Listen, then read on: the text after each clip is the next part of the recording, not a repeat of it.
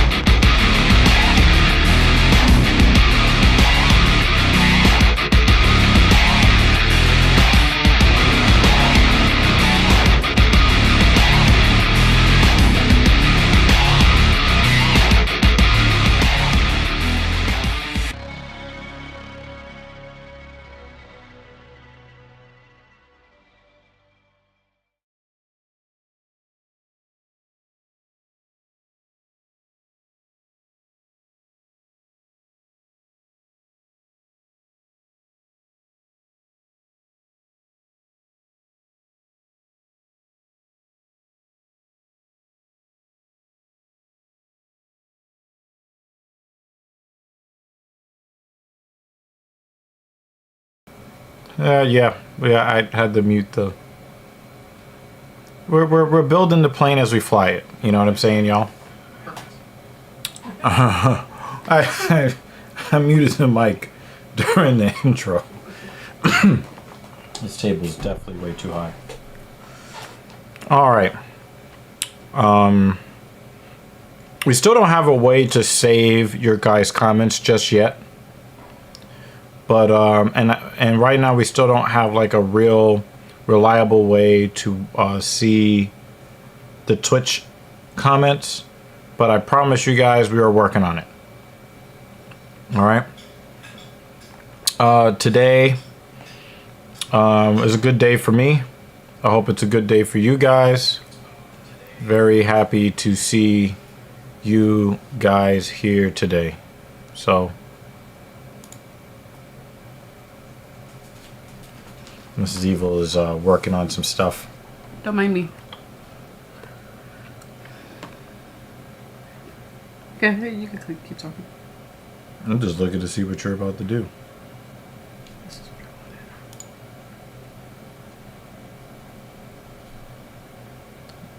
About to see what you're about to do.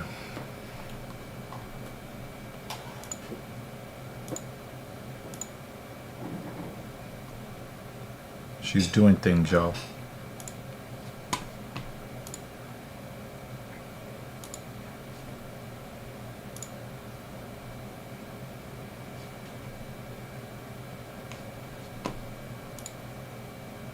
Uh-oh. Now we just lost all the comments. I just refreshed the chat.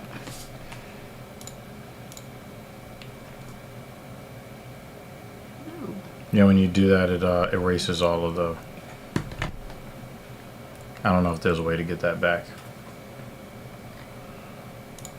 But anyway, thank you guys for joining us on this edition. I think this is episode 124. Yeah, 123. 123. All right, I'm in the future, y'all. I'm in the future. Again, thank you guys for coming through here. Well, again, we're still trying to figure out how to do some of the things that are done here on YouTube. But yeah, it's a really nice day for myself. I became an older man today, so I will be showing you two of my personal training clients. They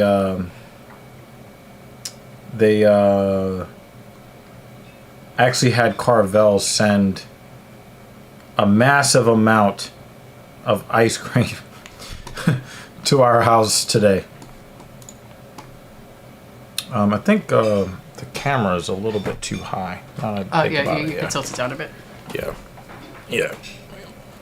I do want to remind you guys that Dr. Roxo is the rock and roll clown. And he does cocaine. Okay? I think that is really a very important message to get out there to you people today. Yes, I am 65 minus 24. And so, yeah. That's a real thing.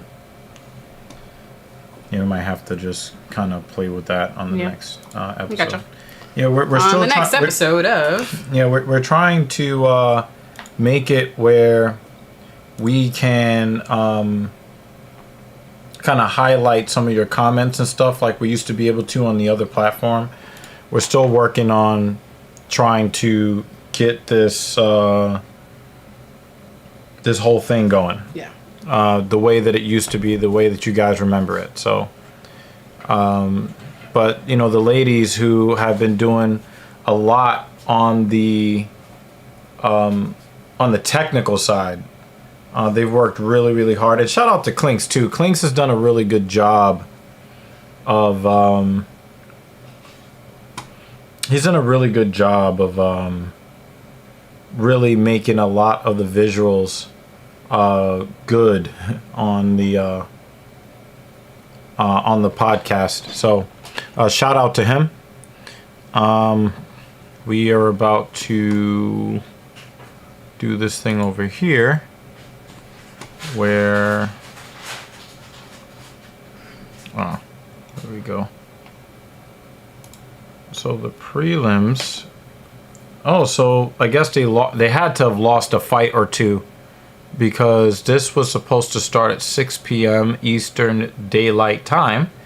And so I guess we can go through the lineup that we're supposed to have today. Lima's supposed to be the first one. Yeah, and I think some of the guys are talking in the chat right now about something going on with that fight. DeLima missed weight and talked shit, made a fool of himself. That is JL. How you doing, JL?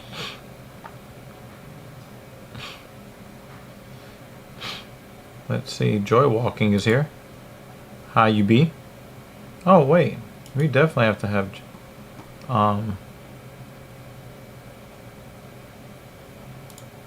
Yeah, we have to have Joy Walking as a moderator here, because these shows are not possible without Joy Walking. So definitely show some love to her.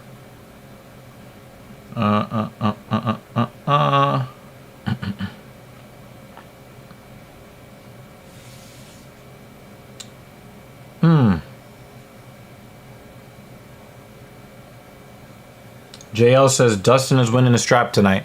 Yeah, I don't really want to see Makhachev lose, but Poirier is one of my favorites. So if somebody's going to beat Makhachev, I would hope it would be somebody like Poirier. That's just my opinion, guys. You don't have to agree with it. All right? Some people like low character guys like John Jones. Other people like high character guys like Poirier. You have to choose which of those are your favorite. All right? I'm not going to say I'm not going to judge you, because I am judging you. Okay. So let's see if some of our things are working here. There goes Dan Jensen. I just know how to trigger you, man. For an upstanding conservative, you're easy to trigger. But I appreciate it, though. Okay, let me see. So this is supposed to be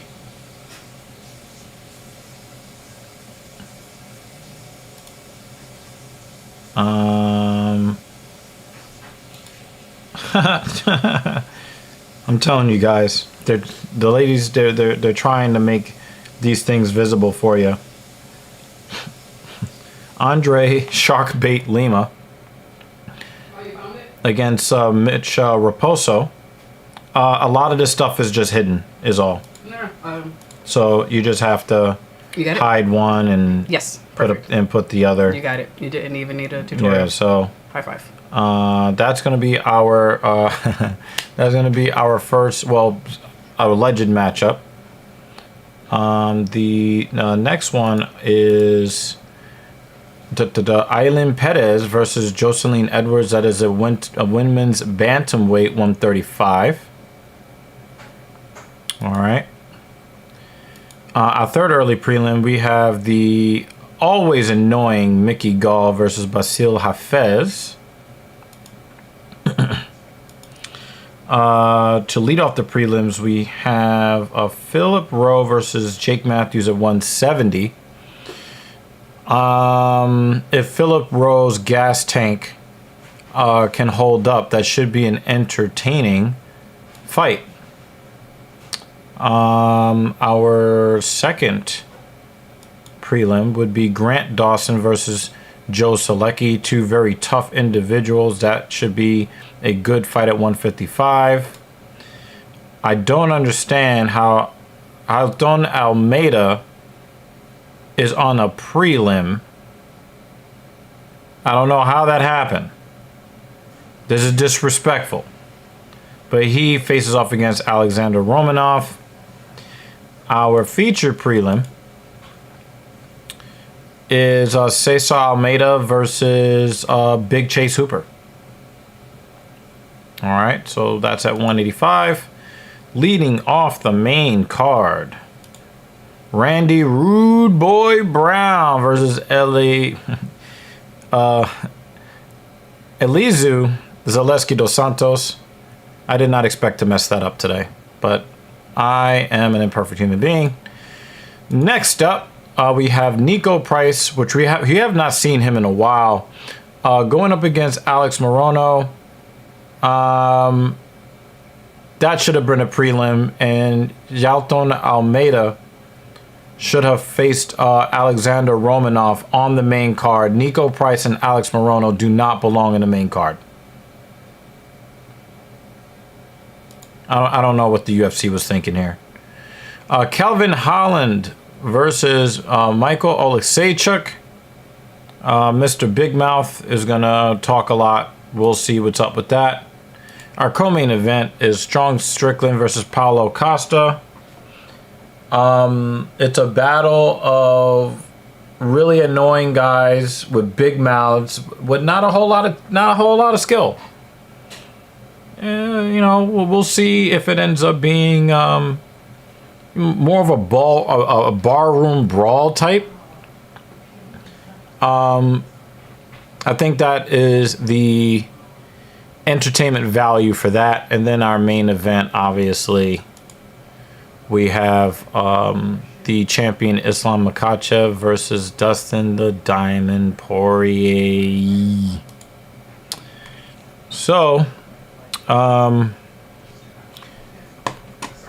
is the alleged lineup to this point. Let's look at some of these comments here.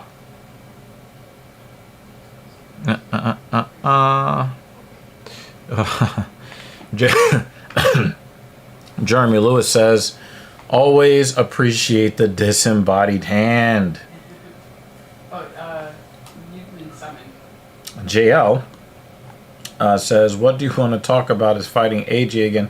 Yeah, so I watched a clip of SmackDown at the very, very end. This clip was on YouTube. I clicked on it because I had other work that I had to do last night, and I immediately went to JD's stream because of the swerve. You know, this whole thing about AJ Styles, you know, retiring and being there for his kids and blah blah blah, right? And my appearance to show my hand. Disembodied hand is on her way. I think that is delayed, but whatever.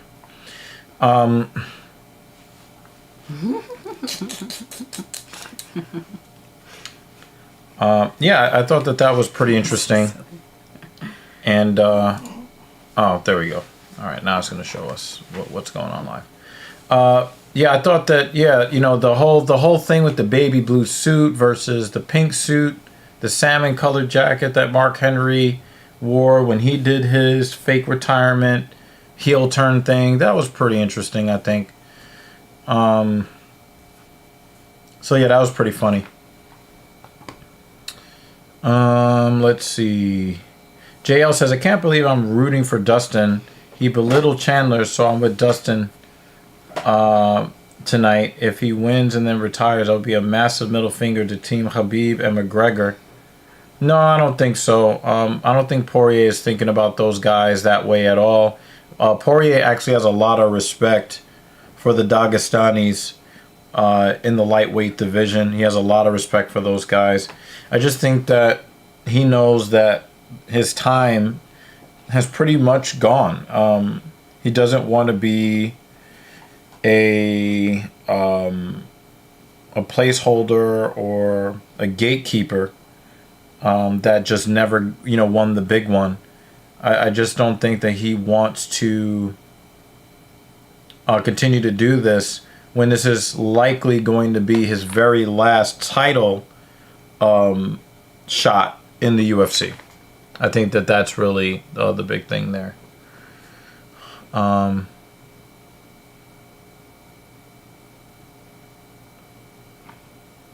Hashtag Phil Brooks' first loss. Okay. JL's predictions are Almeida, Jumbo Chase Hooper, Rude Boy, Costa, Olaseychuk beats Holland, Costa, and Diamond. So you actually did Costa twice, which is actually pretty funny.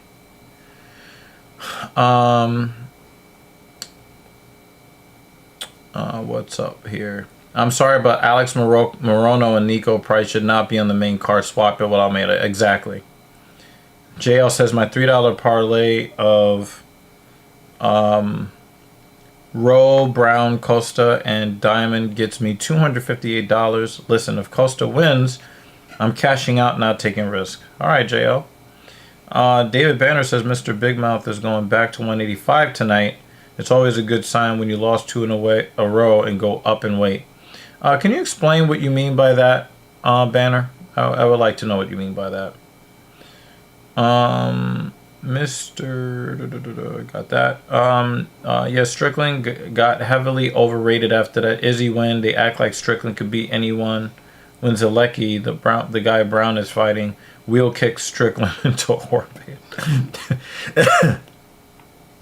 David Banner says Nick Diaz is coming back. Cheeto is going to be on that card versus Figueiredo. Again, if Cheeto does not start fighting until the 3rd round, he's going to lose the fight. JL says I feel lazy as fuck. Just settled into my place, worked a bunch, now finishing up my classwork. I need to get my ass in the gym. I feel like I'm losing my gains. Yeah, man, that's the one thing in life you don't want to be losing is your gains, man. Give us an update on your new place, JL. How'd the move go? How you're settling in? Any deets? JL says Diaz and Tony should not be fighting. It's embarrassing. I'm inclined to agree, especially on the Tony Ferguson. Jeremy Lewis says, never trust a wrestler appearing in a blazer. It's always a work. David Banner, there is no such thing as retirement in wrestling. Shit Flair has had his last match a half a dozen times. That is true. That is true. Oh, you're talking about the annoying guy. Okay, yeah. David Banner says it was facetious. Holland going back up in weight is a tell that he doesn't think he can compete at 170, in my opinion. He is a gatekeeper that has some flashy highlights, but always comes up short in fights.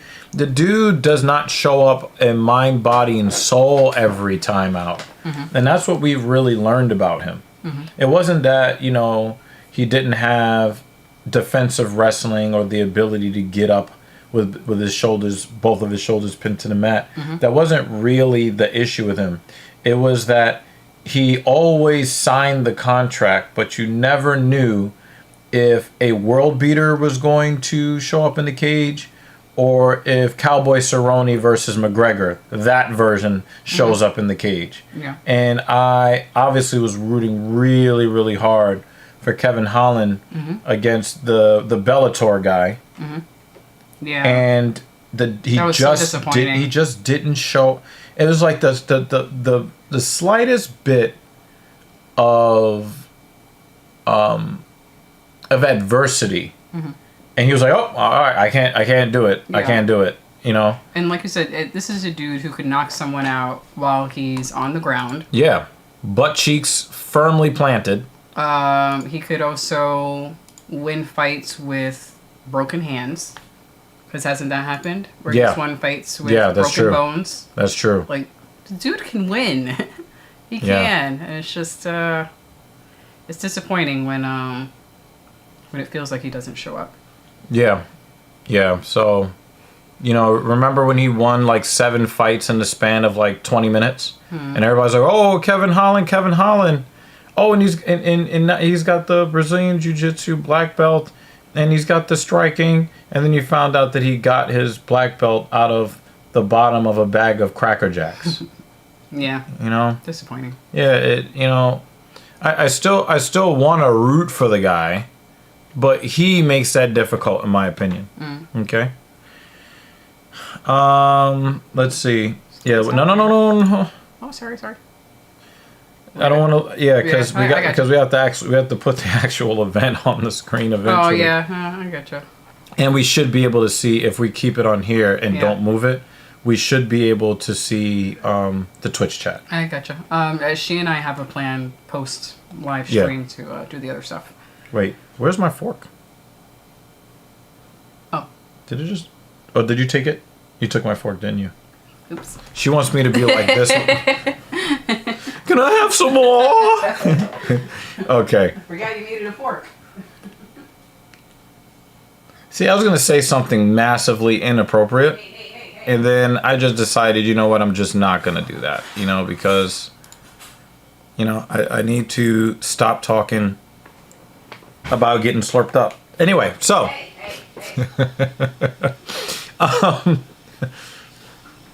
JL says, the place is nice. It's amazing being close to my school and work. Sorry, guys, all three of us are sick. My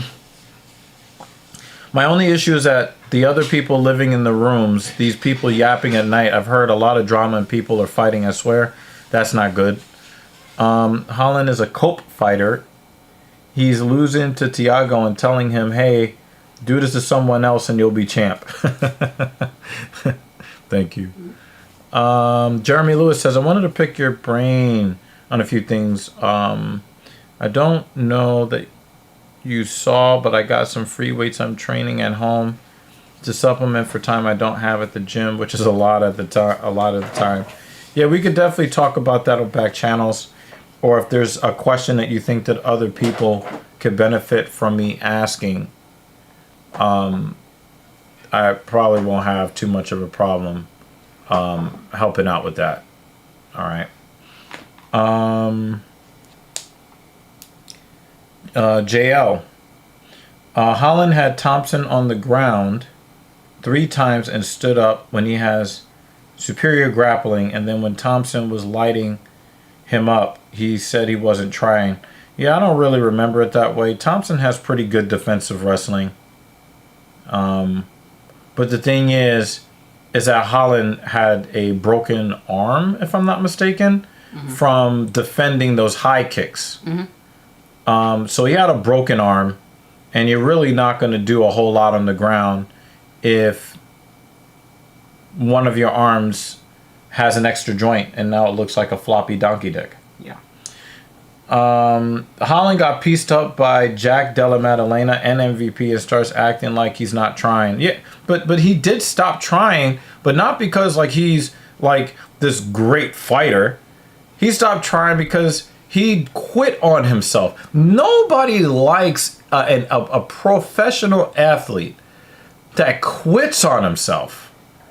Nobody respects that. And that's why like it's hard to be a Holland fan as much as I love his personality. I heard Almeida is on the prelims as a punishment for the Lewis and I'm not even going to dignify that with a response. David Banner says Ian Gary almost got slumped by the Chinese guy. Jeff Neal had him on the back foot plotting. I can't imagine a fighter with such command of space and range like MVP having trouble against Machado. I would probably have to agree with you on that.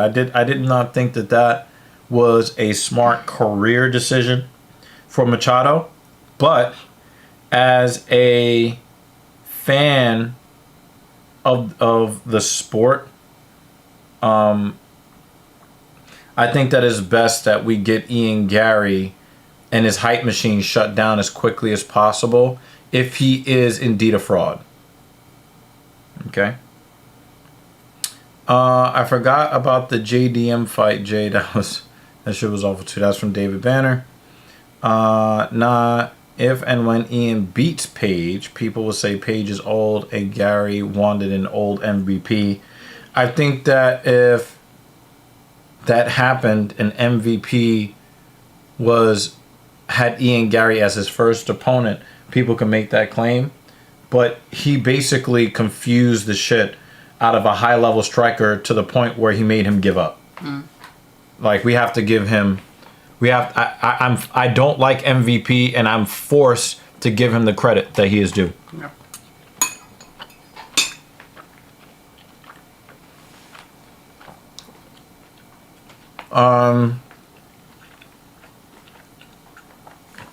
JL, me and Captain Paul are going to address your inquiry at a later time and date. I don't really feel like talking politics on this stream. I want to talk about everything except politics on this particular stream, on this particular day. Captain Paul and I are formulating some stuff. And because of how ugly of a topic that is, it is probably going to be a members only video. David Banner says, at this point in his career, Kevin Holland is Uriah Hall. Oh my God. I don't know. I'll never. I will now link those two guys together forever now.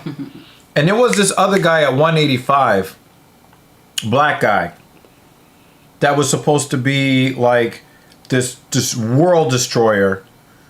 And I can't remember his name. But he started getting knocked out over and over again. And I was just like, what happened to you? Suddenly wasn't scary anymore. Yeah. I have a few fighters like that. I cannot remember his name, but I closely associated him and Uriah Hall. Man, I cannot remember this guy's name. He might have been a 205er, if I'm not mistaken. And I just can't remember his name. Man. We have somebody named Aunt Jemima. Oh my God. No, not Thiago Santos. He's African. The fighter is African. And I think he retired from the UFC like 3 or 4 years ago. And I just remember watching him fight. I know. Yo, that Aunt Jemima fucked me up, yo. I'm dead. Let me... 50-50 chance that's per usual? I don't know. Let me see. Let's go to Wikipedia.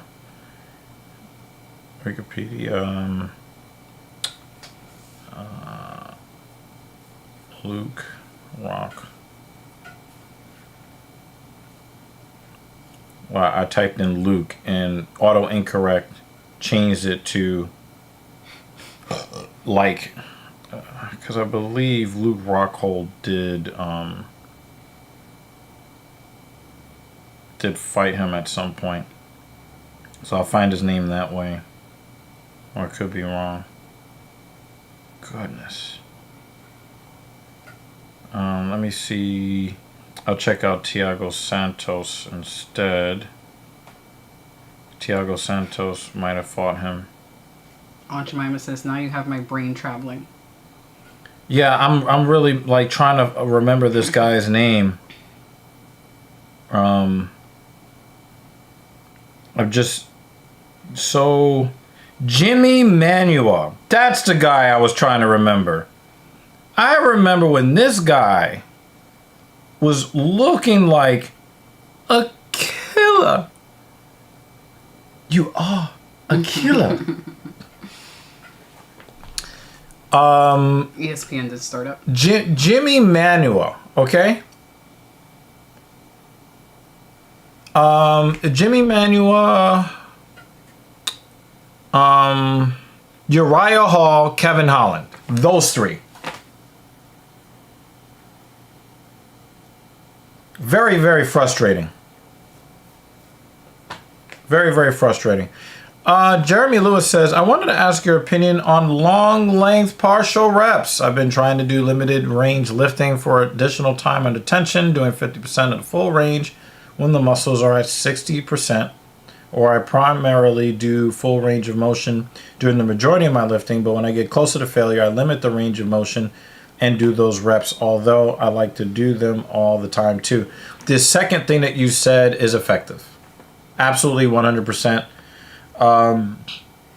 There's not when you get to the very top of the, let's just take the bicep curl because that's a motion that most of you guys will understand, right? The more difficult portion of a bicep curl is going to be from about right here, if you control the eccentric through here, right?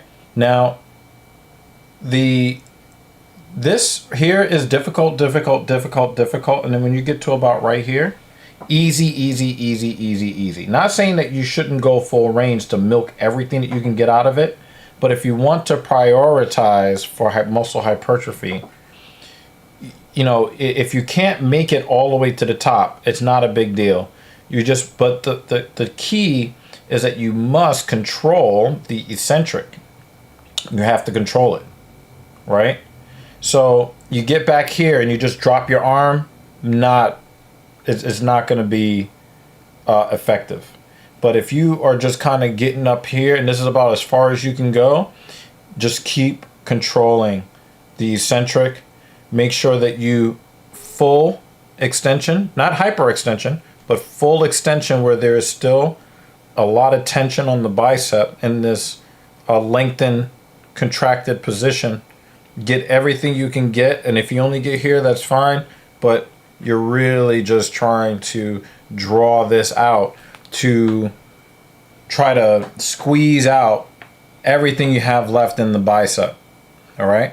So what's the speed on the way up? Because we're doing slow on the way down. Yeah, and power. Try to as hard as you can on the way up, because that's not even really your focus. Right. Your focus is holding on and really trying to get that very painful stretch. Jimmy Glasschin. Yeah, well, you also have Luke Shatterjaw. But at least he won the title at one point. Jimmy Manuel was supposed to just obliterate people and remove and see to it that their souls are removed from the property. And he just failed to do that. So, you know. JL asked, what's the more effective wrist exercise? There's this time that you have when you have privacy. I'm going to check ESPN.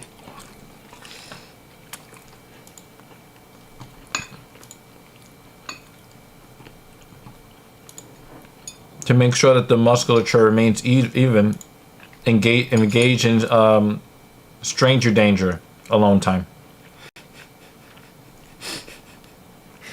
Oh boy.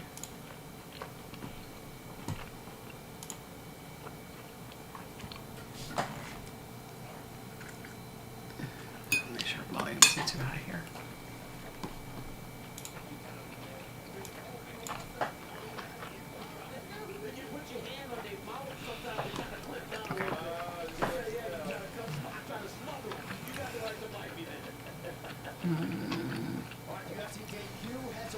Jeremy Lewis says, squeeze rice in a 5-gallon bucket. That's really, really, like, well, it's really unhygienic. Call me a hater, but the gold gloves, especially with Dustin's palm shorts, make it look cheap. I guess we'll see. I haven't looked at the fight kits just yet.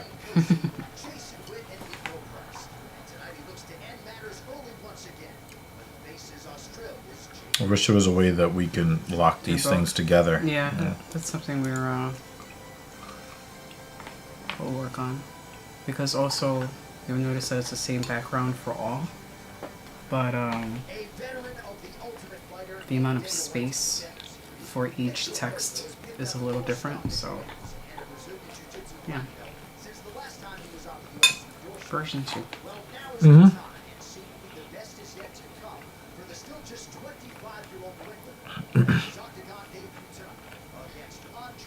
Yeah, we have a 130-pound catch weight because somebody missed weight, it seems, by 2 kilos. But it's like, dude, right? Like, you can't make weight and you're missing a part of your arm. There's no excuse. Mm-hmm. Yeah. He really should change his nickname to Sharkbait now.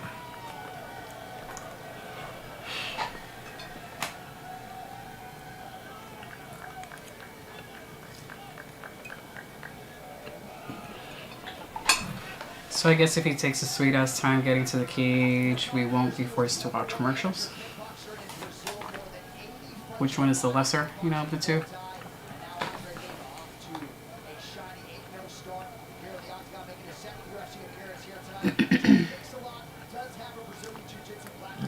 Shout out to, I'm just going to call them the sisters. Oh.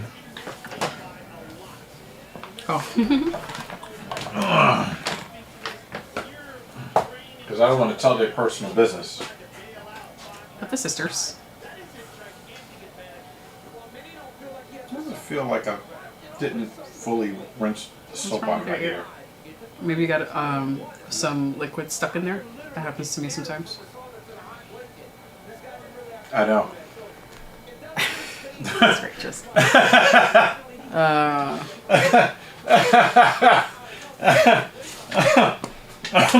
Oh my god. I can't end the stream. And stream is done. Show what the sisters got for you. So, they sent me an ice cream cake. Delivered to the apartment. Delivered to my apartment. And this. Why you gotta call me out like that, Joy? She said I walked into it. So. How she pipes in right at that part. Because we have corrupted her. We're always making jokes about me piping you. We have corrupted her so badly. To hear a middle-aged Asian woman say, "What the fuck?" Is really, really funny, guys. Oh, that did pop up. Yay, we just have to fix it. What popped up? So we got a super chat. Thank and you, we missed Jeremy. it? No, it pops up here, but it blends it into the background, so I almost didn't catch it. All right, we'll make sure that it pops a little more next time. Thank you, sir. I do want to warn you guys. We've been doing some deliberation. Obviously, if you guys want to donate to the platform because I'm an older man now. I became older today. You can do that. But I do want to warn you guys, we are heavily considering not covering the main card of, I believe it's 309. I don't remember. Oh, We're considering not covering the main the main card of UFC 309, right? I just read David's comment. Now, oh, do you remember? Oh, what a callback! What a callback!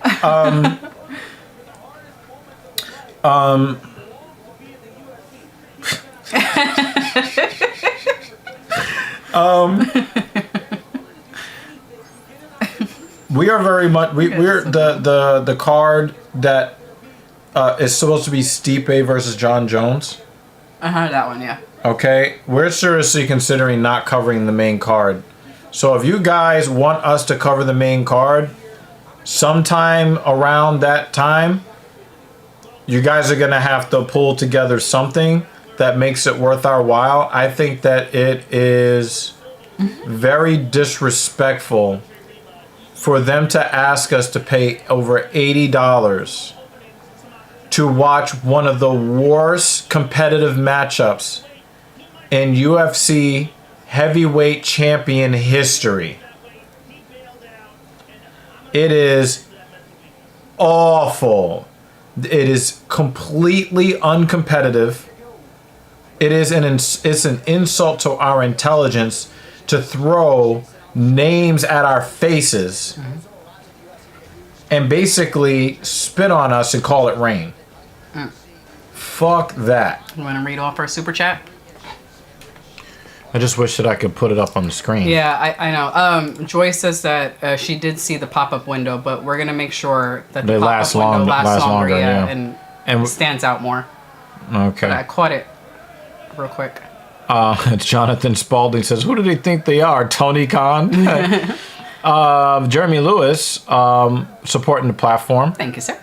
You need to figure out a way to do that. He says, boom goes the dime. Dude, I've been threatening her. No. I've been threatening her with that. with that. Read the rest of the comment. And I always forget when I reach that place. No. I always forget. That is not the time to say it. I will always literally kick you off. I will literally kick you off if you say that. Yo, shout out to Cleveland. I have that range of motion now. But I got that strength, baby. I will kick you off.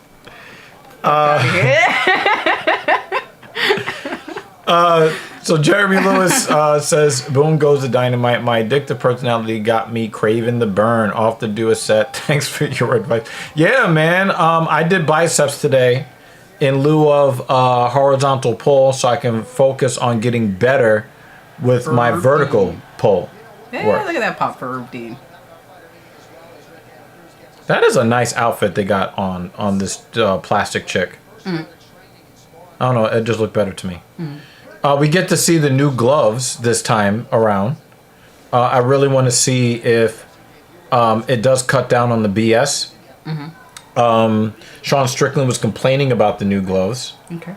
So obviously when, just like one of these uneducated insert people here, anytime the technology gets better, they complain. Yeah. Okay. David Banner, one in the chat of Mrs. Evil should spit on that cake, and nobody commented. Jeremy Lewis said I meant to say happy birthday. JL said you're cheering for McGregor. I don't even know where that comes from. JL says, but it's GOAT versus GOAT. Stipe and Jones, the man with the most strip titles, and first and only man to have an event change the week of the fight because they popped. I don't really care about that. John Jones, the John Jones portion of the card is not the problem. I should have been retired 4 years ago. Stipe Miocic is the problem. 4 years not being in the cage. Your last fight was you getting your soul removed by a guy who has fought 2 boxing matches and has signed with a different organization in all this time.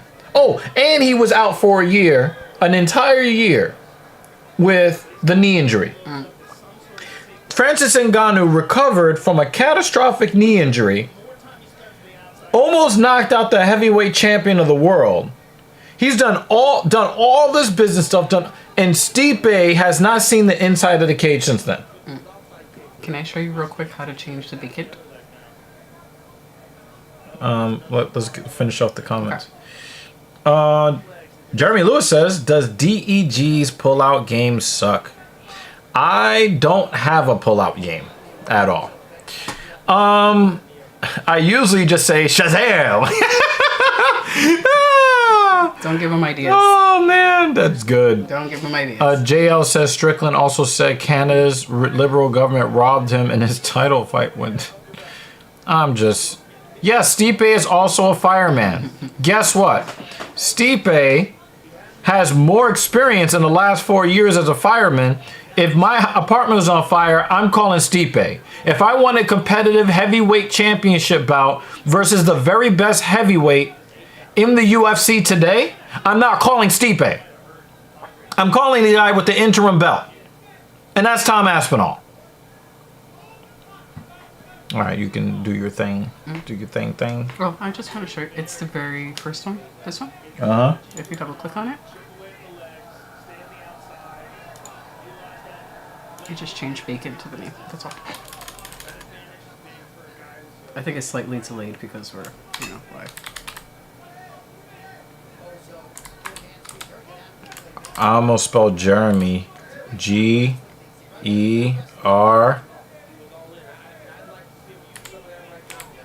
He's going to take back his super chat.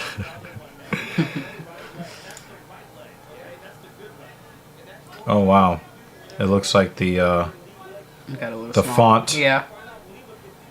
Why did the font change? Why did the font size because change? of font. I don't know. You can change the font size. If you look up, scroll up, you see where it says 24? That bar? That's how you change the font size. And you see a change in the background. There you go.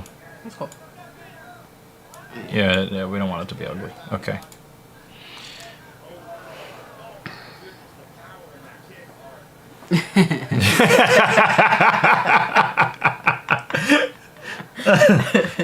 You're a big bully, you know that?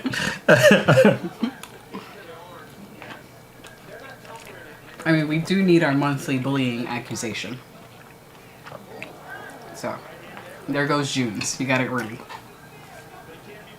Well, we normally bully Dan Jensen, but he's too much of a real man to accuse us of bullying.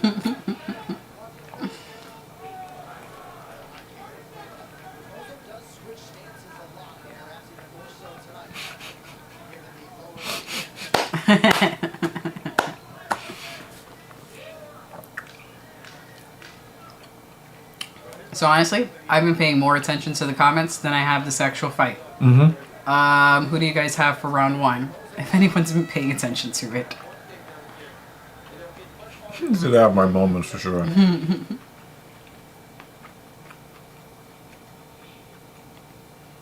Should this one be muted or all the way down? We don't have to do that right now. I'm just curious. Desktop audio. Yeah. 10-9 for the bite victim. You know how else he's a bite victim? He couldn't stop fucking eating to make weight. David Banner says, I'm not too real to say you had my eyes welling up with all that mean shit you said to me last year. I thought he was about to say like some real poignant shit. Yeah. Not today. Oh, look at that leg. He is chopping down that tree. George of the Jungle. DC. That's why both of his legs are beat up.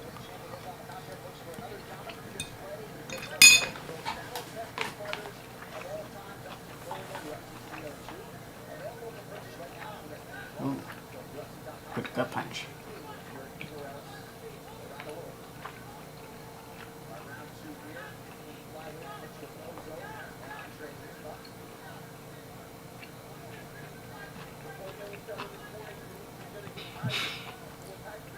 So it seems like Lima can only win when somebody bites him or when he misses weight. That's what it seems like to me. Are those the only two times we've seen him fight? I don't remember him prior to Baby Shark. Oh, yeah, I was able to run his, I was able to put his,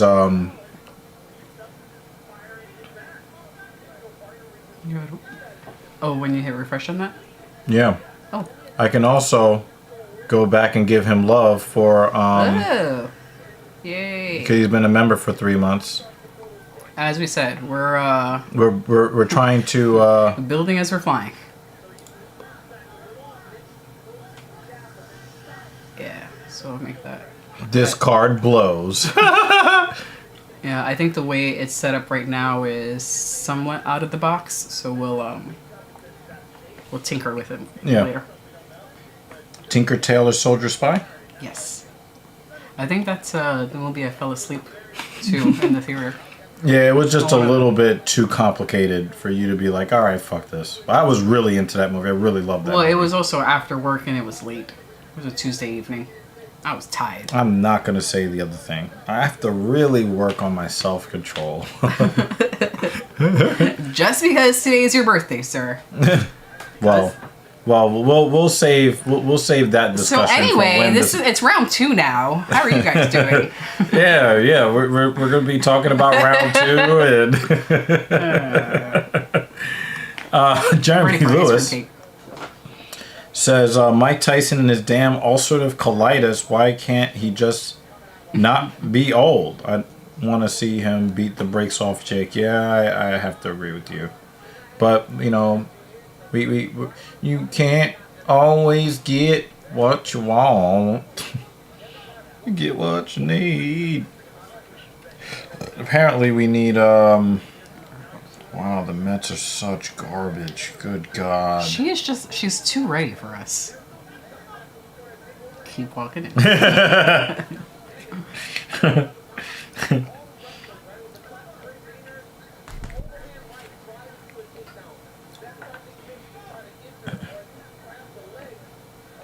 Jeremy, how's the how's streaming going? I see you guys are chatting about your live streams from behind the scenes. How's it been for you? Oh, we got an eye poke.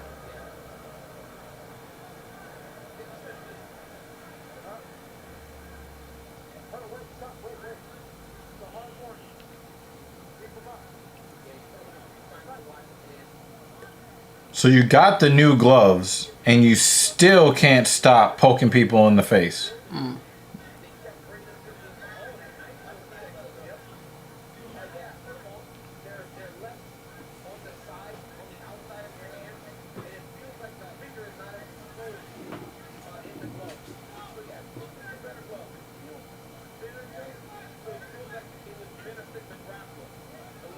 The back of his knees, man. Mm-hmm.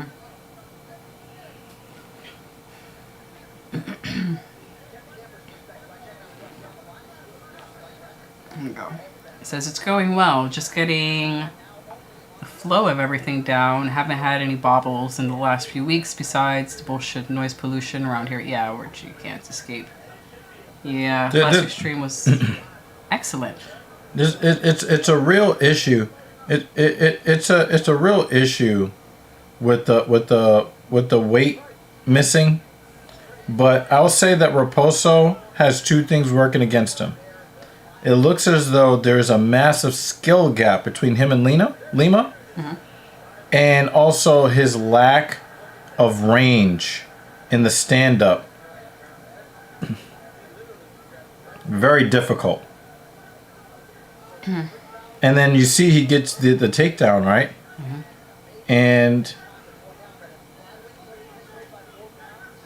he can't even hold him down. So he's got really no advantage here at all. And he's the only guy that made weight. Mm. I do not believe that the new gloves are a gimmick. I just think that you have to be a giant asshole to go against the way that the seams work on the gloves to really try to work hard to put your fingers in somebody's eye.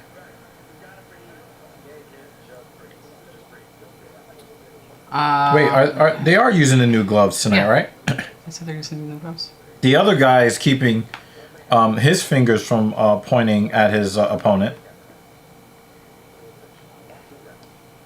Yeah, from the noise pollution and stuff that you were talking about, Jeremy, we sometimes go through that because we have a fridge in this room, and sometimes you can hear the buzzing from the freezer.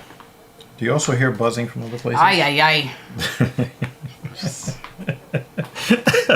Oh my God. Oh. I'm leaving.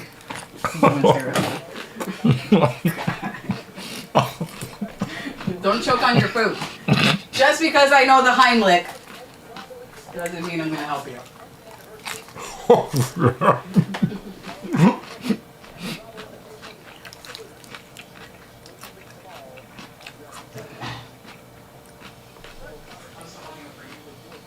Yeah, this fight's already over. It's really messed up when the more skillful fighter cheats.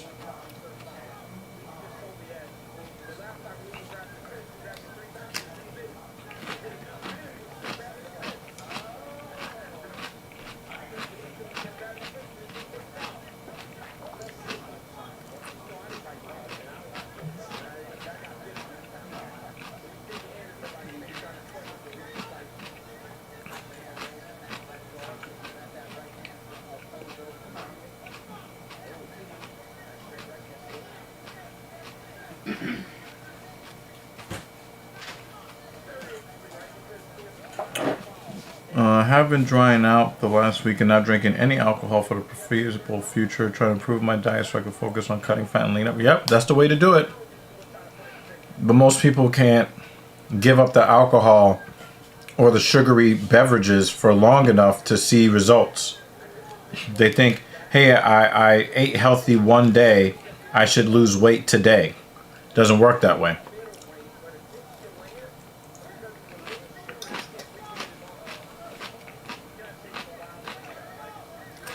You also save a bit of money. Not purchasing that anymore. Or not purchasing it as often.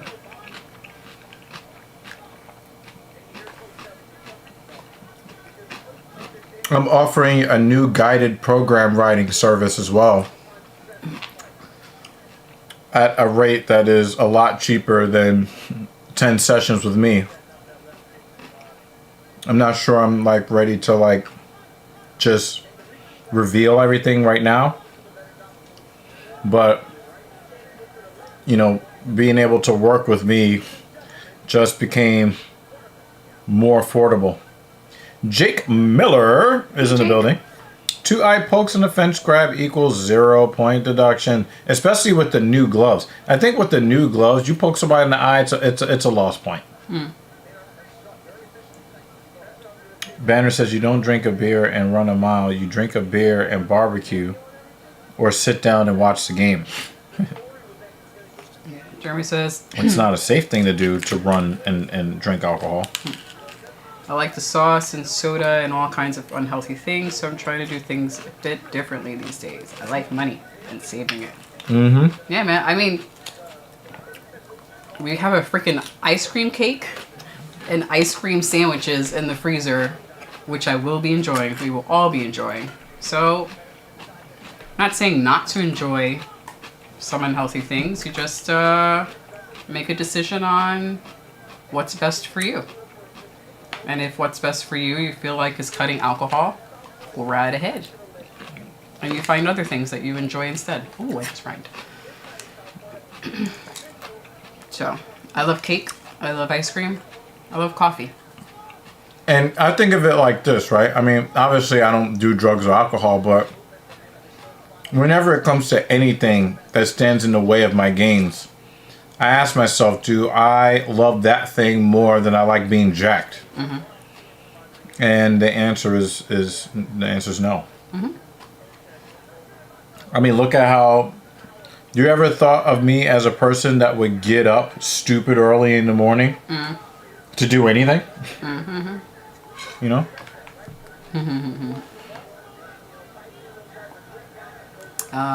Jeremy then says, I love fried chicken. So do we. But now I gotta do grilled. But I dig chicken.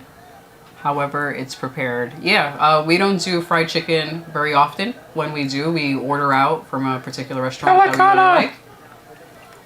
But most of the time, it's chicken that's baked in the oven with some powdered seasoning, sometimes barbecue sauce. Dr. Evil, I know it's only a comment, but sincerely, I hope you have a good birthday. Well, you're here, right?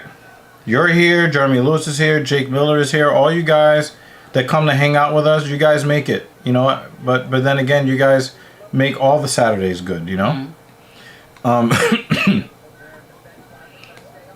Jake Miller says, saw the review from Randy Brown, and the new gloves do make it tough to open the hands since there is more padding on the wrist fingertips. And that's why I believe if you're out here poking people in the eye with these new gloves, point deduction. That's it. Point deduction.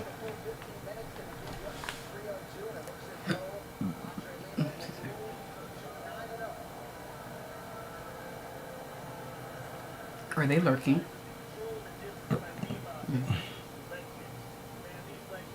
JL has it. Weight misser, 30-27.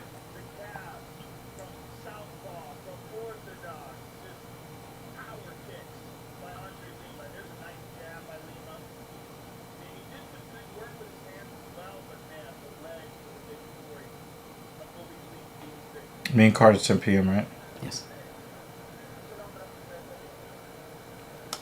David says that we see Islam do the Dagestani handcuff, but he fouls Dustin heavy with a glove grab on his way to finish.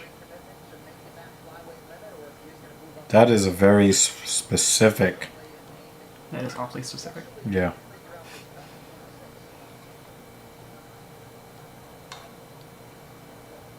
Why are people getting Brazilian Jiu-Jitsu black belts for having a boring, standoffish stand-up fight?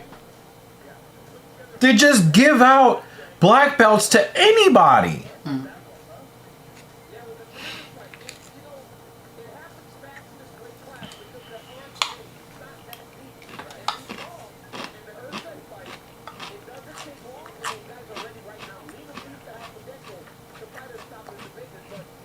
Missed weight, cheated 3 times. So that means he cheated 4 times because missing weight is cheating. And after missing weight, all of those fouls, and they give him a black belt.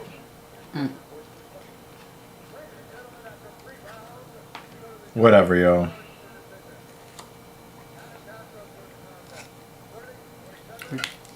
We got a split. Well, split decision.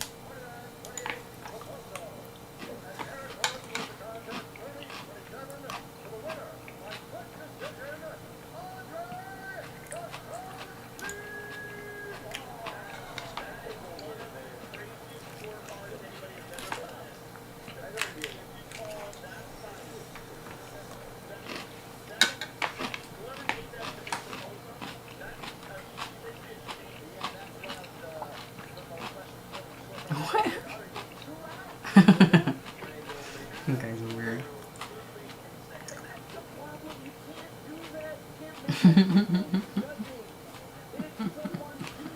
Pepper works.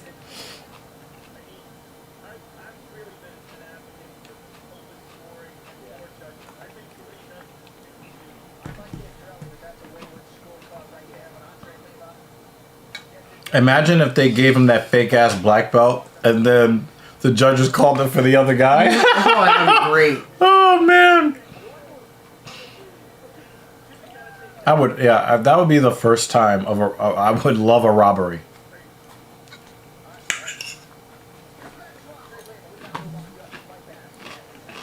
Oh, back to David's comments about this guy's coat versus coat. I agree. It is kind of meh. I haven't seen it yet. It's a paper. Oh, he was just in the ring. It's okay. It doesn't really pop. It seems like a type of coat I would imagine he who will not be named might wear. He will be named if somebody super chats.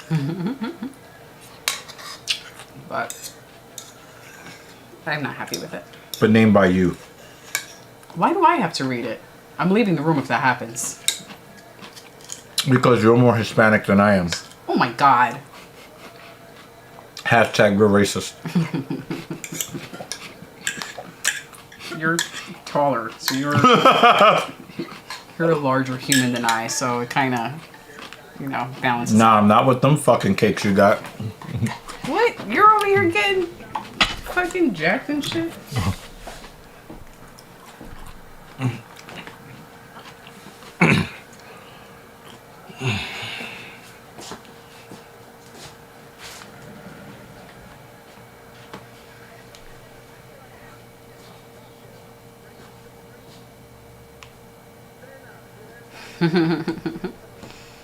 Not reading those out loud, Jay. But I'm not impressed with this guy's coat today.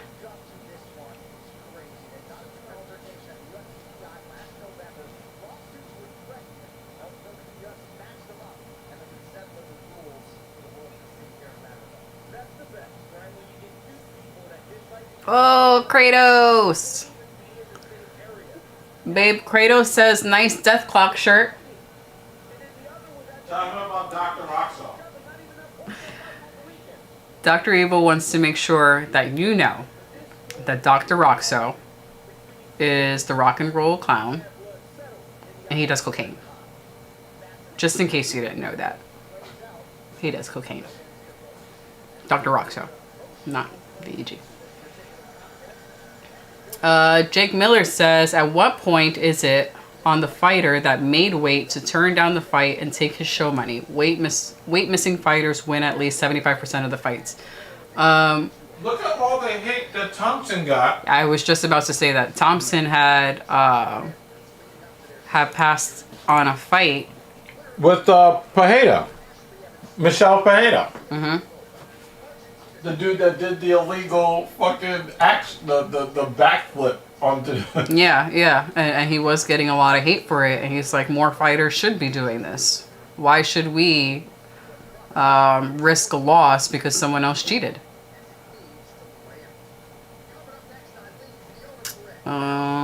David says his opponent got changed 3 times, Jake, and his bout only got confirmed 2 weeks ago.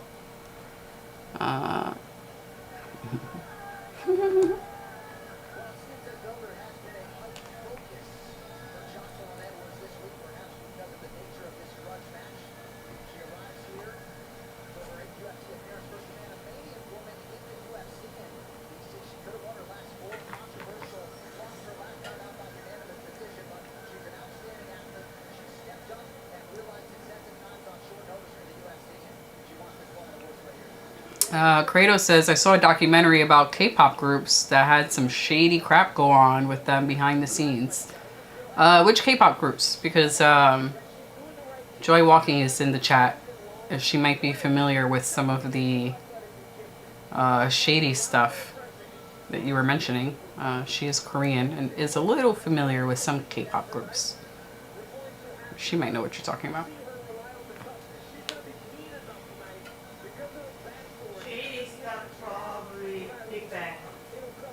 Huh?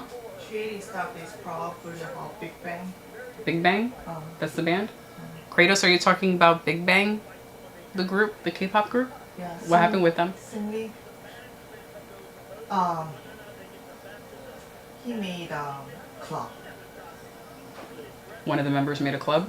Yeah, he retired as a K-pop singer and then retired and then he made a club. A club, okay. Rich people can go, and then he actually kidnapped women and Sold them? sold them to them. He's the Korean P. Diddy. Yeah. So he says the ones I saw were involved with the sunroom scandal. Is that what you're talking about? The sunroom scandal? Okay, yes, she is familiar with that. It's really big deal. So everybody knows, and if you don't know about that, you're not Korean.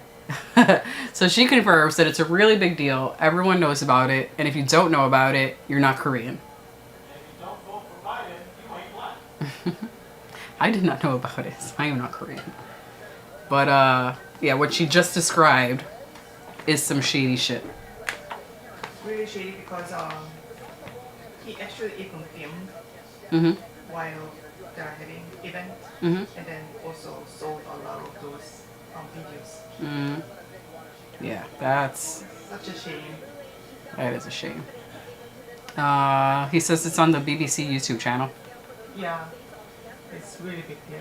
That's sad. And he's not even like he's not regretting yet. He went to another country to make another club too because he officially cannot do that in Korea anymore. Oh, so he fled the country. Ah, so apparently this dude fled the country. And then went to, I think, one of like East Asian country, or I don't remember the specific country, who's like not as strict as Korea. So is he on like Korea's most wanted list? He's not wanted because Korea's like legal system is so generous for. Are they like, oh, you're not in the country anymore, so that means we're not going to try to arrest you? Because in other country it's not legal. It's not illegal. It is, maybe it's okay to do in other country. Yeah. Yeah, because prostituting in other countries, some of other countries, it's actually legal. Yeah. No, I got you. I like, at least here in the States, if someone had committed a crime and then fled the country, we have officers who will go to that other country to get them, bring them back to the States to arrest them. He might be the first case. Yeah. He might eventually get to the first case because it is such a shame. Sounds like this should be a TSP episode that you should be a part of. And give the Korean perspective. It could be members only if you wanted it to. Trying to convince her to do a show with us. We might get her one day. One of these days, we're going to get Joy Walking to do an episode with us. At the very least, it might be a members only. I did in London though. I didn't stay, but like. It was brief.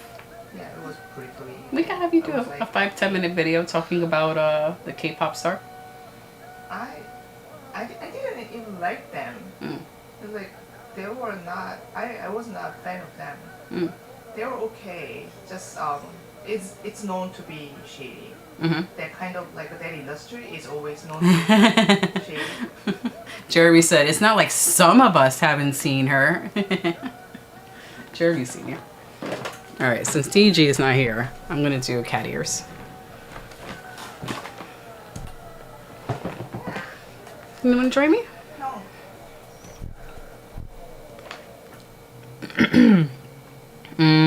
Okay, a comment that I missed before. When female fighters miss weight, I almost give them a pass due to that time of the month. Almost. But maybe not quite.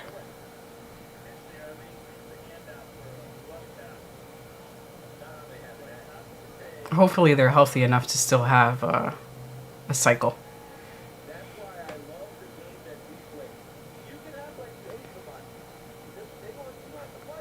There's a term for that, which is recording women without their knowledge in an indecent manner. Yeah, so she said that apparently he fled the country and is in another East Asian country doing the same thing, apparently. So I was asking her if Korea was trying to go and catch him, and it seems like they're not. But if you want official information on this, I suggest you guys look it up because what I'm saying could be incorrect. The ladies are fighting, babe.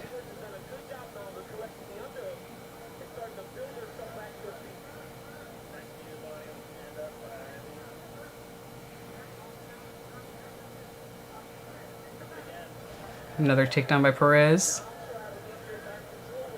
Excuse me.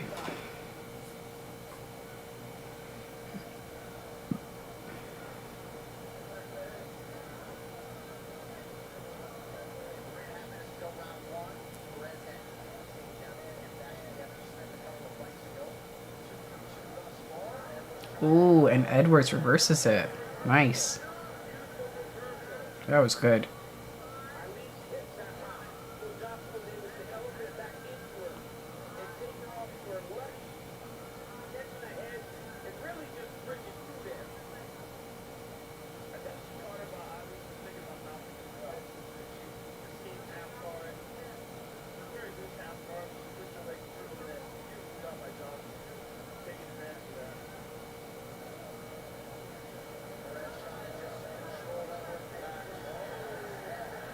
This is just going to be a round of reversals.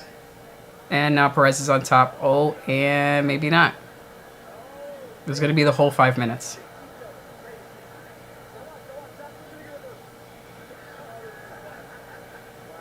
This is a nice scramble. I'm glad it's not just 5 minutes of lay and pray.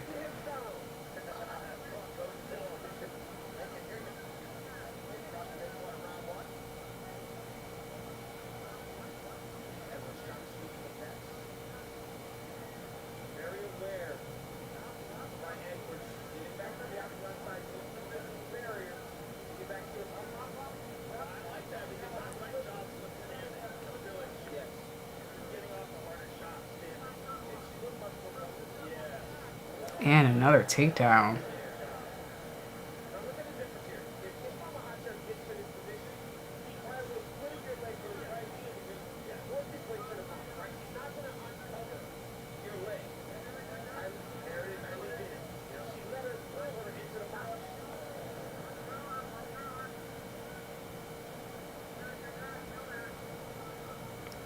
Perez is trying to take that arm.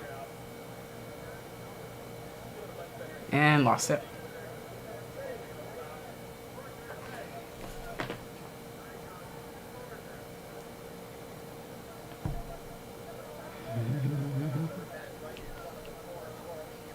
The end.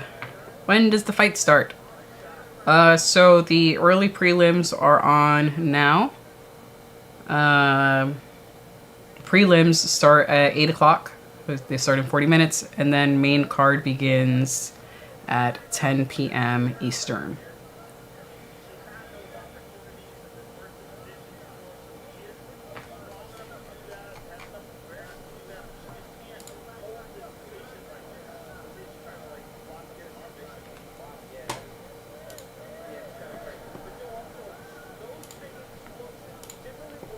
So it looks like the chat froze somewhat on this.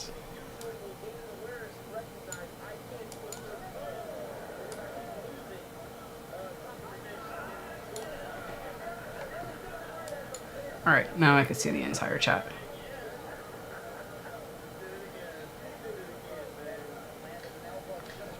Sorry, I missed some of these comments timely because they got delayed in Streamlabs.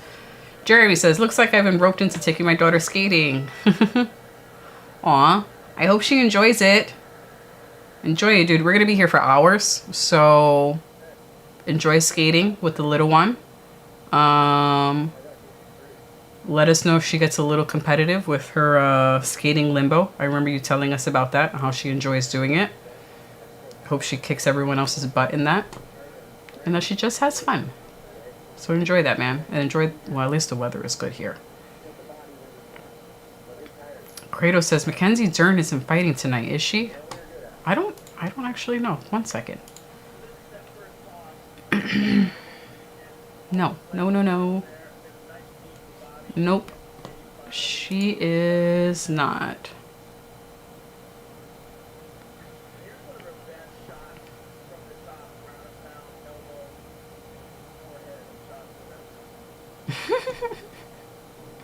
Jake Miller says they were cuddling. They were cuddling, but it seems like they were actually trying to advance their position. So it wasn't a pure cuddle fest. 0 damage done here, so it better not be scored. But Perez did get 3 takedowns, at least 3 takedowns in round 1, so I think you can somewhat score it. The end, I did answer your question if you're still in the chat. Like I said, we are still in the early prelims. Prelims start in about 35 minutes. And then main card is a little over 2 hours from now.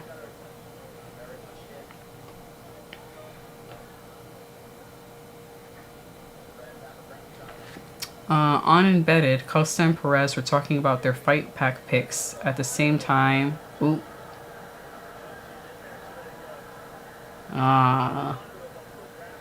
Edwards lost that submission. Almost had it.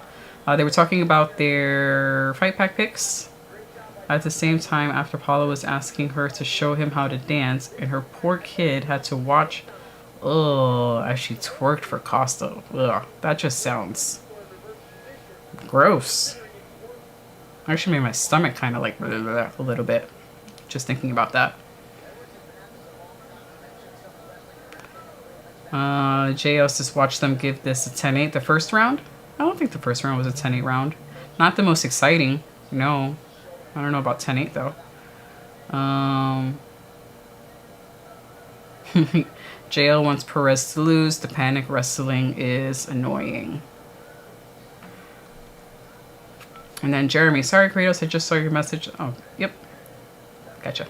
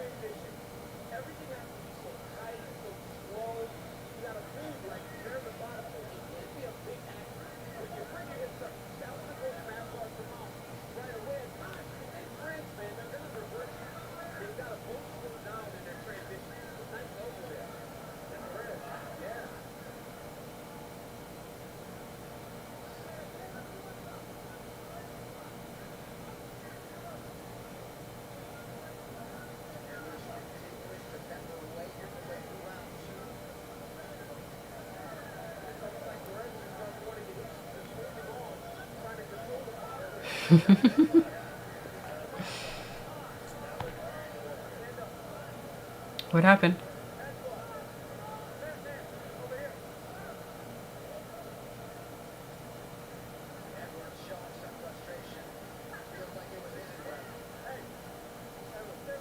Was it a headbutt? Oh, yeah.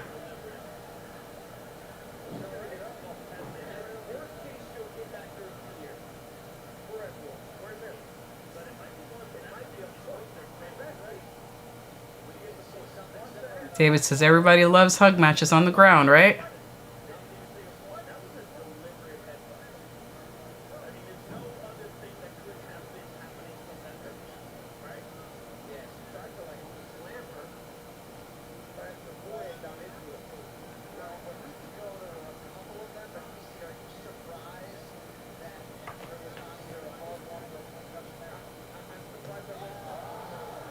Oh, nice spinning back fist.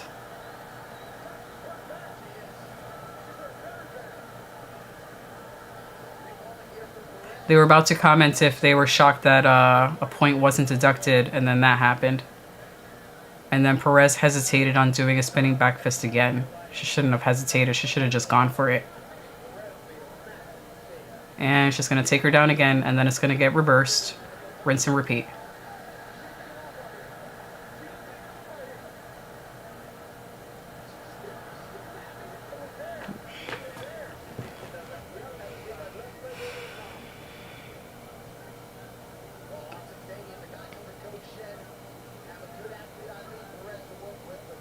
JL says, Weidman, I poked how many times? And they bitch about this?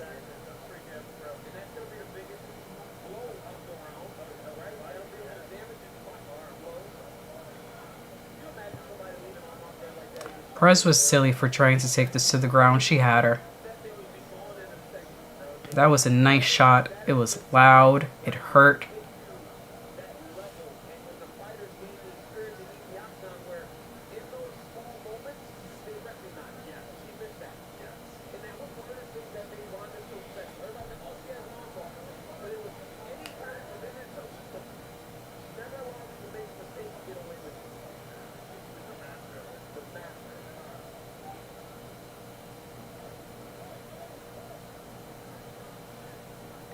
JL says, I think Edwards won the round.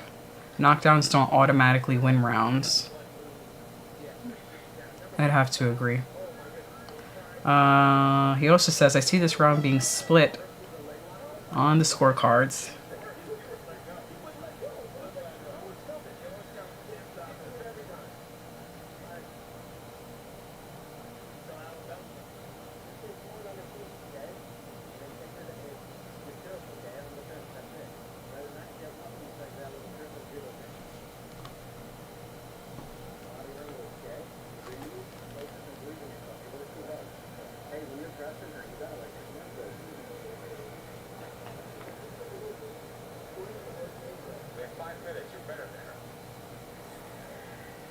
Right here, guys, look at this.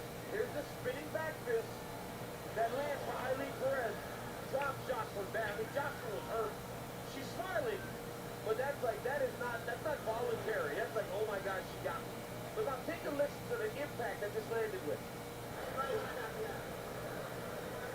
Oof. That was a thunk.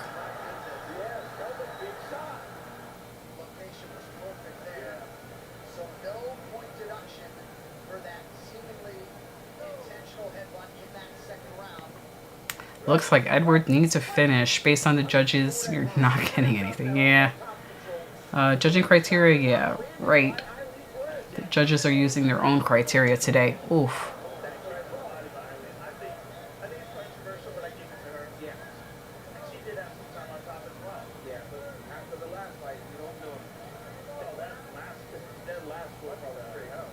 They're chatting about the scorecards right now from the last fight. How BS it was.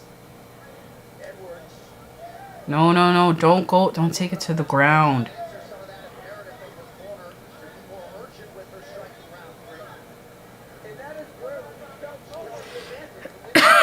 Excuse me.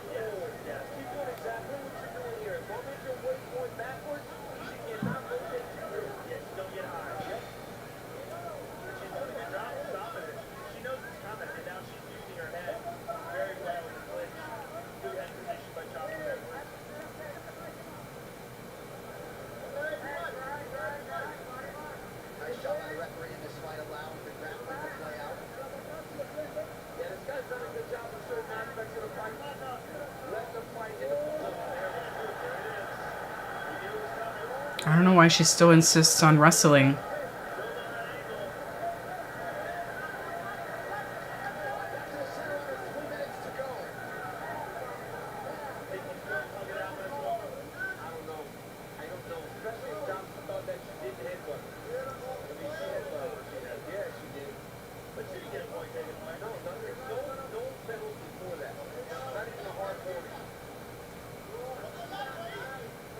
The guys are pissed about a lack of point deduction.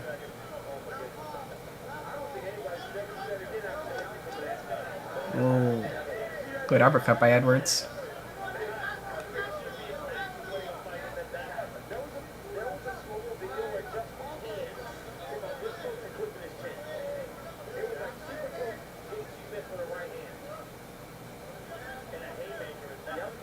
Jay says hypocritical commentary.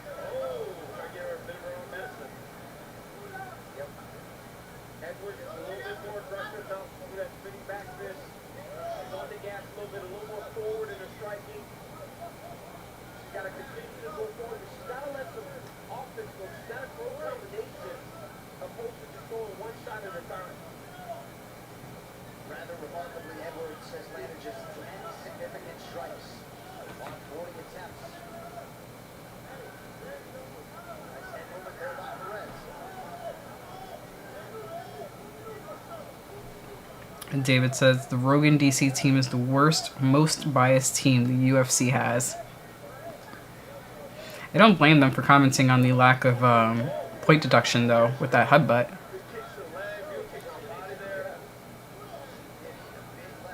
Especially since it's the second time we see a foul in a fight and a point is not taken.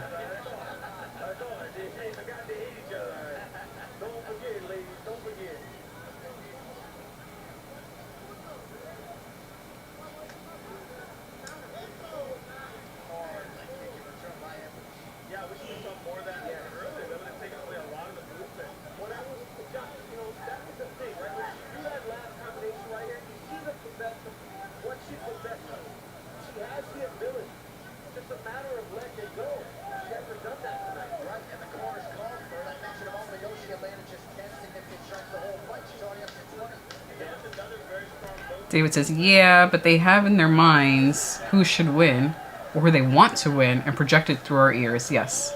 And also shit like, ooh, he's hurt.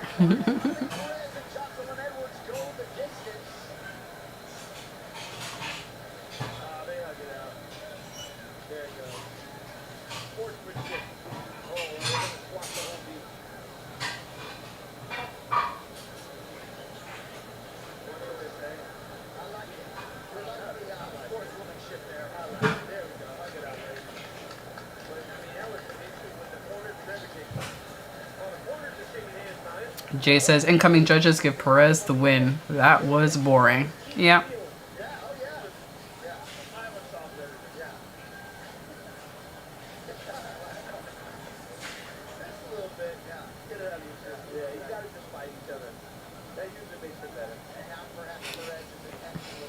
You just gotta fight each other. That usually makes it better.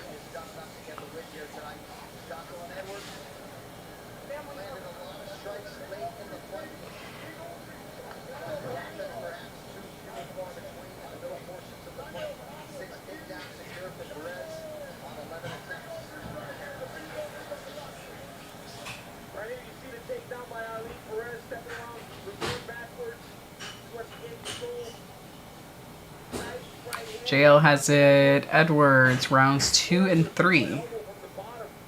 However, just like the Ricci fight, they will give it to the more marketable one. David says, I know it's a joke, but some of my closest friends I ever had, we fought each other first. And then you realize, hey, we aren't so different.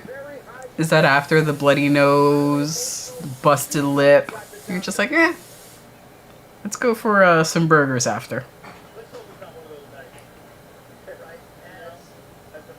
JL was bored of this. This was a disappointing fight. Because it seemed like it could have been more exciting and more competitive. But, not too much. Alright, let's listen to this.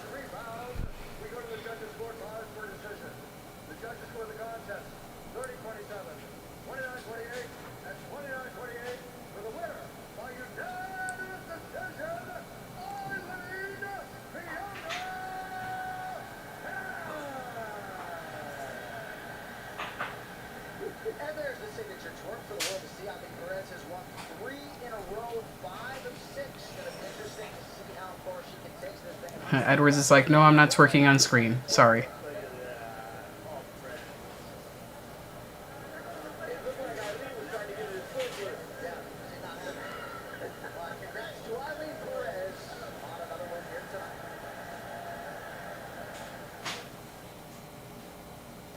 And they cut away very quickly. Yep, somehow she won round 3. At least to one of the judges, she won all 3 rounds. One of the judges had it 30-27.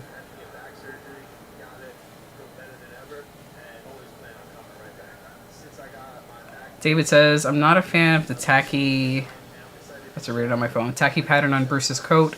Gray on black is fine, but this ain't it. Yeah, that's what I was saying. It reminds me of a coat that, or the type of pattern that he who will not be named might wear.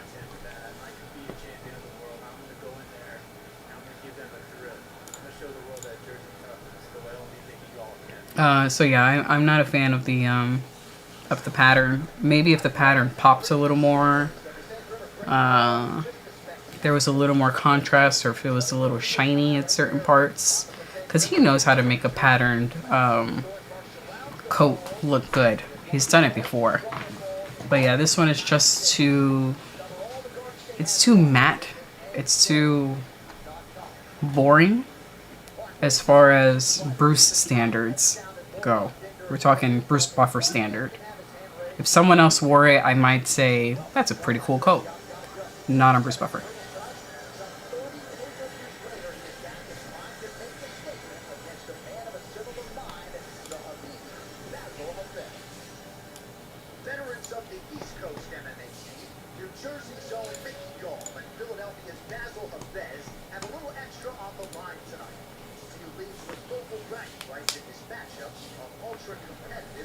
Yeah. He goes right, especially for a pay-per-view. This is a miss. Yes. Pay-per-view coach should always be over the top. We accept the over the top, loud, crazy. The crazier, the better when it comes to Bruce Buffer. He cannot be too crazy. It's possible for it to be dull, but never too crazy with him.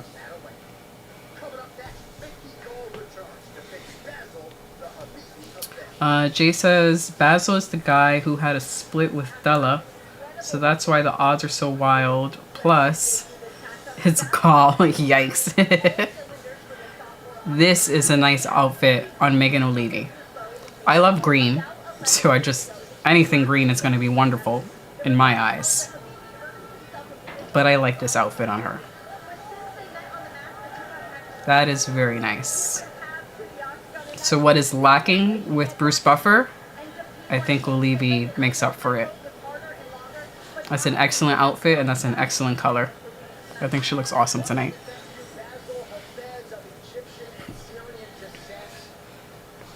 David says, Mickey Gall hasn't had a serious fight since he took CM Punk 2 rounds.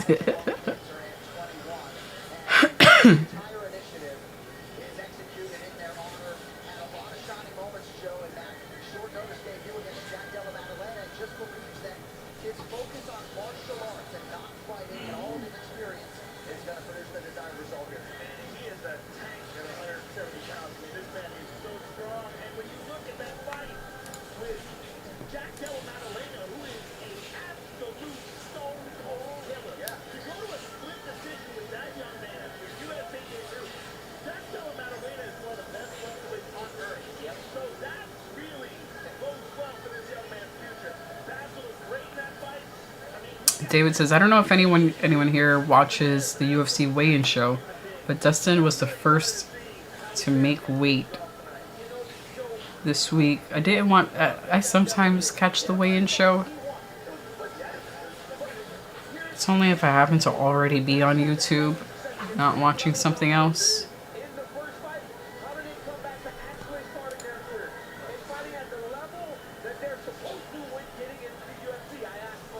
Jay says, told you, that's all the hype Basil has is losing to a good guy.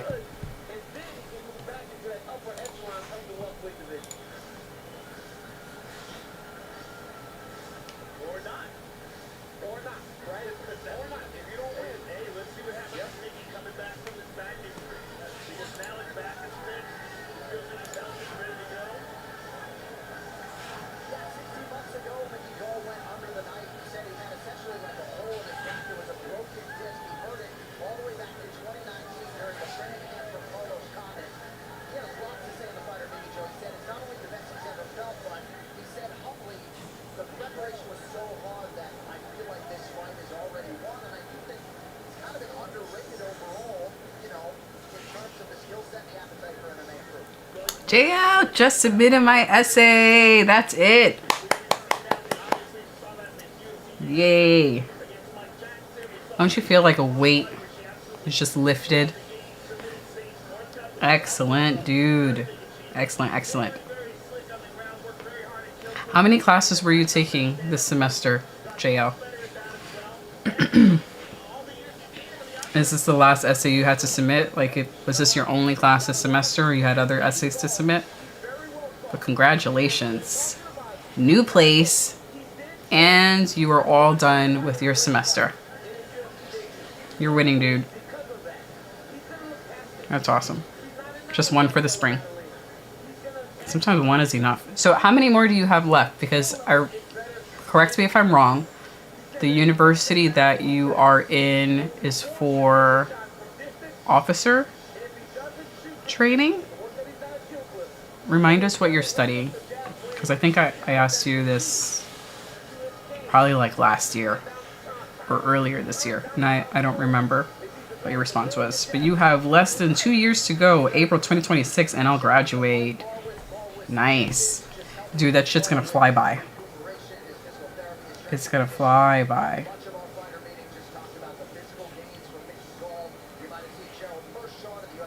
Oh, David's comment. I get it if nobody watches it. Shit, it's 3 hours and chitter chatter between UFC fighters and a host between fighters weighing in. But they talk candid on the show, and you get to see a lot of fighters that really humanizes them. Yeah, like I will sometimes catch it. Like I said, if I happen to be already on YouTube scrolling, and I'm like, yeah, maybe I should check this out. I probably should do that a little more often in preparation for these Saturday events. But yeah. You were getting... That's what it was. See, I remember it was something police related. You're getting a law degree for university and then police training. That's so cool, dude. That's awesome. And then you agree. The weigh-in show is fun when you want background noise.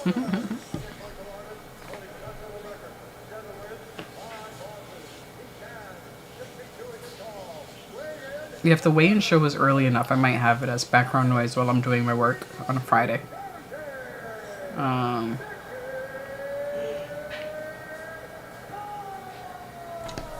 David goes, yeah, if you do choose to watch it more often, you get the breakdown of the whole card before the show by actual fighters, not MMA YouTubers. I think the last one I watched, or if I do happen to catch it, it's for a really big pay-per-view, where I feel more inclined to check that out. But yeah, I should do it more often. JL goes 7-5 record in the UFC. I may sound ignorant, but that's ridiculous. Excuse me, no, I agree. That is ridiculous. Who had the 7 and...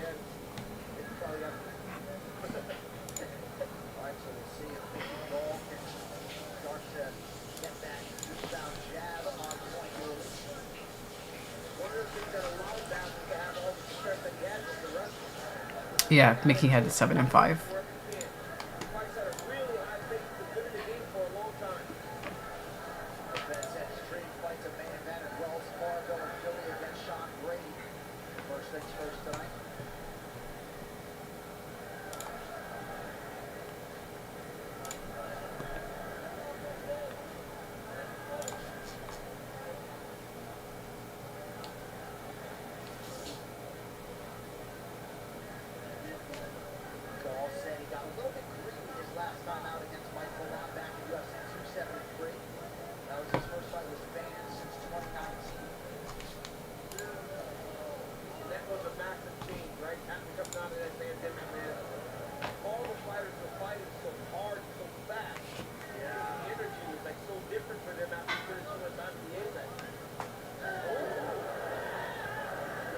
If Gall loses this one, you think he gets cut?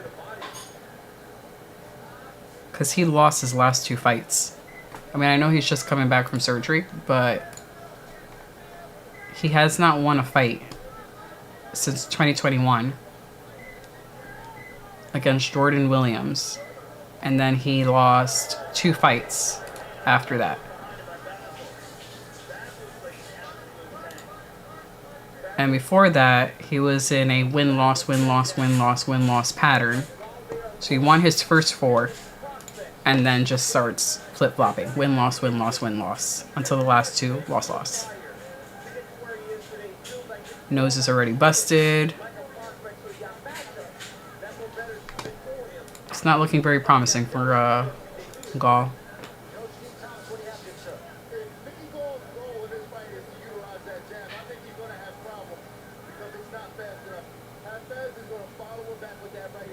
Dean Thomas just called Gall slow.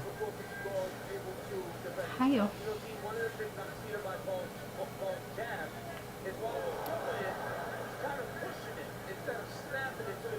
What's up, boo? We'll have ice cream cake soon. When he comes back, we'll have some ice cream cake. Oh, man. So, do we think Mickey's not going to make it out the first round? I only want him to make it out the first round because it's still kind of early. And I don't need commercials for the next 10 minutes.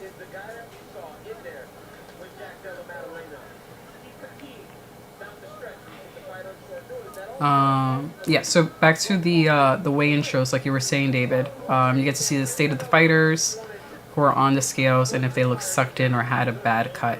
Yeah, I'll try to start watching some of those ahead of time, like I said, to get a little more prepared for the Saturday shows, so I'm a little more informed and can talk about it a bit more. And then David also says Gall was super hyped up because the Diaz brothers trained the BJJ with him at the Gracie Academy back in the day. But he is exactly what Chase Hooper would have been without the improved hands. Mickey Mouse is slow. That's what Dean Thomas was saying. He's just not fast enough.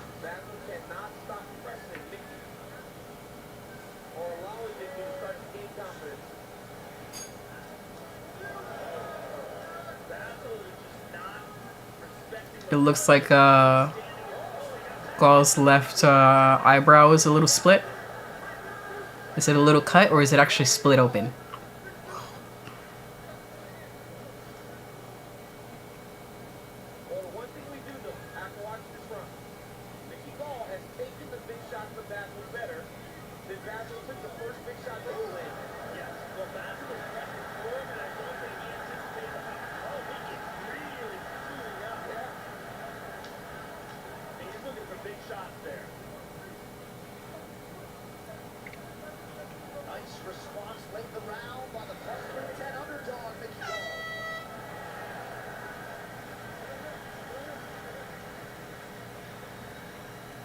Let's see that eyebrow.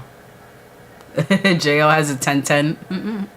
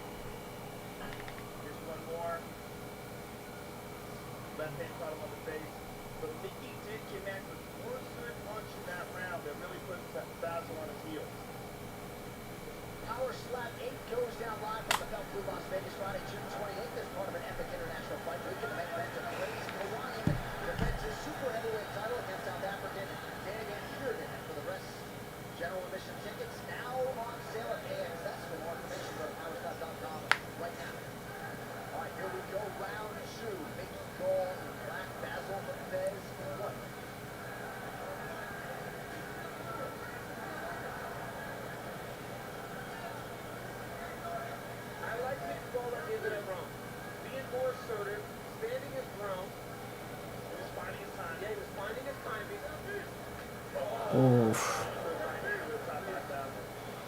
Good right by Fees.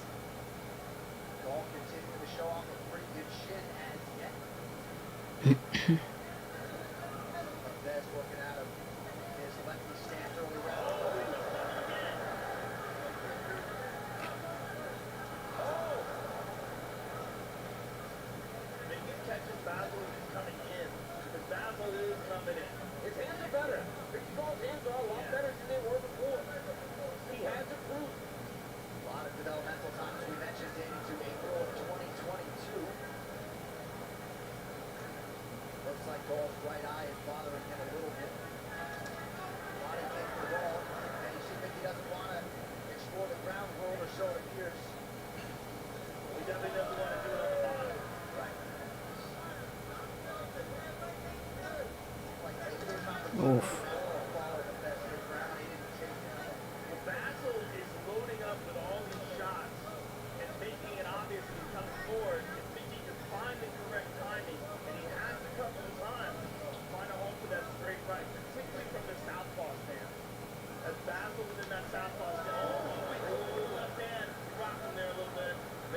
Yep. Gall does look a little rocked.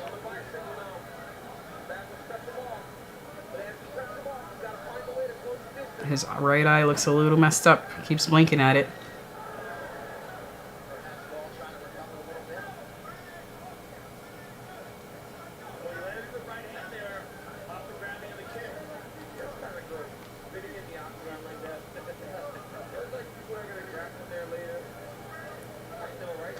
Oh.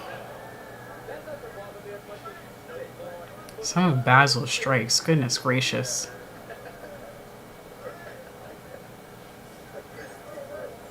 He's putting so much power in every single strike. Oh. And it doesn't look like he's getting tired at all. Oh.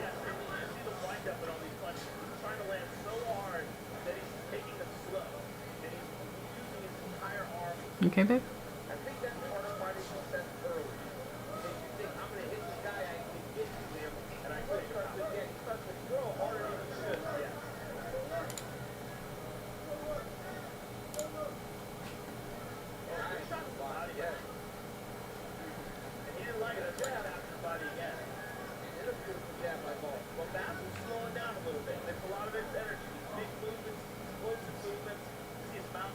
I mean, if he is slowing down, he's still very powerful. He's not slowing down that much. I think he's still dangerous.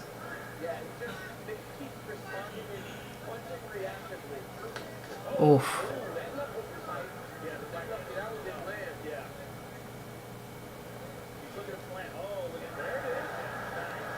Oh, it looked like Basil was trying to just like flip him over. Like, fuck that shit. I ain't grappling.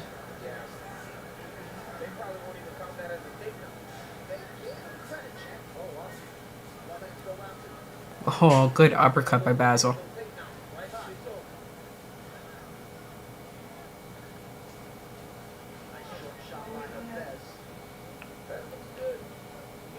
What you looking for? Oh. Yeah.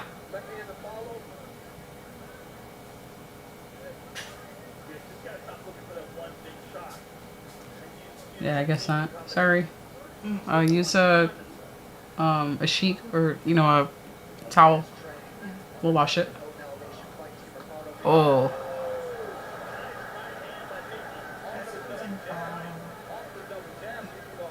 I mean, then eat it with a fork and knife.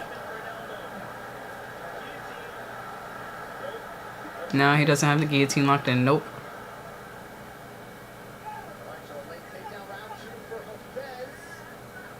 Yeah, Basil does not want to wrestle. It's like, get up so I can whoop your ass.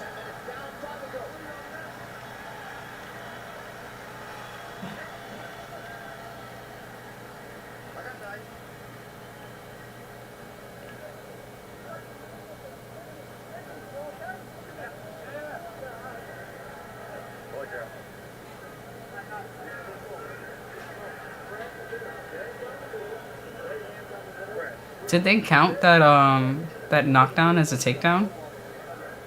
I think they were just commenting on that before. Agree, David. Best round on the card yet.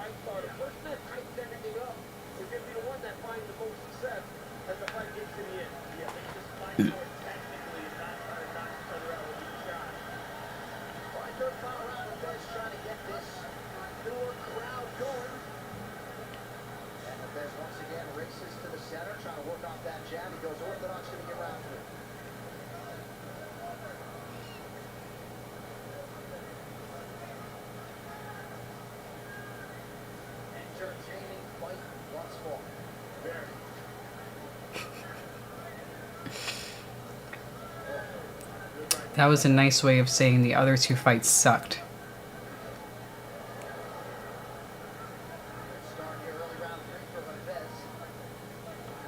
Oof. Do I have any picks for the card?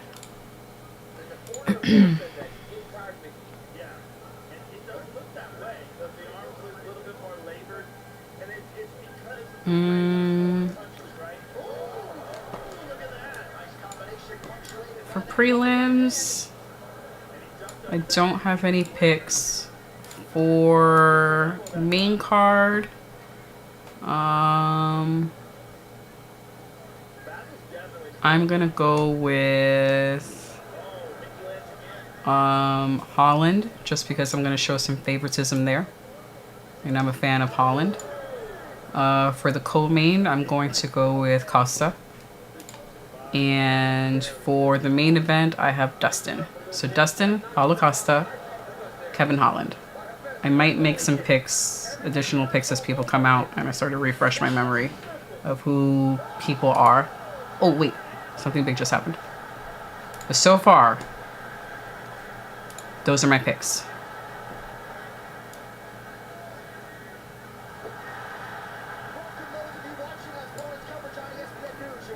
What happened?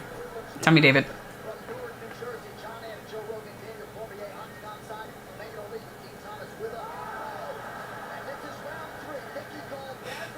Everyone is so excited that any strike there is, they're like just shouting.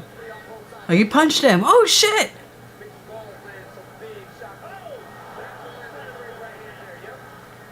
Just start phone boothing, guys. Oh, Basil. Come on, Basil.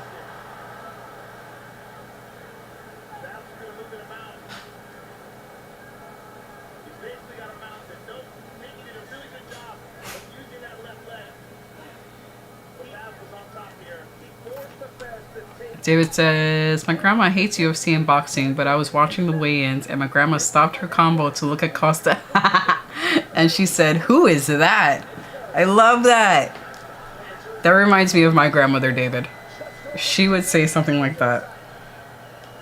Yeah, that is funny and sweet. It reminds me of my grandma.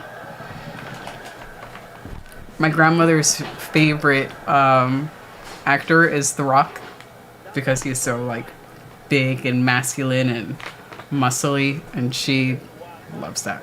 And I bet if she saw Costa, she'd probably be like, who is that? So yeah, that is hilarious. You think that's going to turn her into a UFC fan? My grandmother isn't into combat sports, or really sports of any kind, but she does love action movies, and that's where my bloodlust comes from. It comes from her. So she loves anything. If we're looking for something to watch when she comes over the house, her request is always put on something that's shoot 'em up, beat 'em up, stab 'em up. That's how she requests a violent film. Shoot 'em up, beat 'em up, stab 'em up. That's what she wants to watch. And it makes her happy. So now you know where I get my bloodlust from. Because I hope she starts watching the fights. That would be a nice bonding moment.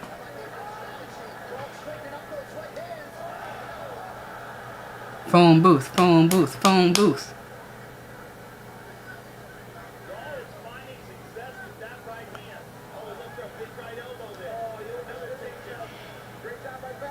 Basil got the takedown.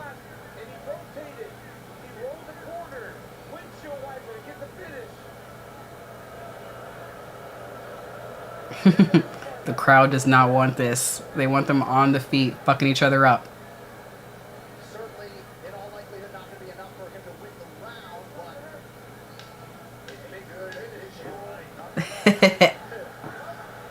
That is hilarious. She thinks combat sports are brutal, but we have a football team called the Rough Riders, and she will scream and yell and hope other players get hurt with no second thought.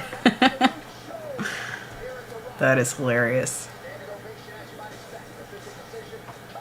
Something about grannies. That is hilarious. I bet if she just sat down and watched a few fights, she would get really into it. The same with my grandmother. I think they would really get into it.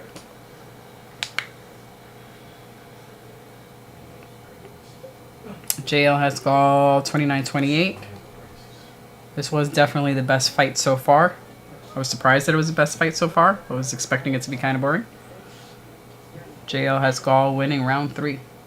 Took a little nap. Promise to see this fight from San Jose. Paper towel. Get a fork and knife. Or just use your hands. Like a normal human being. Put it in paper towels so you don't make a mess all over the fucking place. With all my electronics. That's what soap and water is for. So don't eat it over the thing. Just put a plate or a bowl. Let the bowl catch it. Period. Dropping. We catch it. David says, Jay knows. Green is the color. So Basil had a split.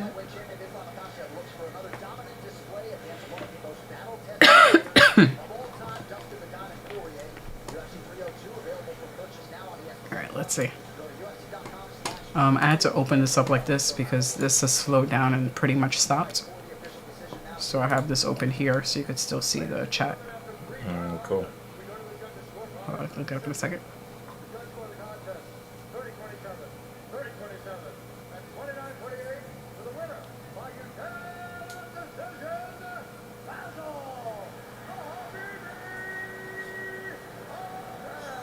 I think your golf sucks. 30-27. I think 2 judges had it 30-27. Yeah. That was a good fight.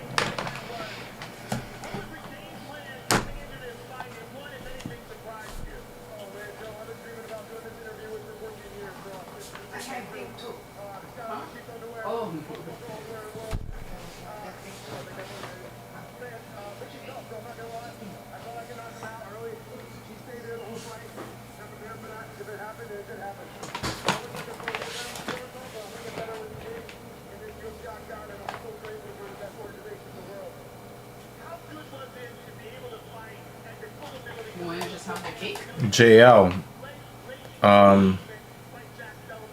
the easy answer to that question is nobody likes Mickey Gall.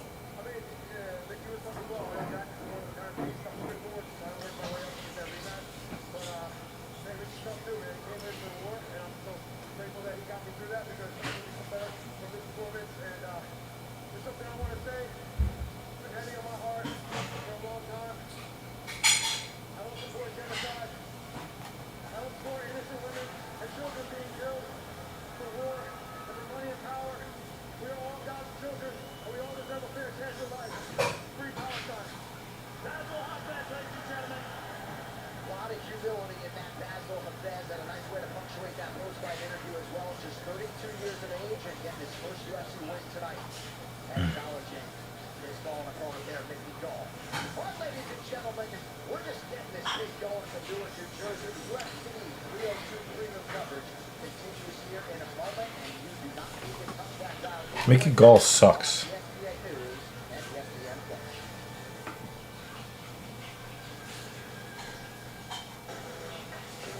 Alright guys, I'm gonna very quickly try to put on the Rangers last game of the season.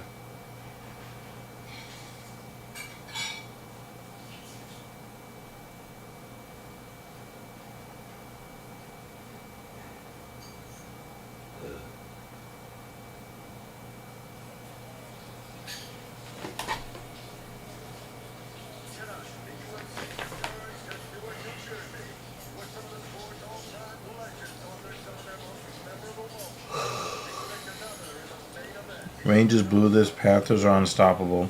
You know, the Rangers in Game 4 started playing for the Panthers. You know, the Rangers have become this really sloppy team who can't handle the puck. They can't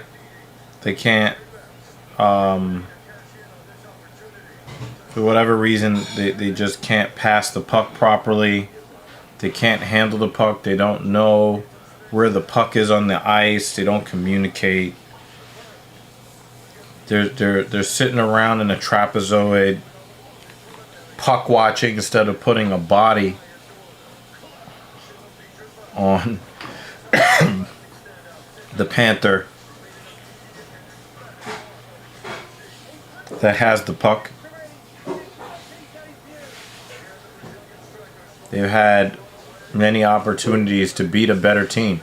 It is no it is no. There's no doubt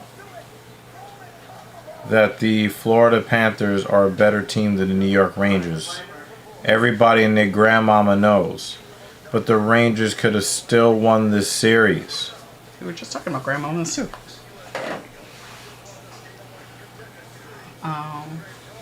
You want a slice of cake? No, just like something that I can have. Well, your options are fork and a knife. And we're With your gonna hands. wait till my sister gets here. What time does she get here? Mm. Is she bringing paper towels? I'll ask her. Oh, you want to wait until she gets here to cut it? Mm-hmm. Okay. We're gonna wait until sister gets here to cut it. What name does she give herself? Spamster. Spamster? We're gonna wait until Spamster gets here. They're coming. At least one of them is coming here. Oh, okay. So we're gonna wait. I will get some agua though. Muchísimo.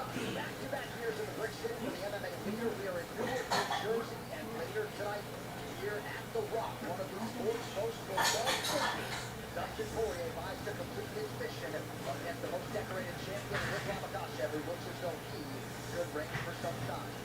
Of course, before we get there, live from the convention center here in New Jersey, we welcome you to our continuing coverage. Ever since the Bruins got eliminated, I already feel like we won the cup. You really hate the Bruins, huh? Maybe Captain Paul should have something to say about that. Well, the Rangers are about to be eliminated right now, so.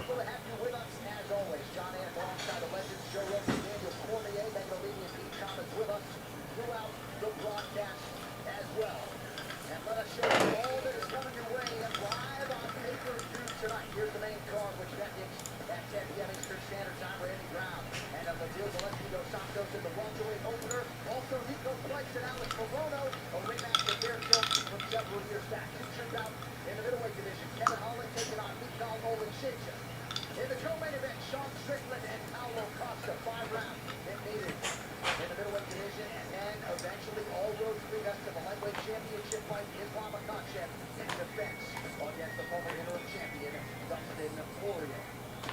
All right, to buy tonight's pay-per-view event, go to ESPNplus.com/PPV. ESPN Plus subscribers can get UFC 302 for $79.99. And don't forget, after you purchase the event, you can watch it anywhere. Connected TVs, tablets, laptops, and phones. If you're not in the U.S., go to UFC.com/PPV.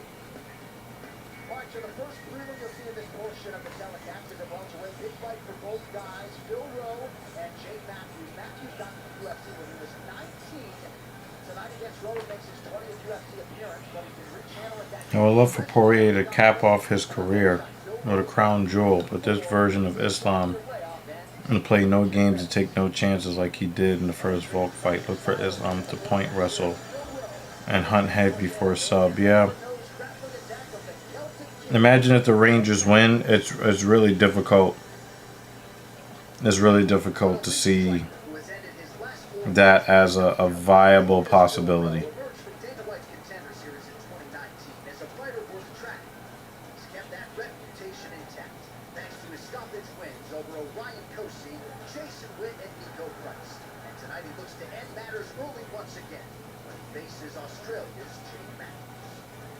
Still a young gun a couple months before turning 30, but one who has matured into a veteran standout in Washington. Matthews has grown up on the biggest stage in mixed martial arts, and recent form suggests his best days are still to come. See what he has for the Fresh Prince here in Brick City. Coming up next, it'll be Bill the Fresh Prince Rowe versus Jake the Celtic Kid Matthews.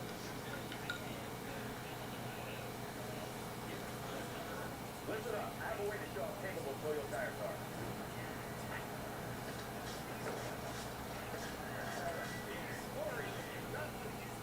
Let's show tires.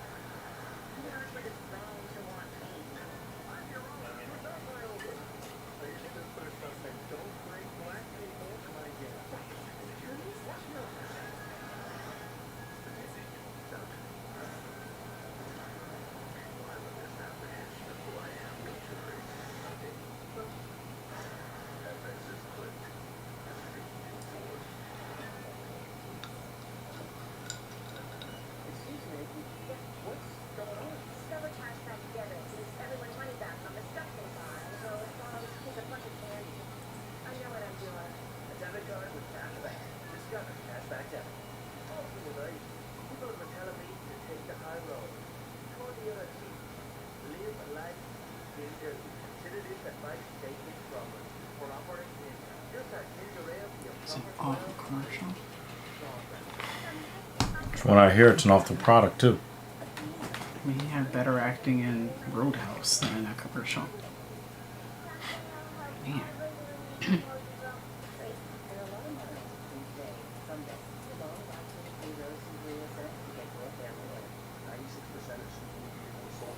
Yeah, I don't really see JL and Banner.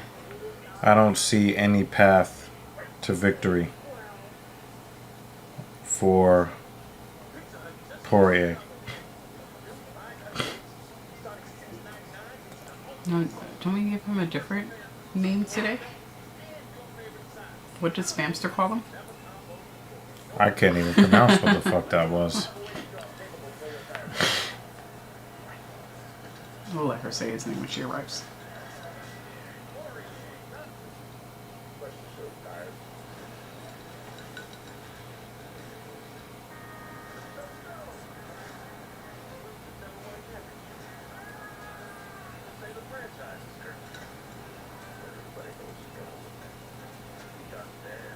That was a terrible TV show.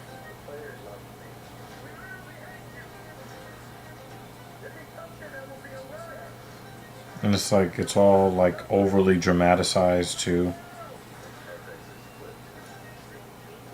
It just looks super stupid. You're trying to overly dramatize an owner basically telling his black girlfriend, please don't hang out with black people. And he turned it into this ugly looking television show.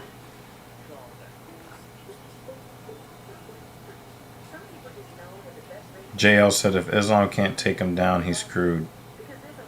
That's almost like saying if your foot can't reach the face of a baby, you're gonna die.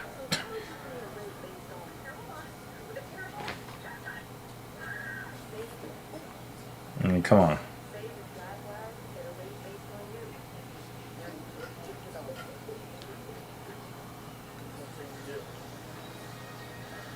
For those of you who just watched college baseball here on ESPN2, we would like to welcome you to our continuing coverage of the UFC 302 prelims. You are looking live at Phil Rowe, UFC welterweight, making his 6th UFC appearance against the soon-to-be 20-time UFC veteran, the Celtic Kid, Shane Matthews. All right, here's your tail to take of the welterweight. Phil Rowe, 33, with plus 140 underdog and close. Shane Matthews still just 29. Rowe with several inches in height, no issues on the scale for either man. 18-7 and not even 30 yet. Hmm? No, they were calling Jake Matthews veteran. Dude's only 29. Well, that's because he's been in the UFC for 12 years. Yeah.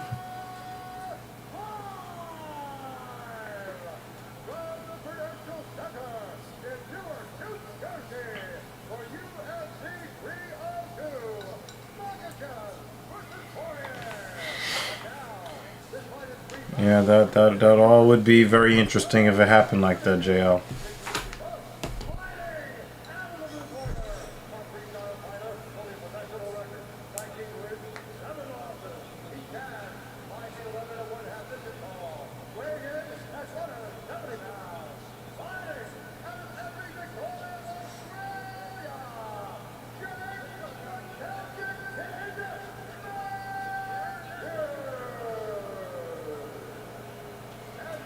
Yeah, it is just... I don't really see a path to victory for Poirier. I don't think Poirier gets knocked out. But I really just don't see a real path to victory for him. I mean, anybody could have a puncher's chance, you know, in the cage, you know. Poirier has a better chance to win against Makhachev than I do. Than you do. Alright, but if we're really being honest... Everyone has a better chance than I do.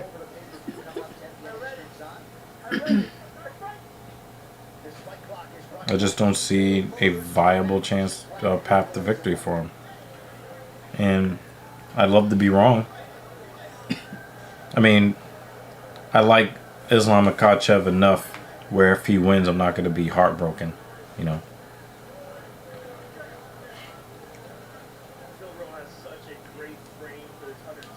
Ooh.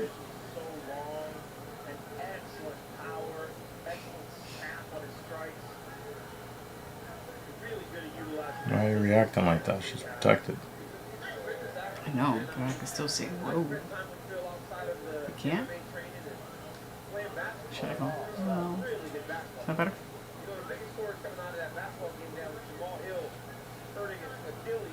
Max will box up Islam. Max has better takedown defense. I think I would have to agree with you on some level, but Max would have to maintain the distance. He would have to maintain the range. If Max can maintain the range, he's got a real chance. But he's got to make sure that his hips are not square and that he is up to the task of chain defending, the chain wrestling of Makhachev. Obviously, Makhachev doesn't have the wrestling chops of Khabib, but he's also a much better striker than Khabib too. Oh wow, he stunned Matthews there. He stunned him there. And that, yeah, he's trying to get him out of there.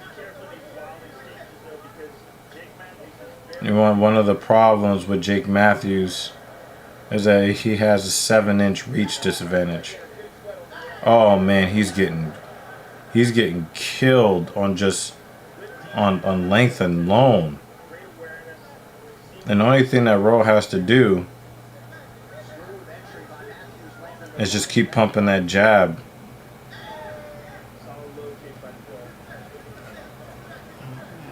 I just realized something. Wait until after. When we made the text larger, it took away some of it, where it just says stream instead of stream sponsor. We'll do it after this fight. Oh, okay. Yeah.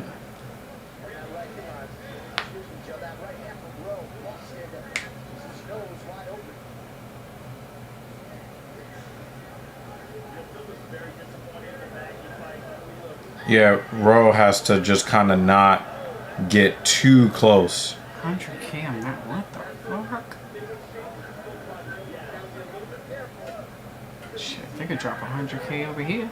Rowe is leaning in towards the shorter opponent. Now he's snot boxing him.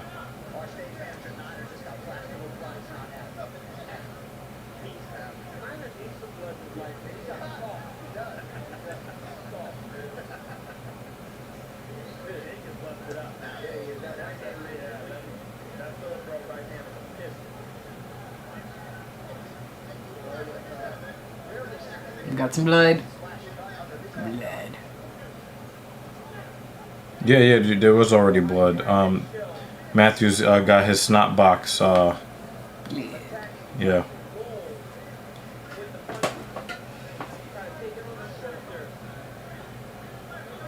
The Rangers' inability to handle the puck is really annoying to watch.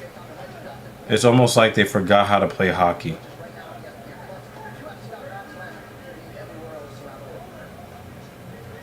It's like, how can you get the puck to the middle of the ice if you can't control the puck? 7-inch reach disadvantage. You can still catch some digging balls. Mm-hmm. If I'm not mistaken, Wasn't it an inner thigh? if I'm not mistaken, I think it was all digging balls. Mm-hmm. All right, see the replay.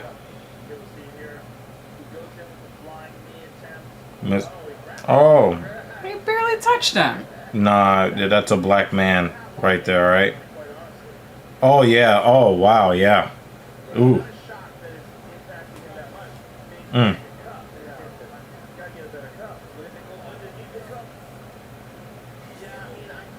Yeah, he caught the back of the knuckles wrapped right against his black manhood. He said if one of the boys is hanging on the outside edge.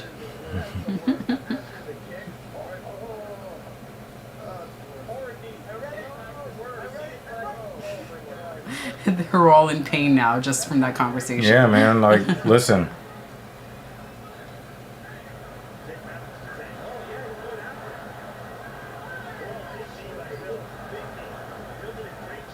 Oh. Did love those shots. Did Roe almost get knocked out right there? I love those in midair shots. Those are amazing. I have to agree with you.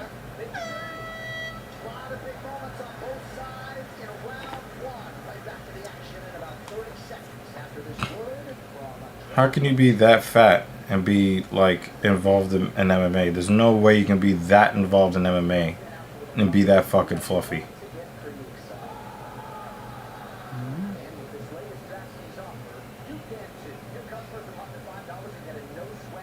Banner says, Jay, I've been a huge supporter of the Diamond his entire career.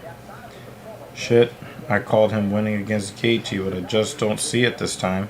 Islam isn't above chain wrestling to an easy sub. Yeah, exactly. Like, and he didn't use any wrestling against Volkanovski their second time. He just kicked his head off. Mm-hmm. I didn't even know he had that in him.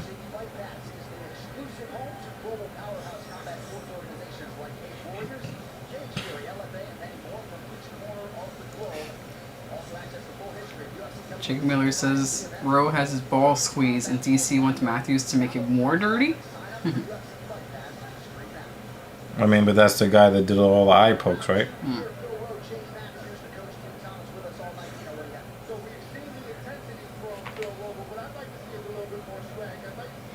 Rowe is also too tall. You know what I mean? And then when he's not tall, he's leaning his chin toward his opponent. The referee's trying to get out of the way.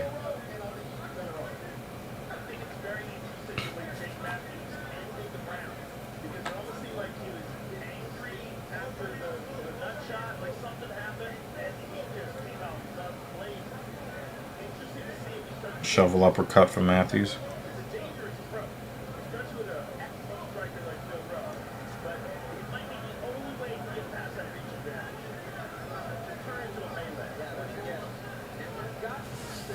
That looked like another low shot. Yeah, it looked like he caught him around the belt line or the belly button.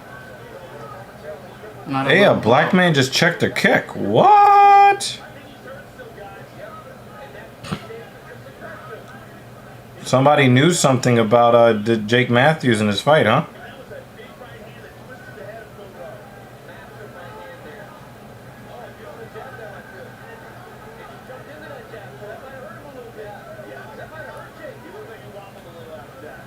Yeah, he's definitely hitting that win button, known as the nose.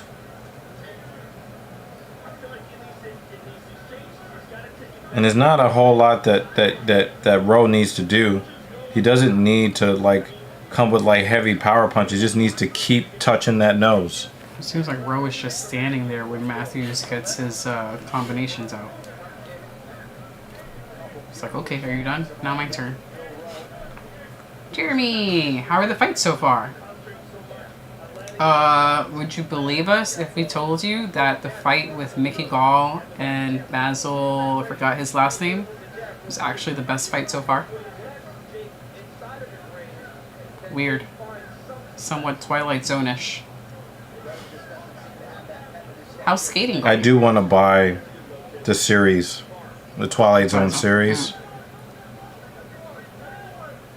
I really love that series. It was well, damn, go figure. Yeah. It was actually a good fight.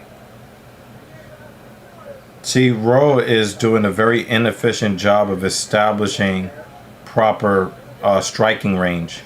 So he's inside the range that's necessary to punish Matthews, and he's basically getting into Matthews' striking range for him. There we go, limbo time. Let us know if she wins. Tell her I said, and you can translate this in any way you wish, as her papa, that I'd said to whoop their ass. Or, you know, just win. But again, translate that in Papa Bear way. Or you could just tell her to whoop their ass. I didn't say it though.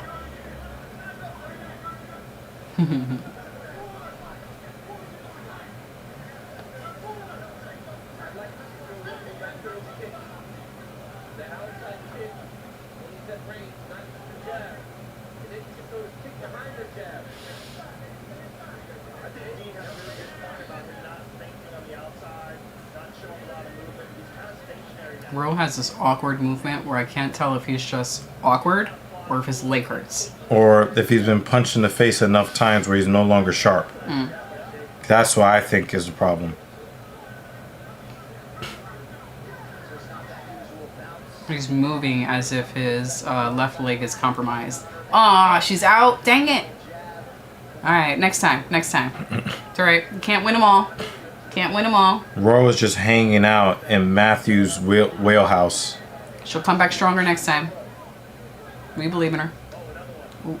I think a real problem with Phil Rowe in this fight is that he's been touched up enough to where now his ego has taken over and he's fallen prey being goaded into getting into a brawl with a guy that he should have just be technically kickboxing.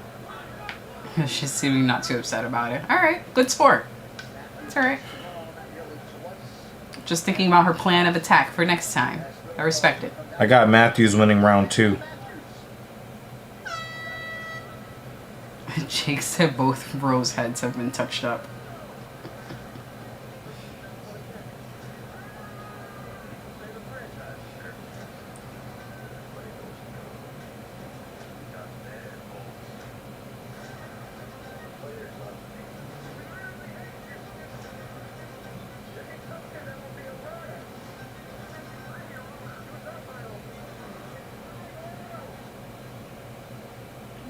Let's have the stream. Okay. Well, on this exchange, it looks like the Rangers remembered how to play hockey.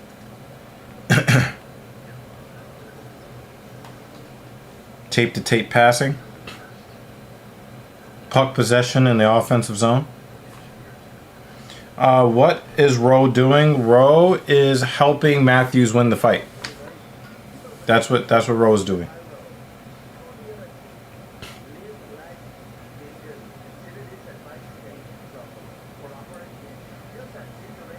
Who is this product for?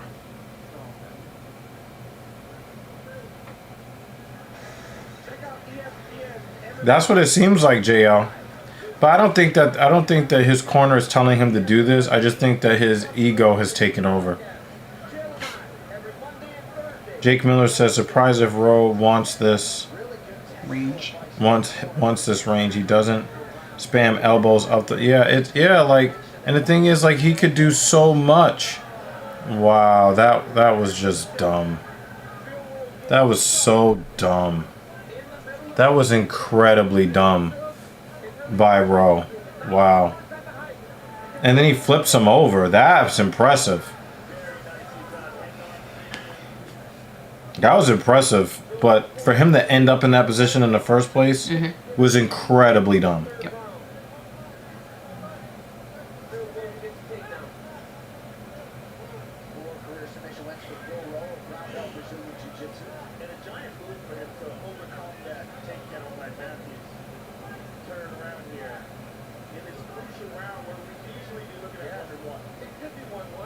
I do want to ask you guys if you guys have ever heard of Brandon Jamal.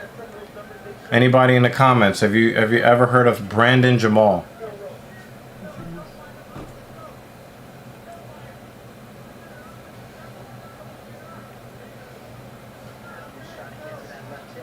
Jake says no.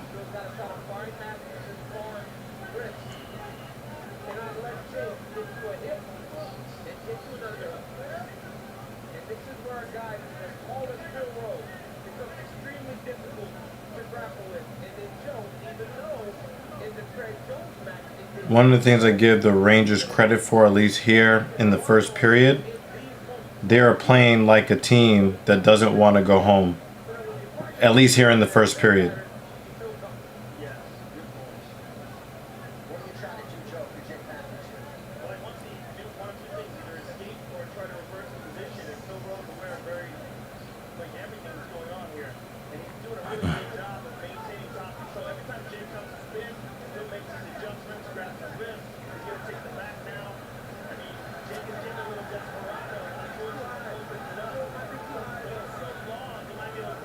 Hey, yo, pause.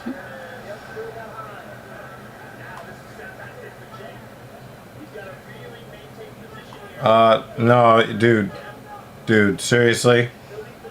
I'm just saying, dude, like,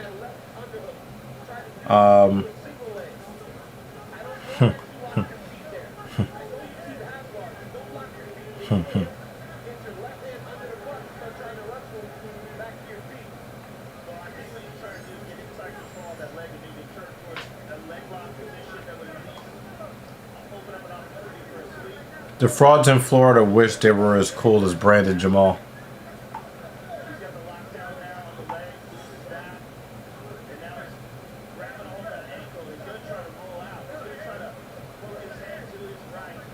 When was the last time what was happening the last time I grabbed your ankle like that? You weren't streaming.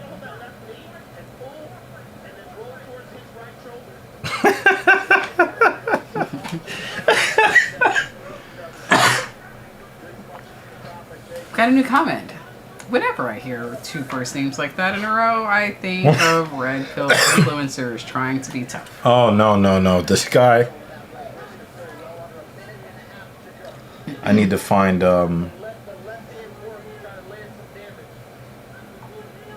Clinks. Look at Clinks' comments. He said StreamYard? Actually, no. Streamlabs. Yep, it's Streamlabs. We're able to get it set up. One cam and labels for each of the fights. And a ticker, which after this match I have to fix because we have it zoomed in a little too much. Yeah. But Streamlabs. We don't know how to put the color background and the color background and the the text they're not married to each other, so we have to kind of piecemeal it. Yeah. So Matthews won the fight. Thing so 2 and I were working on it. Somebody did a good job, I guess, with that 100K bet or whatever.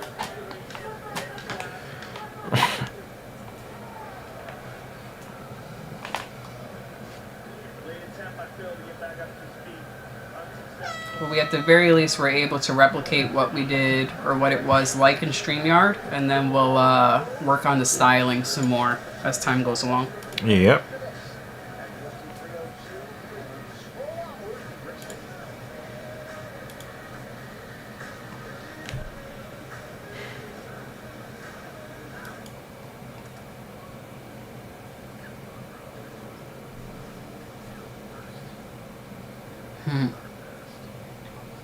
Yeah, these fights so far have not been impressive, and this is a pay-per-view evening.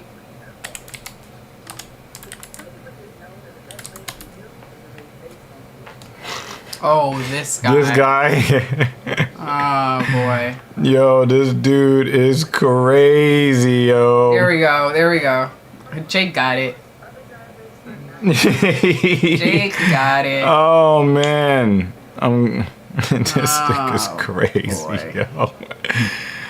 Oh, my God.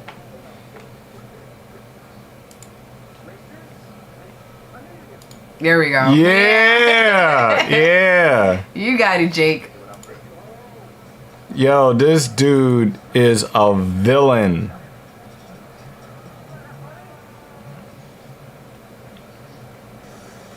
This Tuesday, the next great Star Wars series arrives on Disney Plus with the Acolyte. Don't miss the 2-episode premiere streaming only on Disney Plus. Oh, this is the one.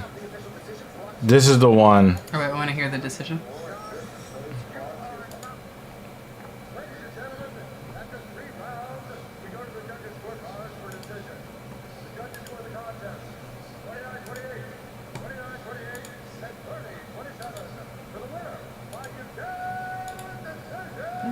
Just in case.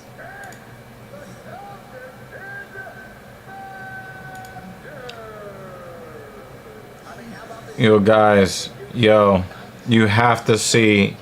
Guys, you do have to click on this link, yo. This.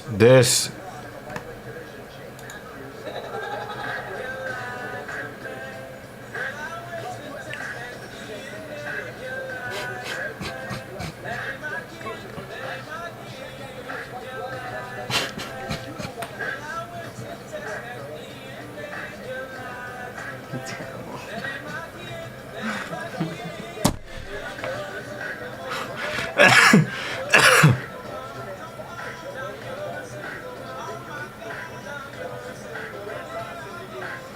He said, "There I go." Oh man. Oh man. Oh my God, man. Oh my God. So I could at least see his name.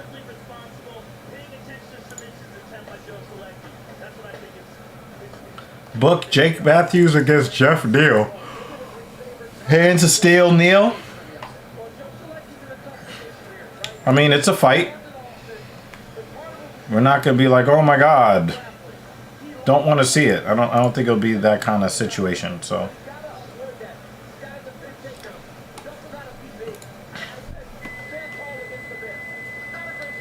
Yeah, he's actually been killing it on Narsagram, Facebook, and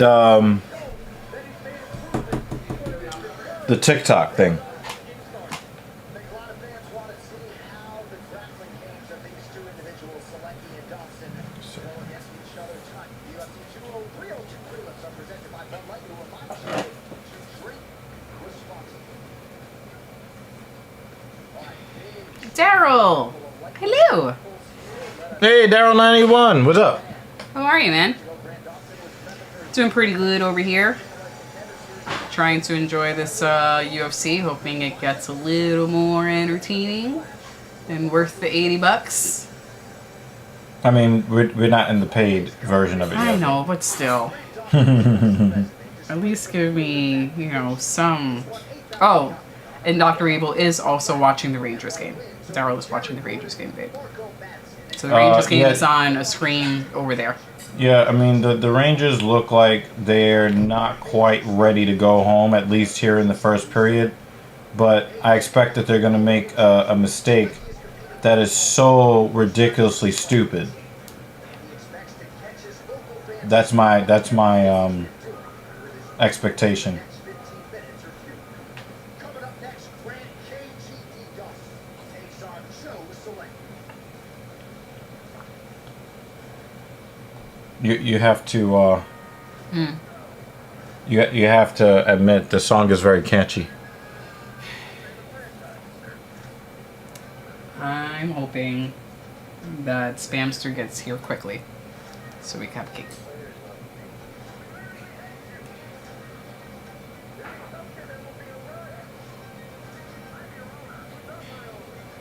Rangers are actually doing a pretty decent job here on the power play. Well, Daryl says, kind of hoping Florida ends it, see them in the finals, hopefully against the Oilers. They can end it tomorrow night. Oh, so you're rooting for the Panthers, Daryl? I'm still rooting for my team. I'm just very angry with the way that they played in games 4 and 5.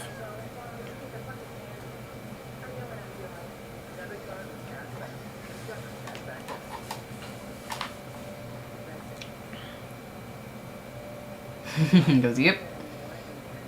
So why would you call it the Rangers game if you're rooting for the Panthers?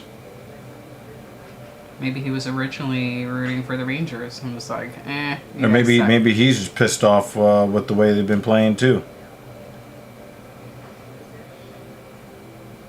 Oh, I made a mistake there.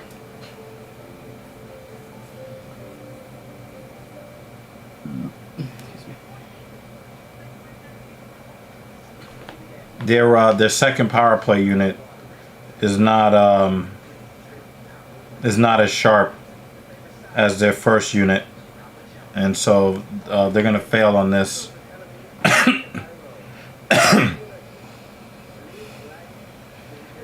Do you think Dawson is a title challenger? Hell no.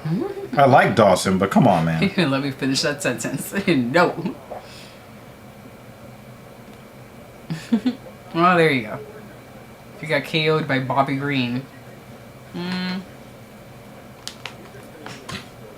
Wow, Rosovic just missed the net. He basically had the whole top half of the net open. Open for business. I think that's a strong hell no, Jay.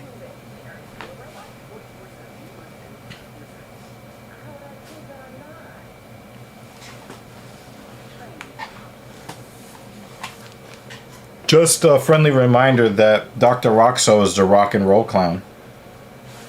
Dr. Roxo does cocaine.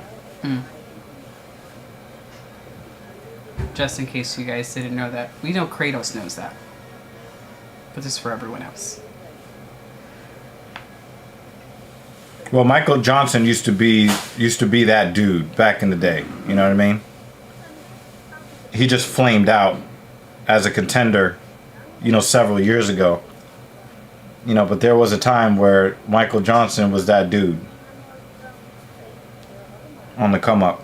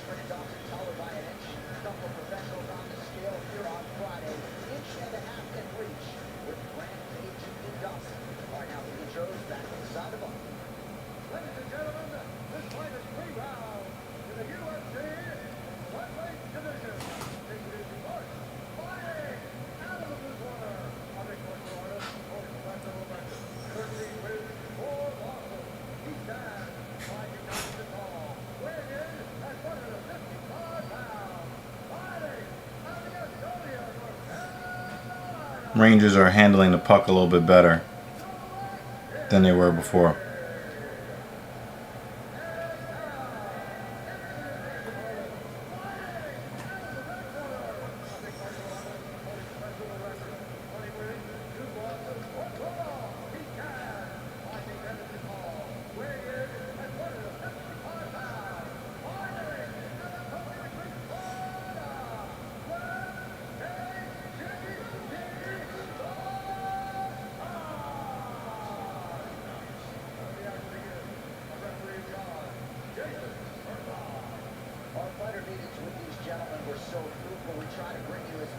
Because he looks like a Diaz brother.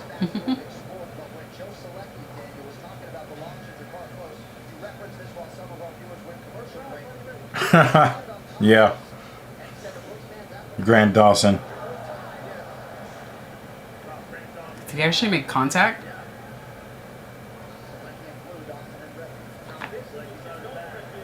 He just felt he's about to get fireman carried. He's about to catch an attitude adjustment right there.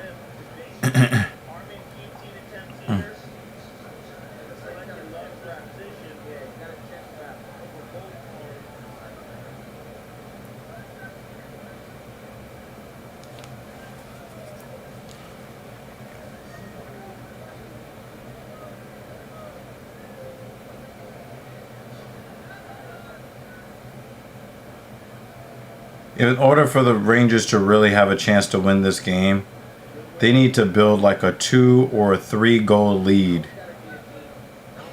They're not going to be able to, try to score the first goal. They make too many mistakes. So, as good as Shesterkin is, he has zero chance of pitching a shutout, because of all of the mistakes that the Rangers defense makes.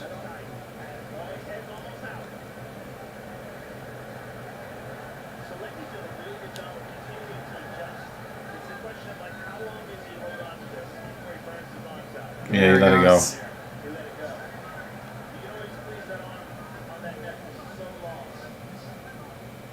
perhaps a no was fallen early for the big-time favorite, Grant Dustin, but he's able to escape.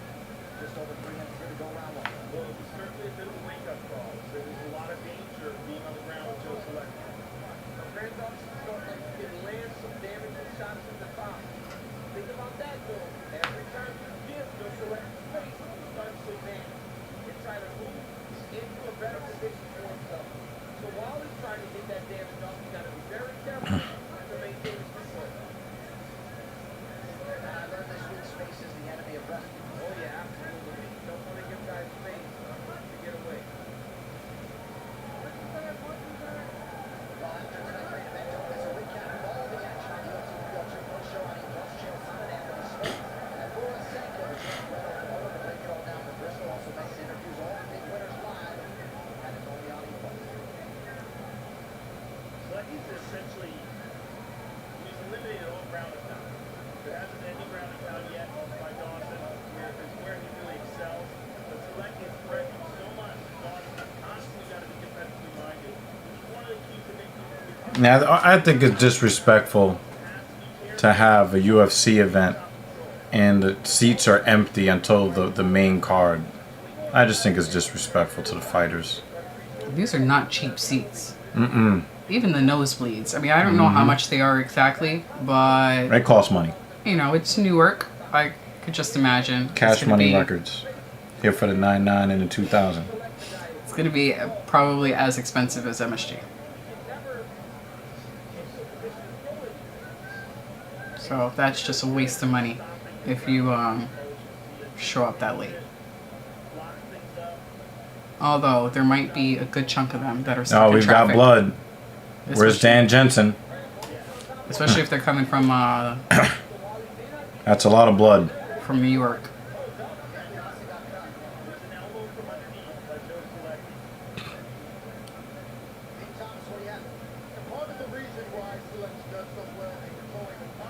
Rangers are doing a much better job getting bodies on whoever's handling the puck. Doing a much better job. They're not just standing around watching. Keandre Miller there goes and he actually goes and gets the puck instead of waiting for the Panther to go and retrieve the puck for himself.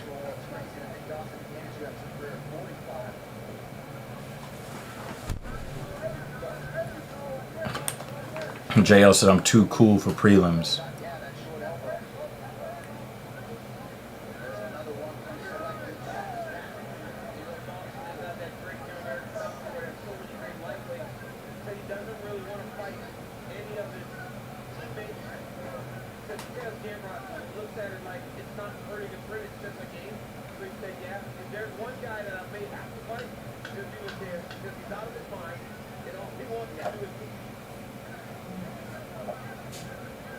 Good elbows from Dawson.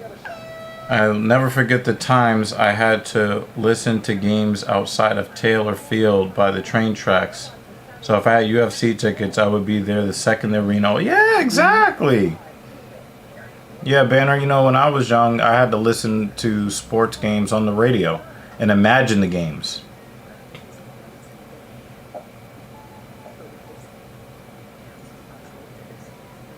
I mean, for the Met game, we were there, 30 minutes to an hour early?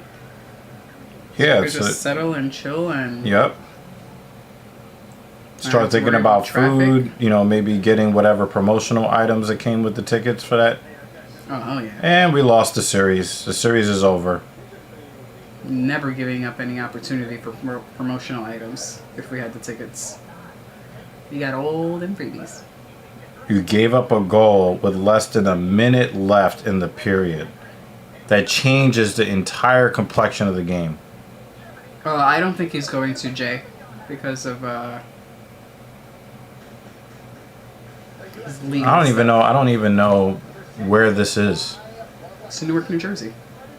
Prudential Center. Oh, Which is why I made the comments about traffic. So people might actually be stuck in traffic. But not enough to he fill the doesn't. seats. He doesn't have any real legal problems. So So, Yeah, I don't think so either. you know, he's not loved in New Jersey either because of, you know, Look his... at that cut. Look at it. Yeah. Lee. Looks pretty ugly. Yep.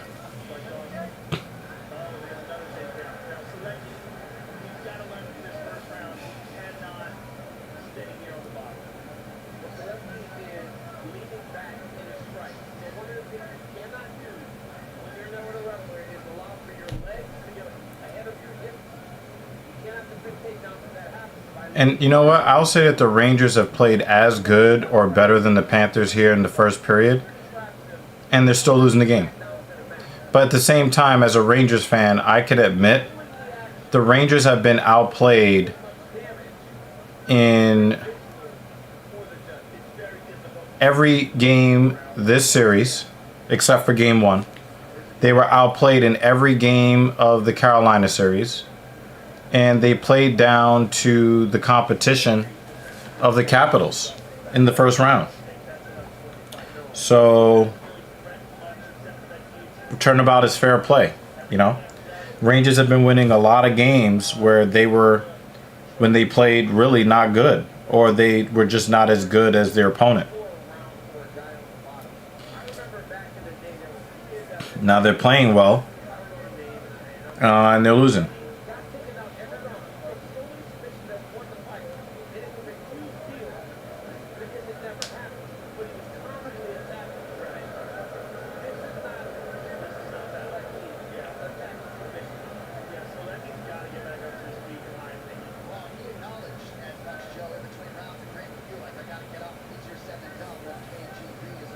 And I think with the Rangers, they're just waiting for the bad thing to happen to them.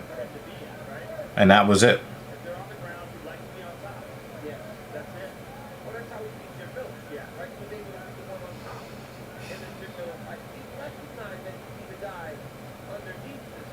As bloody as this fight is, it's boring.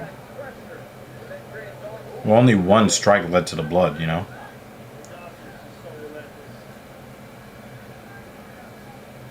Really makes you wonder how he lost to Bobby Green, right?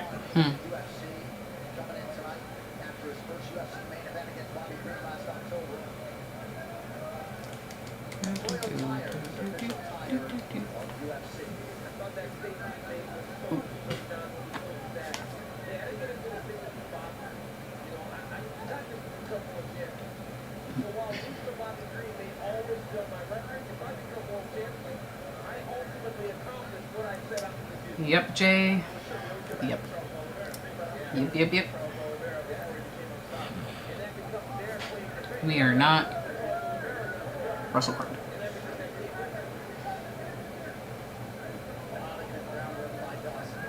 I think Dawson had something to prove. And I think he's doing what he's supposed to do.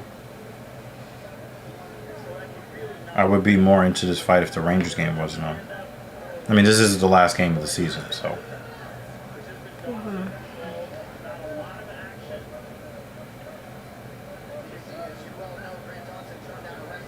It's just like, just enough smushing and punching to not get stood up.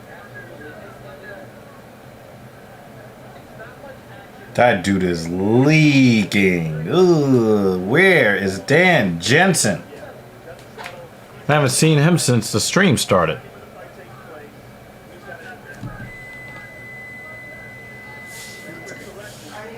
You got it? Okay. Don't drop anything.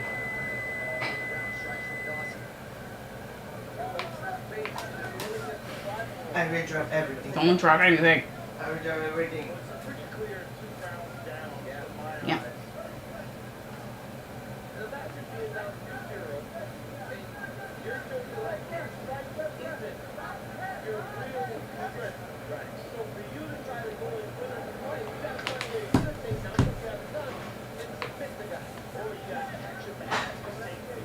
Nah, Habib is a much, much better grappler than Dawson.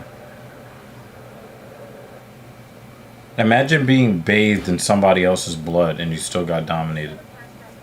Bathed in blood. Bloodrocuted.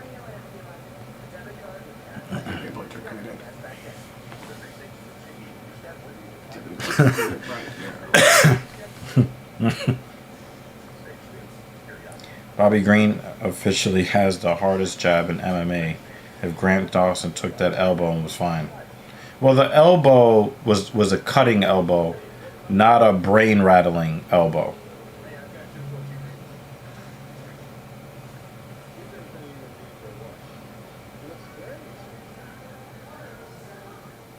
Well, at least Dawson can be honest about that, right? Stretch my hip out.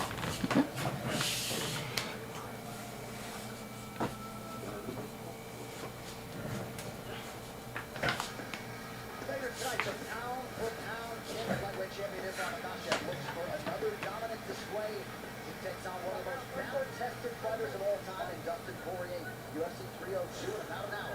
Available for first right now on ESPN Plus, UFC.com/TV.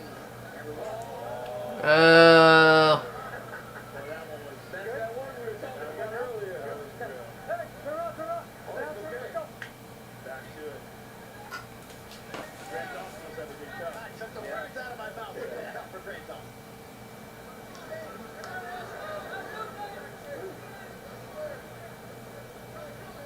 It's like he cannot move to the cage.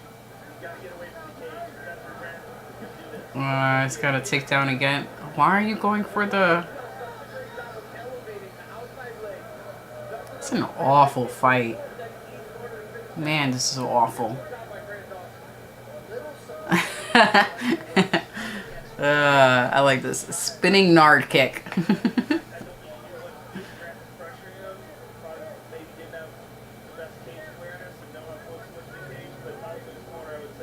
The only thing Dawson is going to do here is just smush him and punch him and smush him and punch him and smush and punch.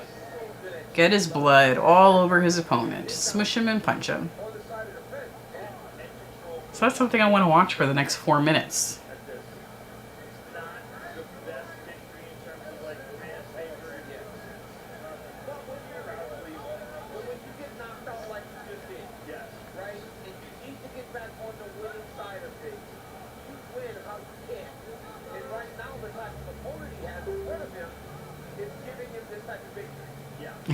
They're cuddling. Swecky is trying to hold on tight. Hold that cuddle.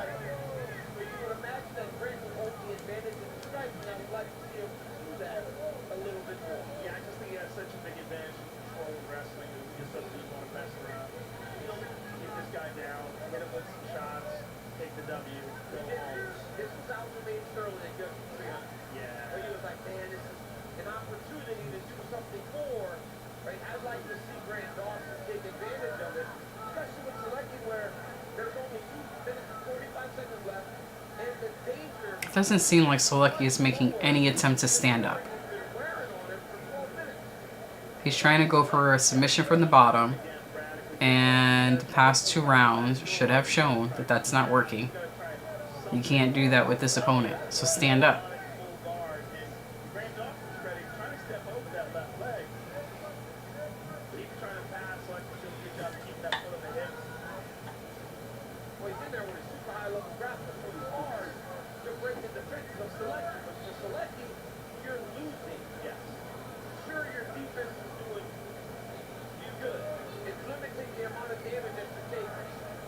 But you're still losing.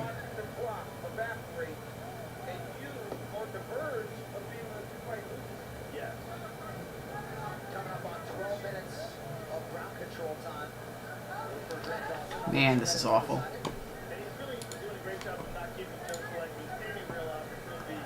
Polly Chaser! I'm sorry, I'm just noticing your chat now. I'm not able to see the timestamp on the chat. We switched from StreamYard to Streamlabs. So viewing the chats are a little awkward at the moment. I really hope that you're still in the chat. I'm gonna go over to Twitch on my phone. Really. Oh yay!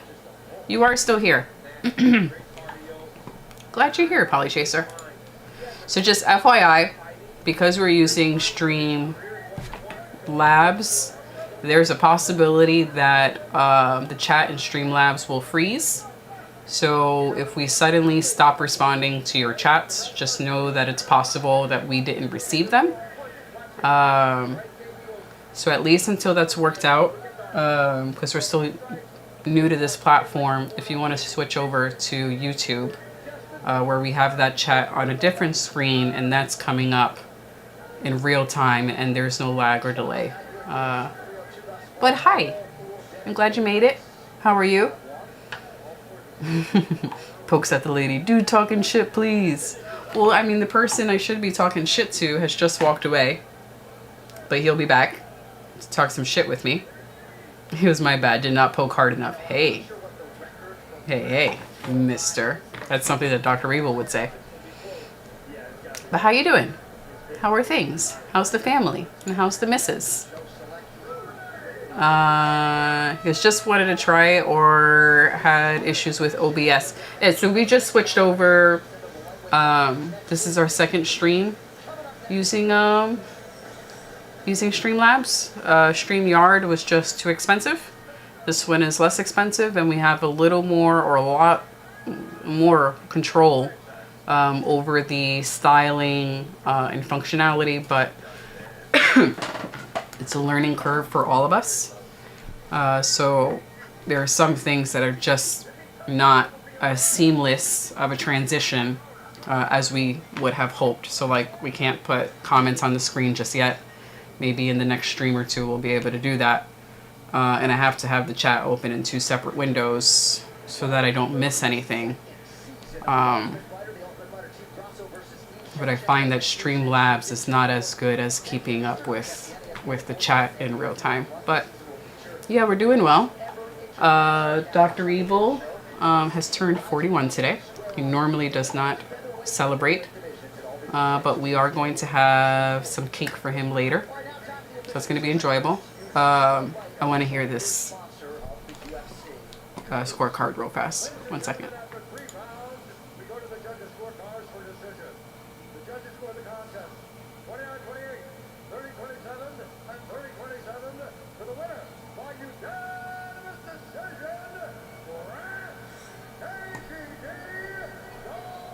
That was an awful fight, Jay. And what? What judge? Which of those rounds would you have given to Selecki? Does anyone think Joe won any of those rounds? I don't understand. I don't understand. Congratulations, another circle around the sun. Yep. So, I'm doing all right over here.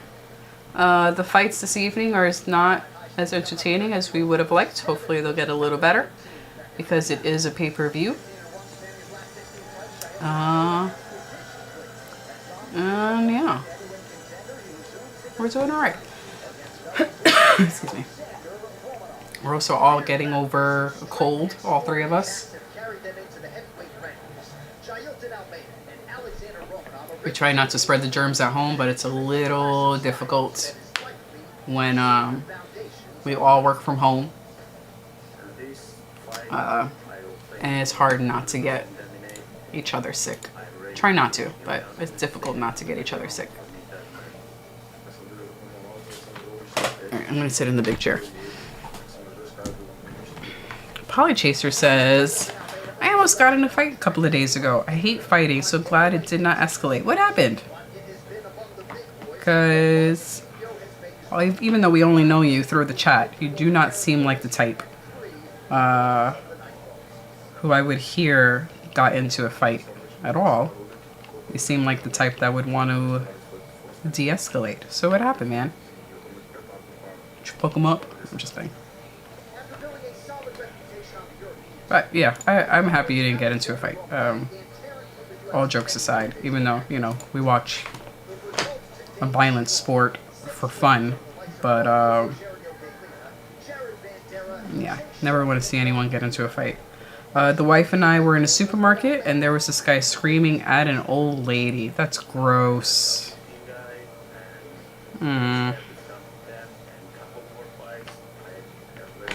That's gross. Yeah, I'm glad it didn't escalate into anything. Hopefully the old lady's alright. And I'm glad that you are okay. So after looking at it for a while, I got a bit angry and told him to shut the hell up and stop being an asshole to the old lady. It's never a good reason, really, to be screaming at an old lady. I mean...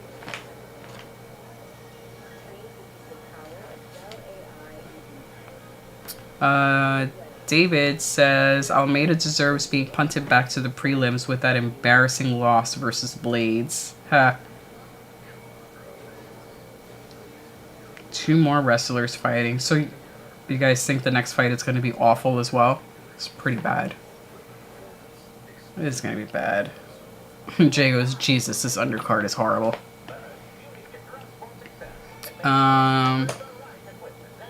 Polychaser over on the Twitch side. There's more to the story. He started acting up, and I said, do you really want to do this? And I guess he reconsidered and backed down. I'm glad it went like that. I am glad as well. Was the old lady okay? After he backed down? Is she alright?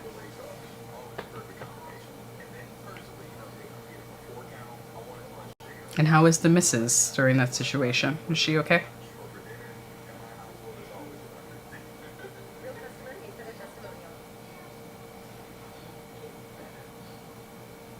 Yeah, she was fine and actually thanked me, so all was fine at the end. Okay.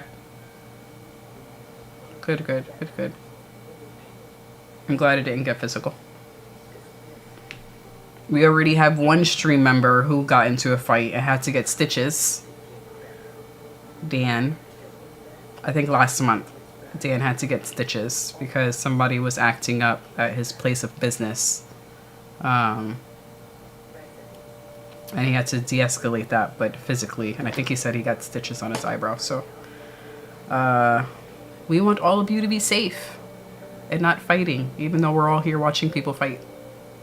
Please be safe. Polychaser says she was fine. She knows I will never fight unless there is no other way. Good. Good, good. Soon, hopefully within the next week or two, we will be able to put chats on the screen. I believe I found the functionality in Streamlabs that allows us to do that, but we didn't get a chance to properly test beforehand.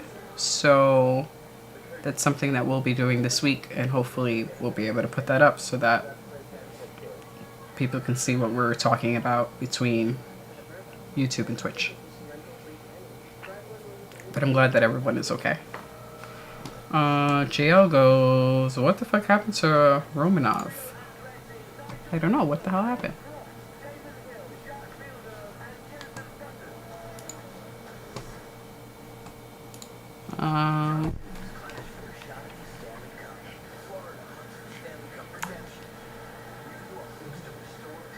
Oh, okay. Terrible things happened. I'm looking at the article. If you guys want to check out the article that JL put in the chat, I'm looking at that right now.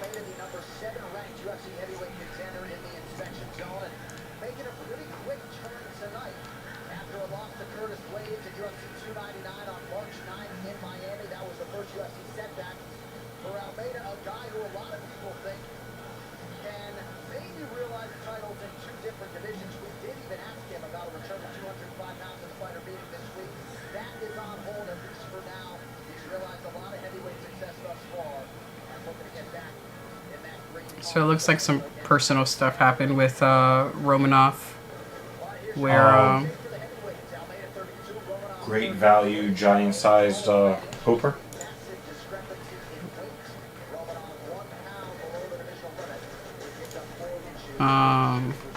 Yeah, this is a before and after. But it just said that some personal stuff happened that caused him to Drop get out off of the his fight? train. No, not drop out of his fight, but that impacted his training and just being disciplined. And he put on a lot of weight. Oh, Romanov. Romanov, yeah. I think it's from Makhachev. No, Romanov. Someone speculates it's because of the death of his father. Yeah, some But guys it's not. can't find their way out of a bottle of liquor or tub Yeah. or tub of ice cream.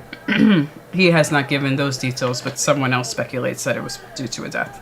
Polly Chaser is over here. This is finally loading now, which is good. I already let pop. Oh, yay! You went over to YouTube. Thank you. I'm glad. Because I was really afraid that Streamlabs chat was going to freeze again. Polly Chaser. Hello, YouTube friends. Jo says Romanov has no discipline.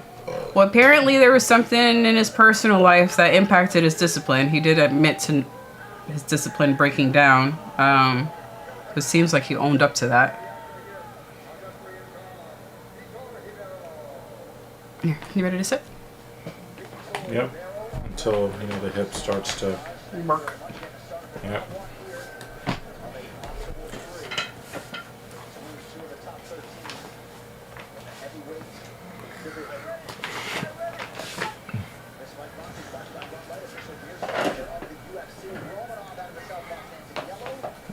Yeah, I'm back. I always wonder, like, look at how big Romanov is. How much energy it's taking Almeida to take these guys down at heavyweight. Well, Got it done. that's pretty much the end of the fight right there, right? I think so. Romanov officially reached the max of the weight class. And 240 is one of the heavier weights in this spot at, correct? Big dude, man. Almeida's a big dude. A couple years ago, Romanov fought as low as 239.5 pounds against Marcin Tybura.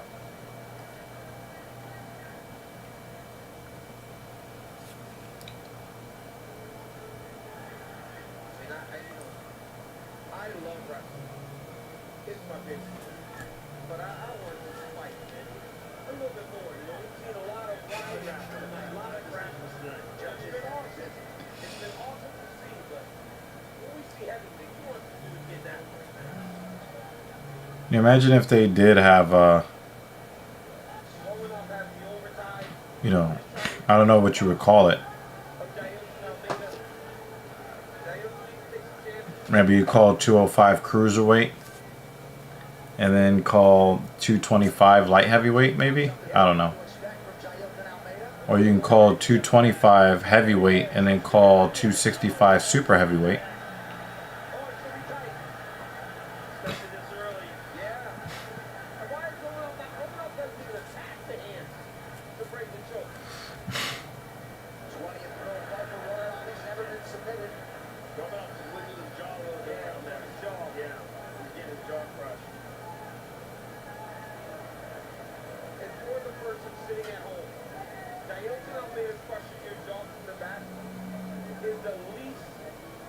enjoyable thing you could ever imagine happening in your life.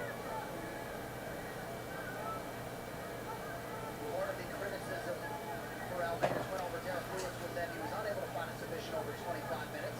There it is. Now it's under the chin. Yeah. That fight was not really worth watching.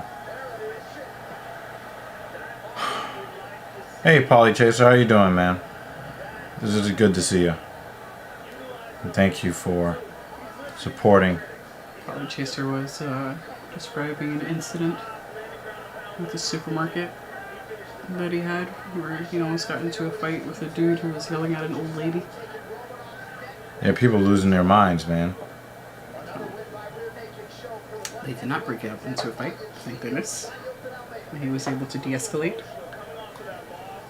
I mean, I think that in our modern era, the ability to de-escalate is the new masculine. Is the new masculine, you know? The reason why is because there's just too much to lose.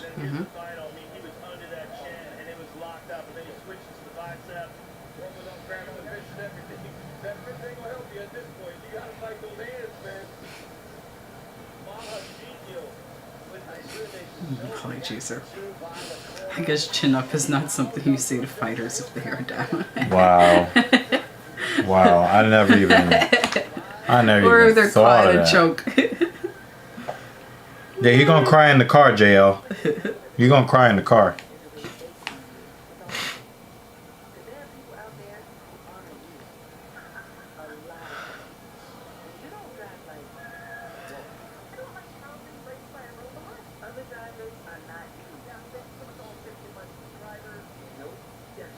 JL thinks Almeida kills Gon.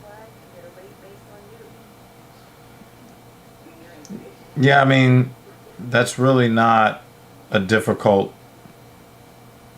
Gon has like no grappling, and Almeida's got hands. Don't sleep on his hands. He just doesn't seem to want to use those hands lately.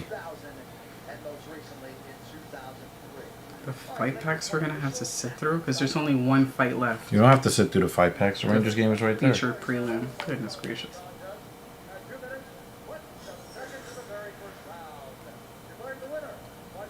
Yeah, Gon might have submissions, but he doesn't have defensive wrestling. And you're going to need that when it comes to Almeida. And Gon, and we saw John Jones overwhelm him. Almeida would do pretty much the same.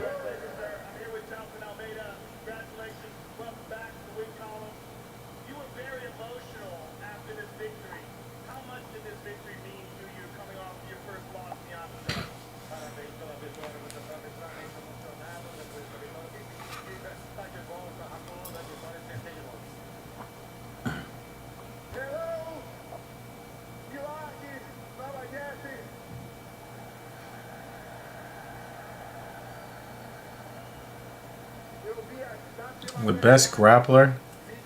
It might still be Curtis Blades. Curtis Blades might still be the best grappler.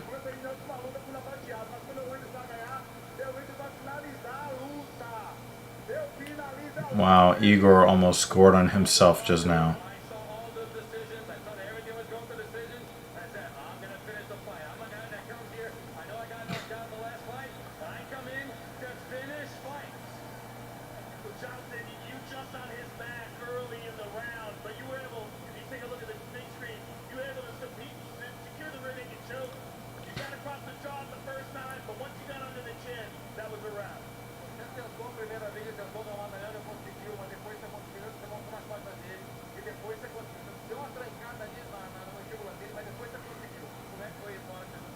Rangers failing to get possession of the puck along the boards.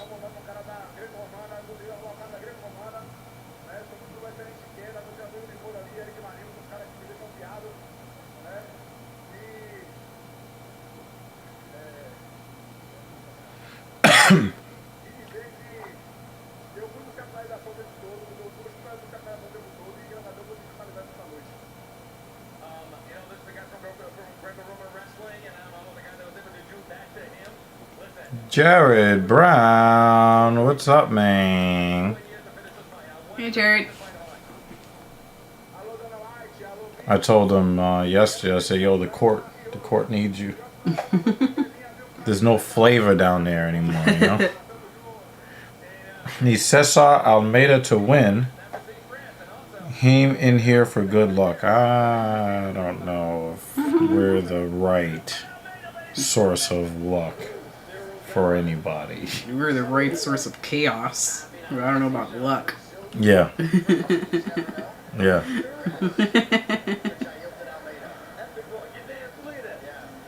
Oh, God. We're stuck watching this dude fight. I mean, dance. Did he just click his heels? Oh He my did. God. No place like home, motherfucker.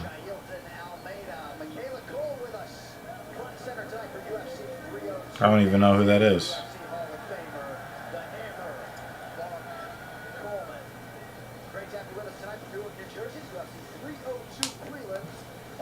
Wow.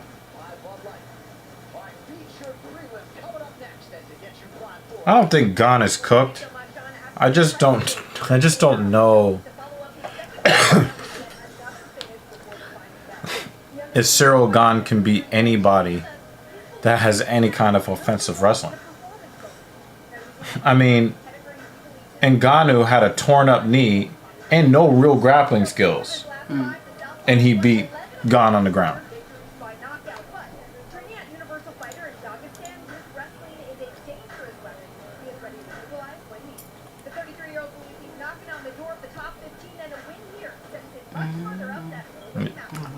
Yeah. I forgot to text feature prelim. I'll do that next week.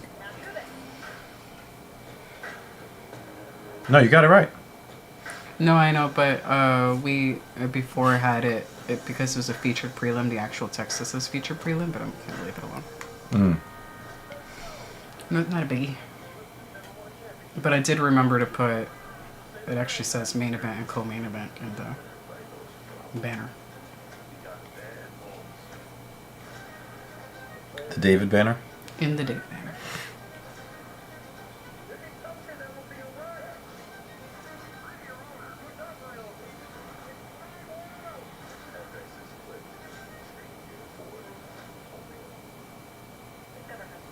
Should we put Roman parentheses jumbo chase? Just leave it alone. I forgot that it was jumbo chase. Yeah. Shout out to Kratos. By the way.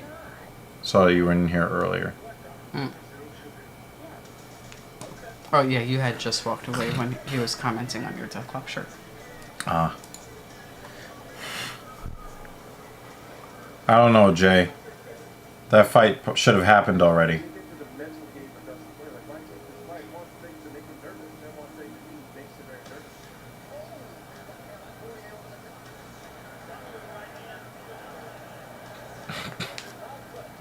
Wow, that was the Rangers' best scoring chance right there. All of that chaos in front of the net. And he just couldn't do it.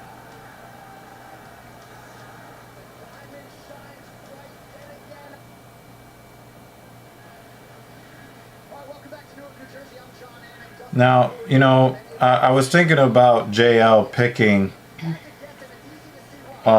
Poirier in the main event. My question is, what skills does Poirier have now that he didn't have before? That's the big question. Greatness. What is greatness? If Poirier has figured something out, then possibly. But I don't know. I don't know if he's doing anything different. Dan has returned. Yeah, you missed a lot of blood, Dan. Oh. Grant Dawson was like smearing his tomato sauce all over his opponent. You should check your email.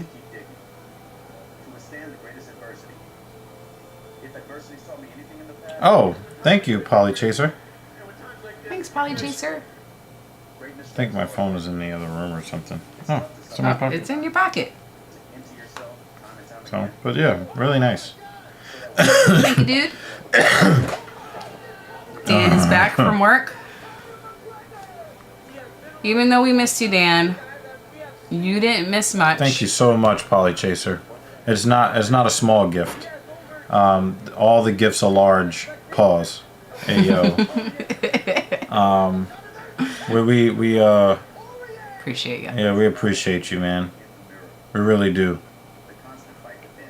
Oh yeah, like before I got distracted by the Rangers game. Yeah, I think that in our modern day, if you weren't hyper violent back in the previous eras of human history, you had a lot to lose by not being hyper violent.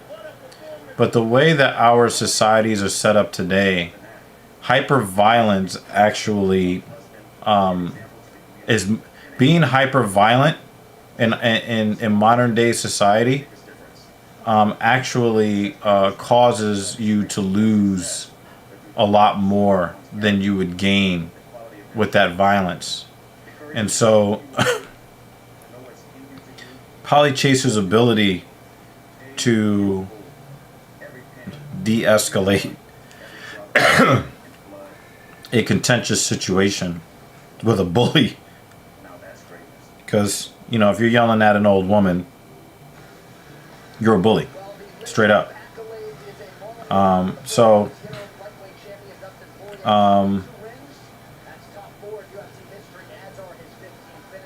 You being able to stop the bullying and not risk life, limb, or freedom. I think that is that's a significant thing. It's something that I've had to really think about as I've gotten older. You know, a lot of us men, and maybe I could probably talk about this on TSP. You know, we think that the key to drawing interest and keeping interest from women is to show how physically dominant we are.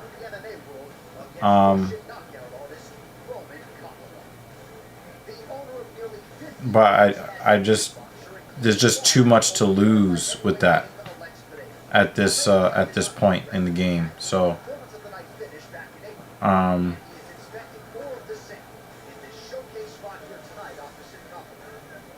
you know, there used to be times where I thought I would gain respect by wanting to be violent, even though that's really not my nature. But, you know, I've never had to stomp somebody's face in the ground to keep her around. You know? Yeah, you know, we love combat sports and all of that, but we prefer the de-escalation. Yeah, I mean, what good would I do for her life giving her street cred because, oh yeah, her husband's in prison, you know? Mm-hmm. Or what good would that do for you? I don't know. So, it's just stupid, you know? Mm-hmm. Just stupid. Dan, there was only one really bloody fight, but it wasn't a very entertaining fight. Was some blood, but not very entertaining.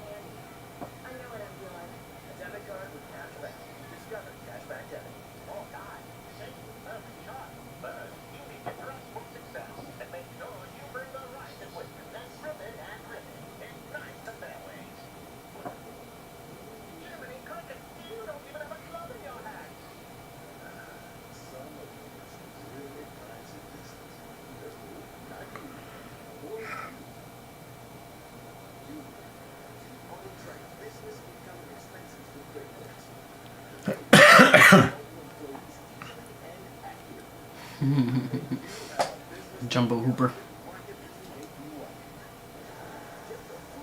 Yeah, I messed up on the labeling. I should have put Jumbo Hooper. Next time he fights, I'll put Jumbo Hooper. Yeah, Polychaser. Someone is actually named Islam. That's, yeah. We're talking about the fighter named Islam. This guy. Oh my god, Polychaser, you're funny as shit, man. I thought he was actually talking about Makhachev. Oh my god. Polychaser doesn't really watch UFC. Islam is pretty much an offshoot of Judaism. Christendom is an offshoot of Judaism. It's that simple. Their holy books say pretty much the same things. Their fables are based on the same types of parables and legends and tales. Personally, I don't like any, I don't like any of the religions. David said Mark J's pick. I can't. We can't yet. We'll say yet. We cannot yet. Yeah, Islam gets all of their ideas from Judaism. Take a photo of it, David, so we can refer to it later. Yeah. Islam is really just an offshoot of Judaism, as is so-called Christianity. They're all offshoots of Judaism. Jeremy's back. Oh my goodness. Children are ridiculous. I don't know why I thought JL was talking about Zelda, but okay. Rude Boy versus Zaleski Dos Santos. Yeah, that's a good pick for fight of the night. Twitter said Gon doesn't need to offer Almeida. He's too down in the rankings. Yeah, I agree. I agree with that. Not all, but it certainly has the elements of other religions in it, I guess. Up there from his caravan robbing days, he met a lot of people. Well, I could tell you that there was a time where Christianity was looked at about 600 years ago, 600 to 1,000 years ago. They were looked at the same way Islam is looked at today, as a very violent religion. There was a time where the Muslims were trying to defend their own religious freedom because the Roman Catholic Church was trying to convert everyone to Catholicism by the sword, called the Crusades. They did a lot of... the Pope, some of the popes were some of the most nasty, disgusting, perverse, perverted, pedo, homo, erotic, like these guys, they had like a real nasty taste for torture. None of these religions are innocent. None of them are righteous in my eyes. None of them.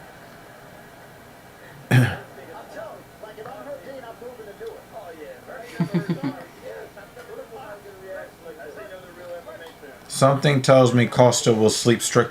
Costa, with his big ass muscles, hasn't slept anybody.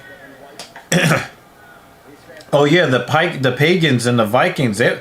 Those guys were. Their whole thing was nomadic conquerors. You know, grapers and pillagers.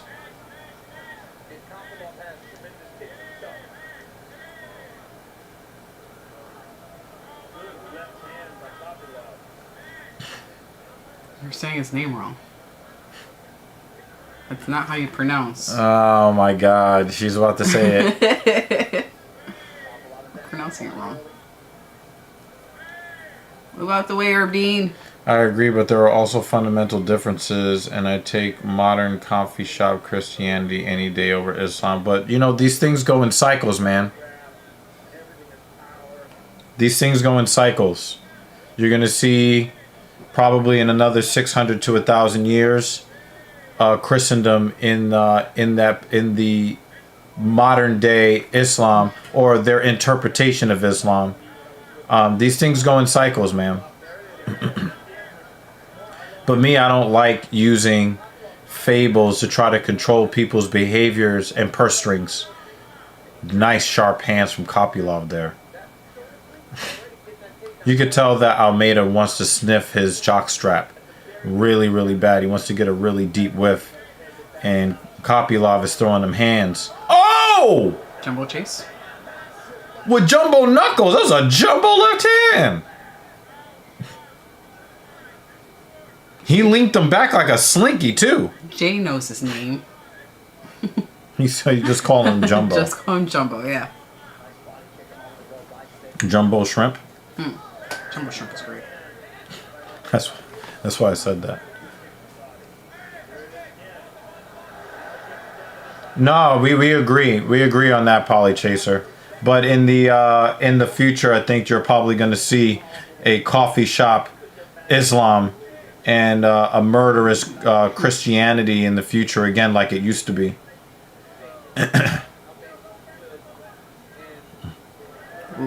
But I do agree that the interpretation of Islam is really, really, like, especially in the Middle East, really disgusting things. Really nasty business. And it really does give a lot of people who are just trying to follow the Quran the right way, it really does hijack their public image. But you can really say that about a lot of different social groups around the world. Ooh. Knocked him down. Finally knocked him down this time. Now make him stand up with you. Make him stand up with you. Yep. Don't get into his guard. Make him stand up with you. Move back, Jumbo. Move back. There you go.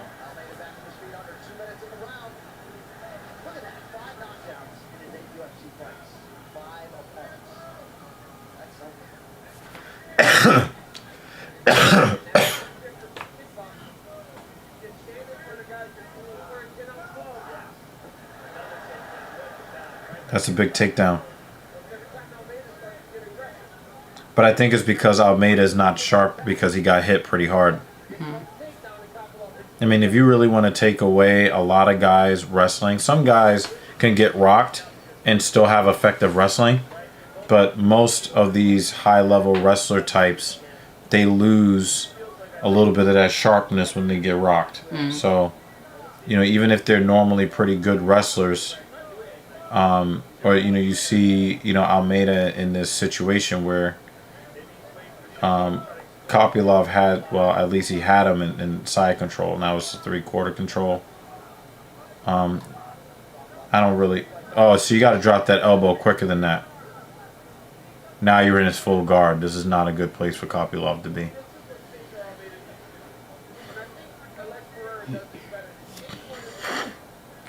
It might be so, but Islam makes some claims that make it hard to enlighten it, like Western society forced Christianity to reinterpret when society developed. Yeah, I mean, but I think you're going to see that. I think you're going to continue to see that go in that cycle. And you know, there are plenty of Muslims that are super peaceful people. Some of them are my very, very close friends. What do you think Poirier has over Islam, if anything? Probably knowledge of boxing. I think that he has a better knowledge of boxing. I think that Islam learned mixed martial arts striking because it was necessary for him to become championship level. But I will say that Poirier has done a good job of trying to avoid the brawling, the barroom brawl. You know, I think that he's done a better job of picking and choosing his spots in firefights. You know what I'm saying? Yeah, I think he's doing a much better job of picking his spots, not relying on his chin too much. I think that when Dustin kicked his head off, that was just one of those flash, nobody saw it coming. It wasn't like he was taking a lot of stupid chances. Ooh. That looked got up there. That looked retaliatory.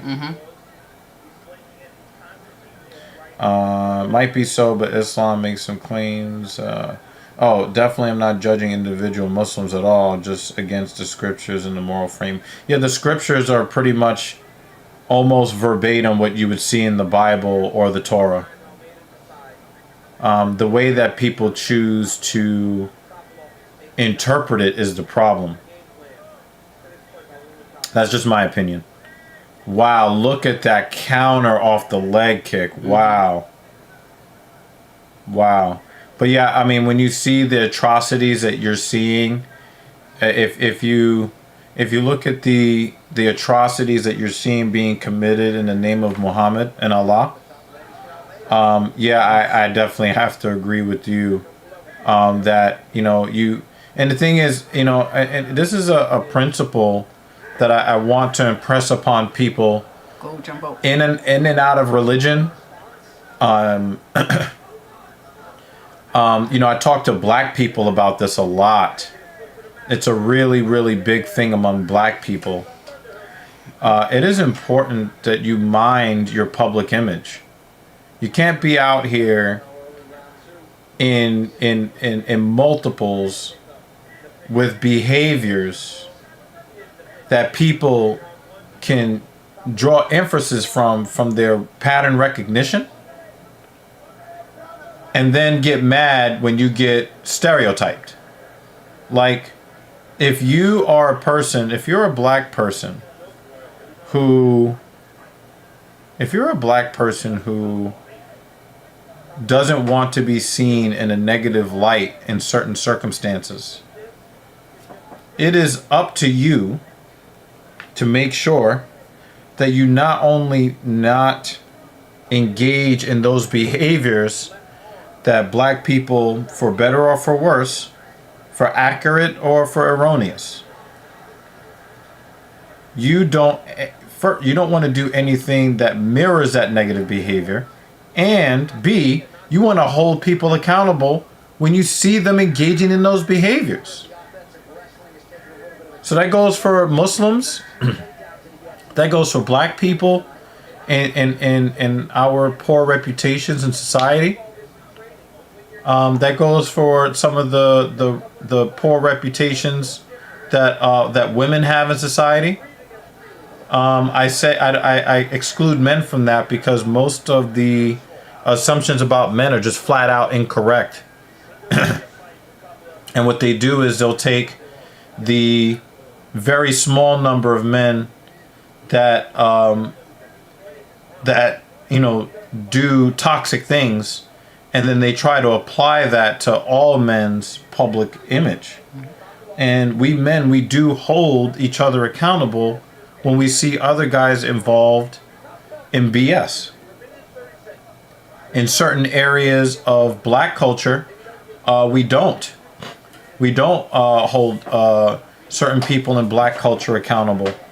There are situations where, well, we already know this, women almost never hold each other accountable. But then you'll see women get mad that men don't want to deal with them. Well, I don't do the things those women did, but the thing is, you did not come out against the bad behavior. So when you get hit with the broad brush, you have to take that. So if you aren't if you're like Polychasers talking about individual Muslims, and you're like, hey, I don't judge the individual Muslims. Well, those people also have to wear that poor public image when a large swath of people are hijacking their public image and they're not coming out against them. You have to actually come out and say, I'm against this behavior, and you need to do it loudly enough to counter the people who are hijacking your public image. And that is my perception of all people. Liberals, conservatives, men, women, Jews, Palestinians, Christendom, Islam, you name it. If you have a poor public image, it is up to you to not just verbally come out against the negative behaviors, but your actual behaviors have to come out against those that are hijacking your public image. And that's my position on it, Polychaser.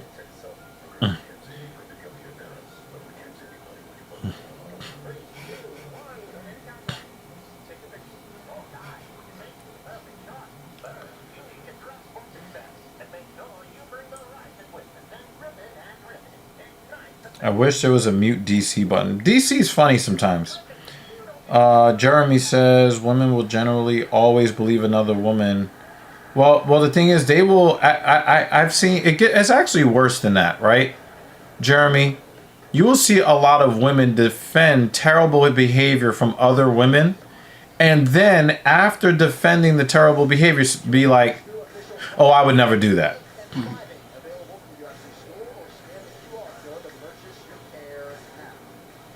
I was like, why? What are they showing? They're trying to show the love.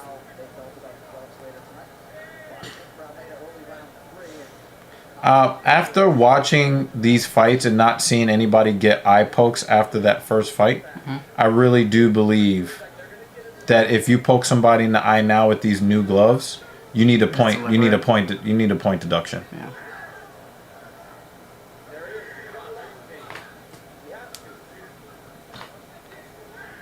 It looks like there's a little bit less sting on the Kopylov strikes. Come on, Jumbo. Keeps ducking his head. Yeah, and he's ducking his head into the punches. He's also leaving himself open to a shovel uppercut if Almeida wants to throw it. Yeah. We might be looking at the beginning of the end of this fight right here. Wow, he just saved himself. He really did. Oh, is he about to get?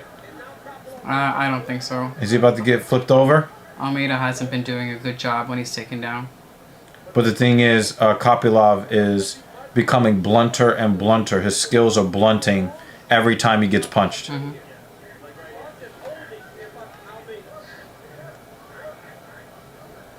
There was a Dos Santos fight?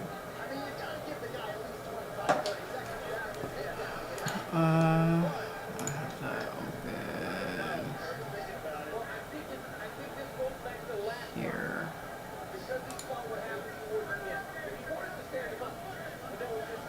Oh, that hasn't happened yet, Jeremy. The Randy Brown fight? Oh, Zaleski Dos Santos. That's what he was saying. Not yet. That actually is the next fight. I was like, I thought that dude retired already. Yeah, it's the very next fight. It's the first fight of the main card.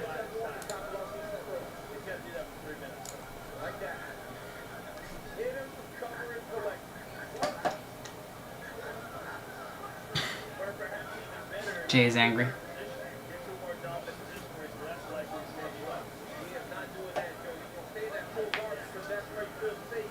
DC held down Gustafsson and Rumble both times they fought.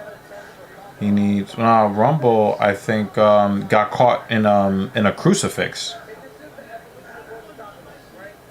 Drive safe, Jeremy. You know we'll be here. I enjoy discussing religion and moral philosophy. It took me years to figure it out and draw my conclusions. Many years, even. I definitely feel that.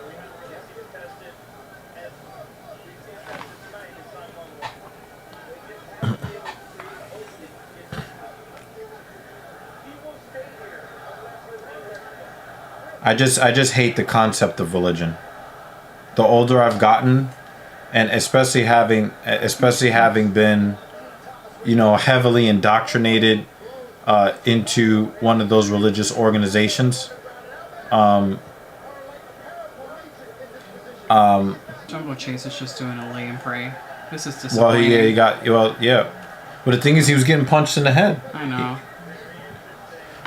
Look at him. Do not mess up the reputation of regular size Jumbo. Regular size. Regular size Chase. That doesn't even make any sense. Regular size Jumbo. Doesn't. None of this makes sense. He's just trying to survive here. Bad. I'm really surprised that Almeida is being taken down so easily.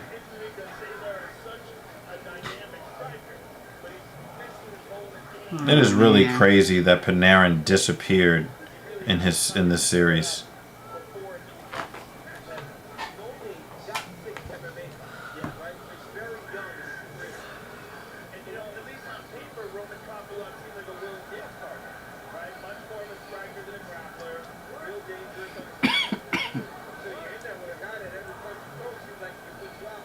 Let him stand up, Jumbo. It's like, oh, I'm gonna take a nap on you again. Man.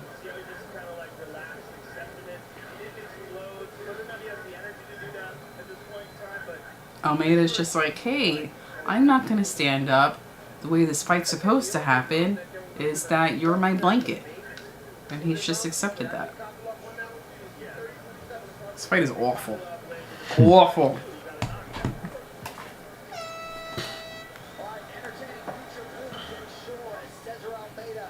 That was a lot. I think it was 29-28 Almeida.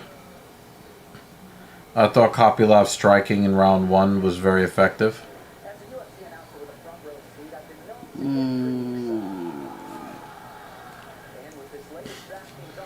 But it's possible they can give it 29-28 to Kopylov because of his control time. I think they're gonna give us a jumbo. Now you're feeling it. Download the DraftKings Sportsbook app, sign up with the promo code, and get the bonus bet up to $1,500 if it doesn't hit. The crowd Even Dan Jensen says 29-29, 29-28. Copy love. live in New Jersey. That's Roman Kopylov. That sets up May to go the full 15. Kopylov trying to make it 5 wins in his last 6 and produce a 5th UFC win. And don't forget, in a matter of moments, we move over to pay-per-view. As the pound-for-pound from the level champion Islam Makhachev looking to get another dominant display. He will take on one of the most battle-tested fighters of all time, former interim lightweight champion Dustin Poirier, UFC 302. Can be purchased right now on ESPN Plus, UFC.com/TV, everywhere else around the world. So Cesar Almeida came in 5-0. All indications are Roman Kopylov took his Still waiting. Still waiting. All right, it's gonna announce it. the official decision. 3 rounds. We go to the judges' scorecard for decision. A split decision. 28, Kopylov. Victory has it. 29-28, Almeida. And all the amount for the contest, 30-27. What? By split decision, Roman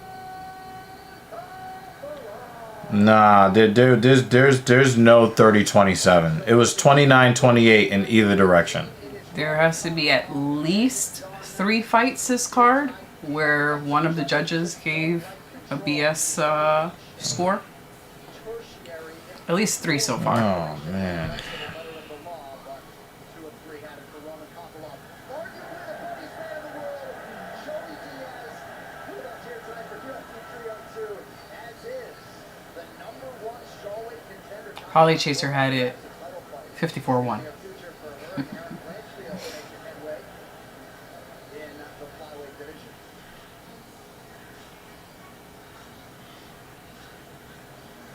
All right, so a big pay-per-view beckons here in a matter of moments, and the UFC 302 lightweight championship will be on the line. Sean Strickland is also in the building to face I agree, Jay. Oh, he is there. Boo. Get him off my screen.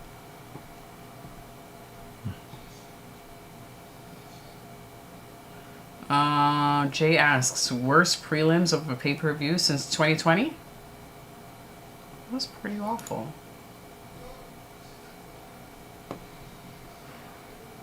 Oh, yeah, I got him off the screen really fast.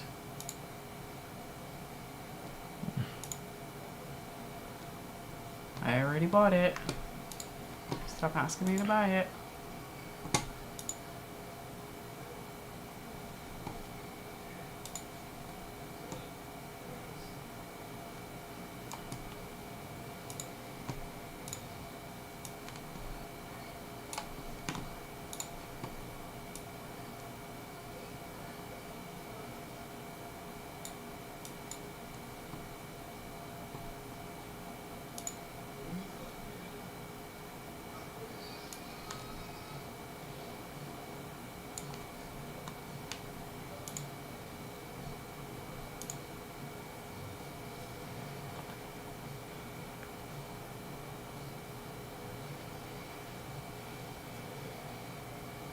It just needs another minute.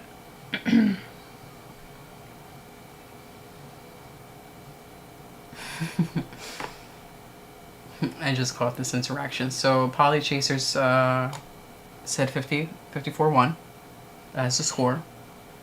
And Dan chimes in, remember, the Poly Chaser is an expert. You guys are funny.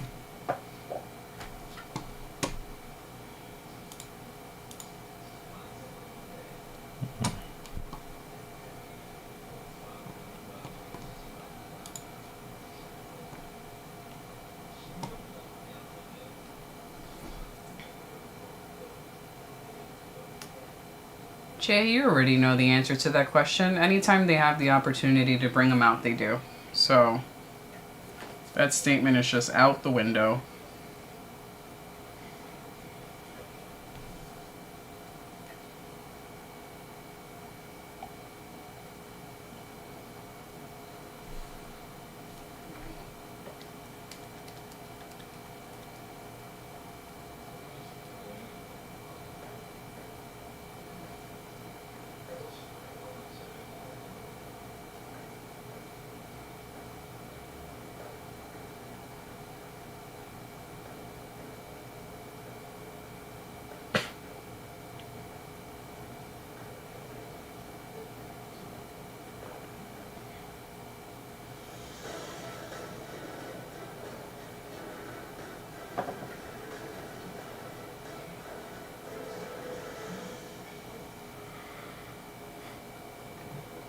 The way of his body of work is to feel the cold and merciless impact of a generational fight.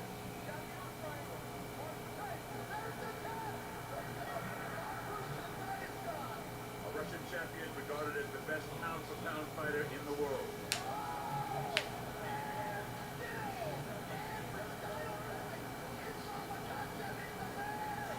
Who, in a time when the lightweight division is historically stacked, has put together a remarkable streak of pure domination.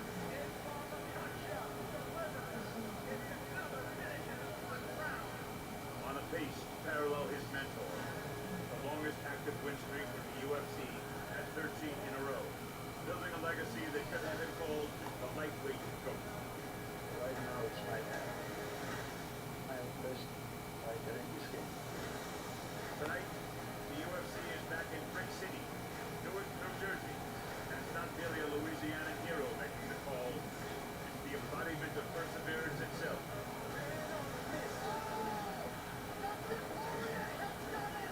A masterclass martial artist, sport, grit, and determination has made him one of the most beloved never say die fighters of all time. Oh, Polly got it. Yay! Alright, we need your expert analysis, Polly Chaser. For all the fights going for... He was typing it, I was almost saying it. That's what we were missing. You really were, Polly Chaser.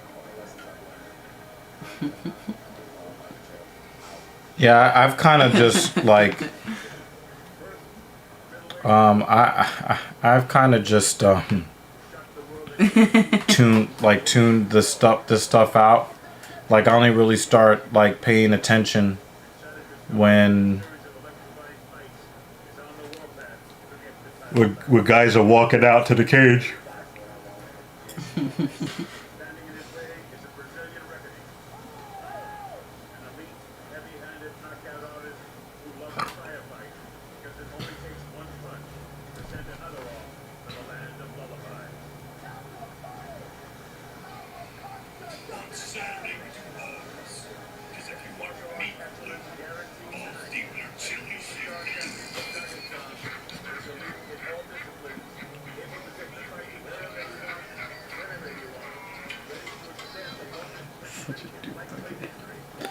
You know, I did arms today. I know. Ay. Still need a couple of days. So the Rangers playoff game is showing Dustin Poirier walking into the arena, getting ready for his fight. So I just watched Dustin Poirier here, and then Dustin Poirier in a different camera shot over there. That was funny.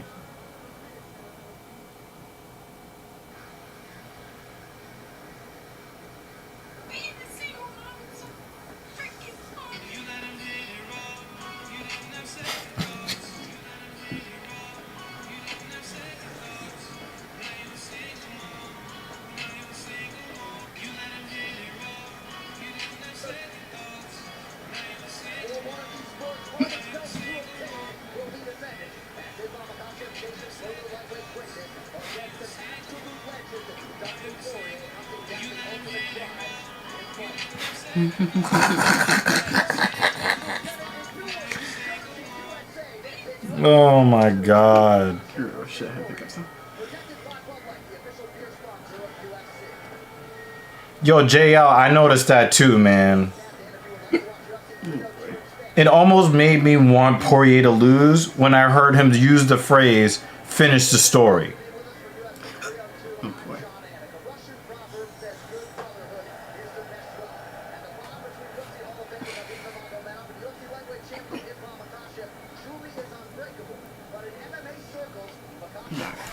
Yo, they roasted each other in the comments. Good God.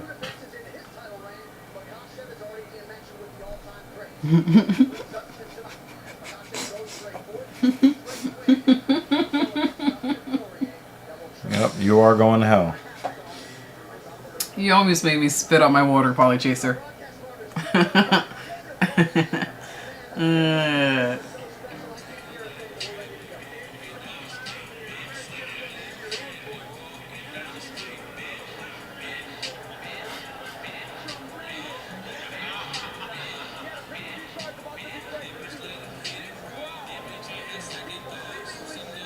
This one's not as entertaining. A bunch of guys in really big shirts.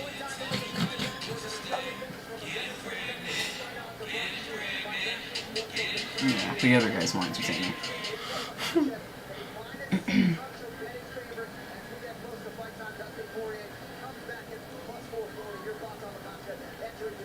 You know, when we all get on that bus to hell together, Polychaser, you think he's going to be the driver, or he's going to be, he's going to have a major role in terms of getting everyone on the bus together to go to hell? He's going to greet everybody. Well, as they get on the bus. Polychaser and Dan Jensen, they are the seniors of the community. Sure. They will make sure that we are organized properly. Yes, Single file. Well, then Polychaser will be the driver. Dan Jensen's going to be the muscle to make sure everybody gets on.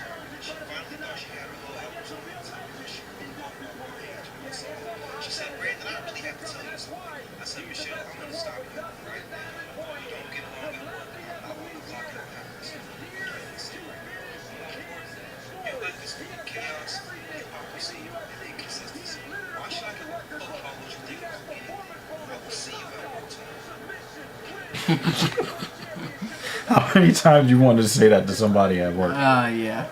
I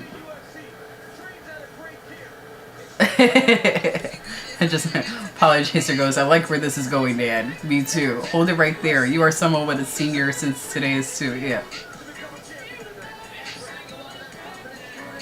Oh, God.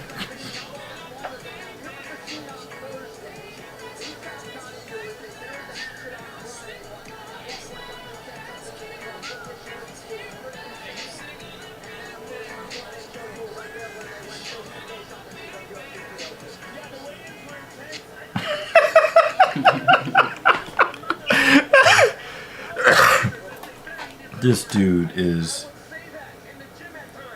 re-e.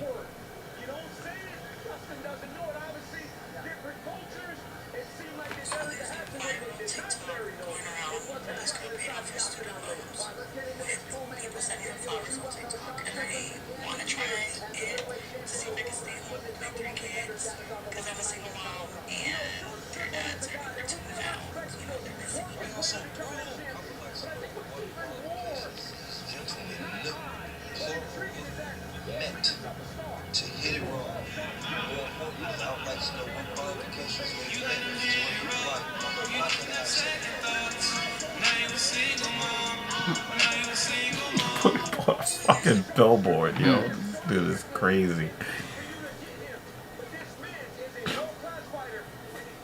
No, but you are the seniors of the community. I'm just like a lieutenant, you know? I think on this bus that we are putting together on our way to hell as one big happy family, Jay is probably going to be the one in the back that's like making a lot of noise, and we have to tell him to sit down and put on his seatbelt. And David's going to be in the front like, fuck, Jay. Told you to shut the fuck up. And Jay's in the back like throwing french fries at people. I think that's how it goes. This comment right here. I really don't think that he's speaking for all men, because I know that there will be somebody that steps up one day to be some sort of father figure for my child, and it's also I'm very surprised that you felt comfortable actually typing this out and commenting on someone's video. Yeah, I see that. Like, it's just a thing. You don't know my circumstances with my child. His dude is a menace. Polychaser says, I'm bloody 18 with years of experience. David goes, I'm not going to hell. I was baptized. Plus, Jesus loves us all. Right to hell.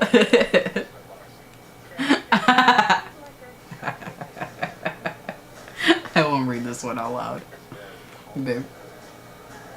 Oh, this one from Polly. Jesus loves throwing midgets, or so goes the rumor. Jensen seems like an uncle with old school thoughts. I love that religion where you can just say sorry and all is good. What is more acceptable, dwarf or midget? Gnome. I think it depends on the day of the week. Gnome.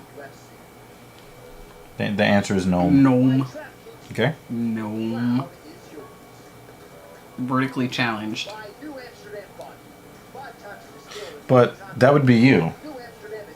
I'm not a midget or a gnome. Well, you are vertically challenged, so you can't. It doesn't.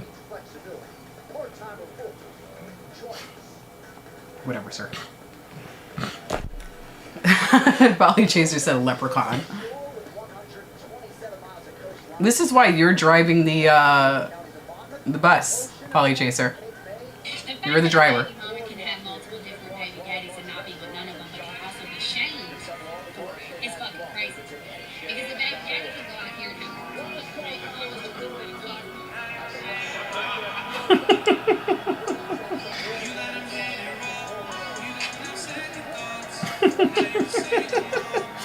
He's outside the Chuck E. Cheese. Oh man. Dan said without height. Well, they're gonna suck off Donald Trump for the next 25 minutes.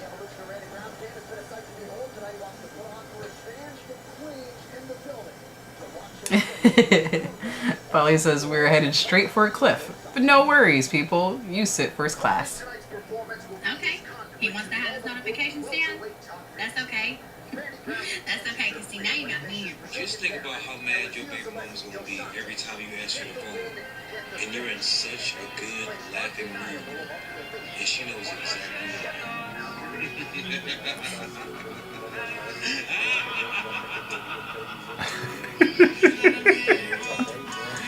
This guy is an asshole. Oh my god. The fight you were waiting for, Jeremy, is happening now.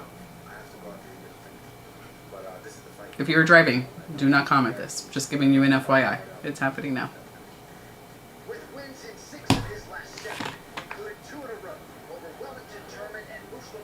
David Banner basically just... David Banner, you nailed it. You nailed it.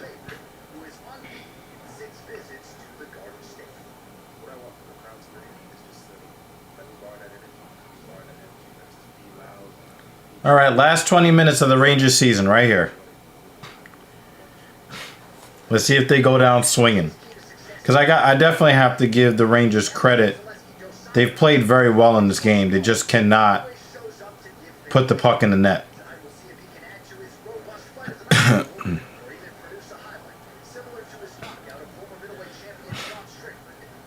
Some of these guys look like they're trying to be the hero. And it's like, you know, guys, come on. Polly Chaser said, not mine. I am the perfect dictator. I have the perfect dick. Wait, did I say that out loud? Well, we're not monetized, so, you know. Oh, I was commenting on her dress. I think she looks great today. I think you have walked out. Well, the thing is, she does a really good job of wearing clothing that doesn't do the opposite. Like she doesn't wear clothing that makes her body look worse. Mm-hmm. You know what I'm saying? Yeah. Polly Chase said, "You are free to do whatever you want as long as I agree. It will be exactly." And the thing is, like, you can make that statement, and you could be talking about a liberal or a conservative. Mm-hmm.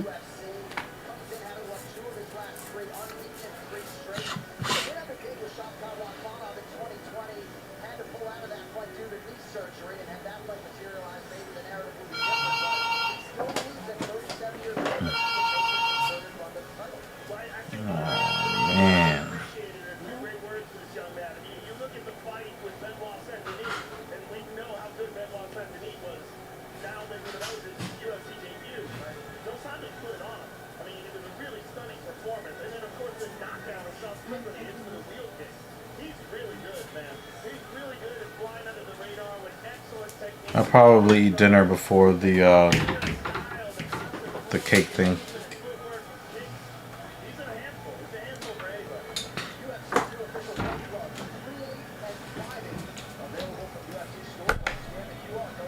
Oh, you can throw that out.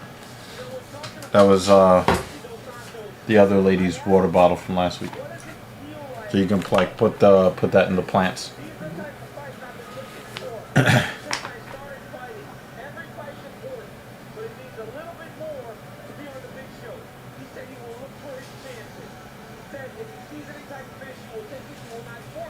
It's all fun and games until someone like Dan comes around and starts laughing at the Emperor and telling him he's naked.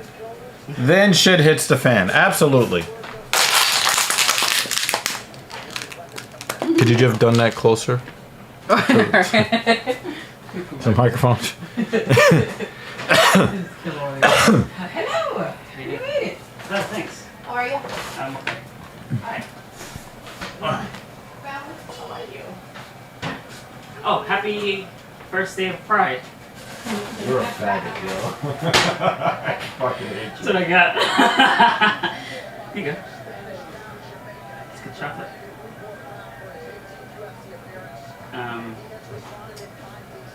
It's What Leticia would love to eat. suffering free. It says chocolate lonely? Yeah, it's suffering free. Ending exploitation, cocoa together. By being lonely. Yeah. Better to be lonely than other things. That's a nice shirt. This is Dr. Roxo. What's that?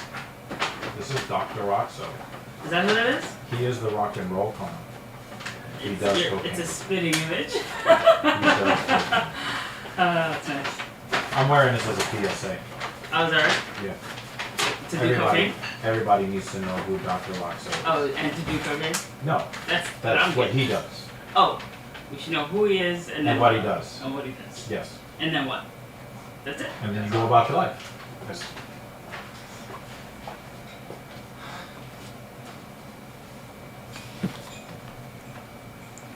Trying to figure out. How are you? You sound like a Rangers fan right now.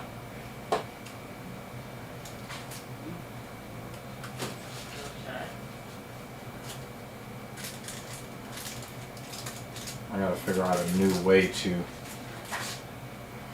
do my little display thing here. Oh wow! There's something wrong with the stream. What?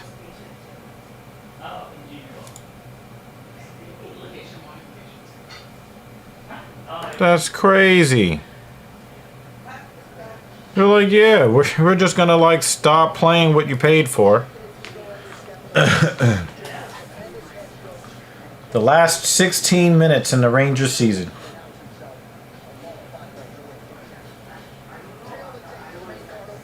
Well, the part of New Jersey that they're in is close enough for Randy Brown to be hometown. That's why he's on this card.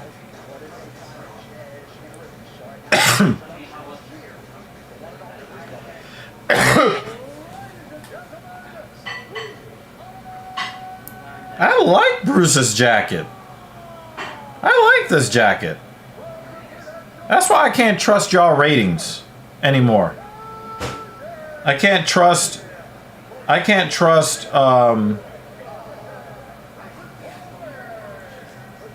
Dan Jensen's taste in women, and I can't trust Mrs. Evil's taste in Bruce Buffer jackets. I like this jacket a lot.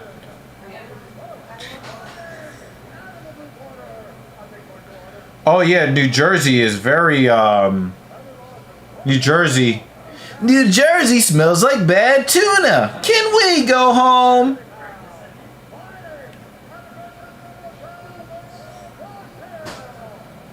Oh, one of the linemen is down.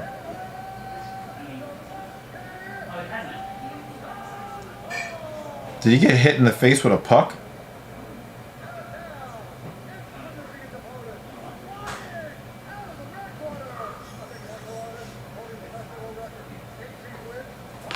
Oh, he got hit in the... Wait, where did he get hit? Someone get hit in the nuts again? I think he got hit in the dick with the puck. Oh, this is not UFC you're talking about. It's the linesman. Yo, I think it was all dick and balls. It was all dick and balls, man.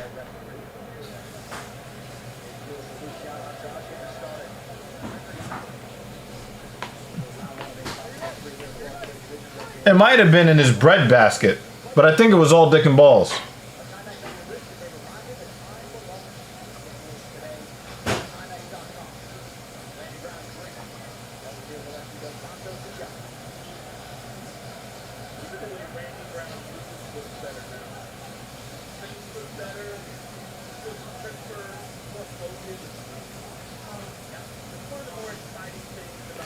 He just caught a puck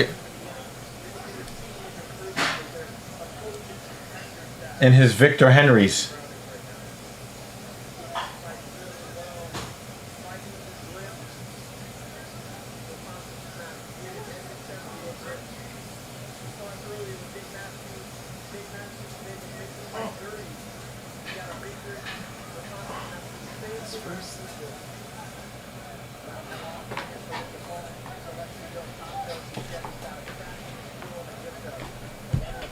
It's hot. Hot, hot, hot? Hot, hot, hot. Too hot, hot, hot? Hot, hot, hot, hot, hot, hot, hot. Awesome. Awesome.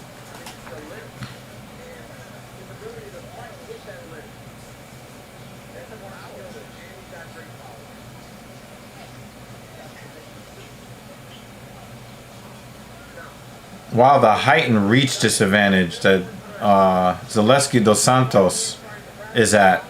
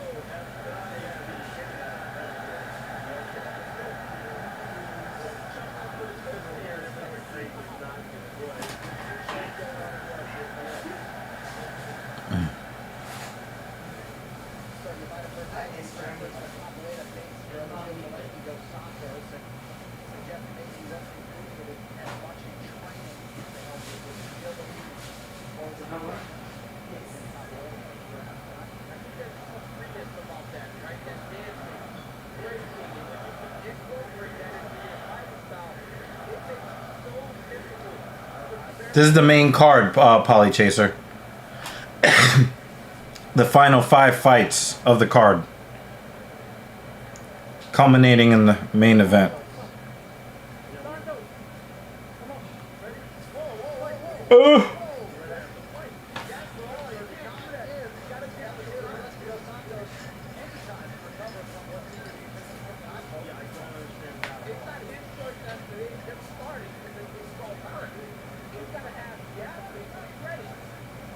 Did I miss it?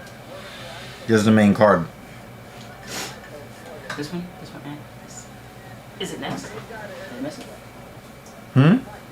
That buff guy? Poirier? Did I miss him? Poirier is the main event. Oh, It's so that's like not, the last that's fight. the last one. Oh, good. I rushed back because I thought I was going to miss it.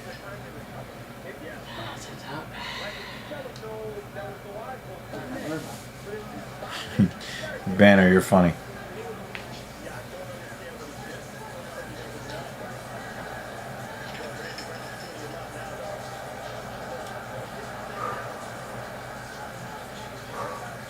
Wow, you just sunned the hell out of him.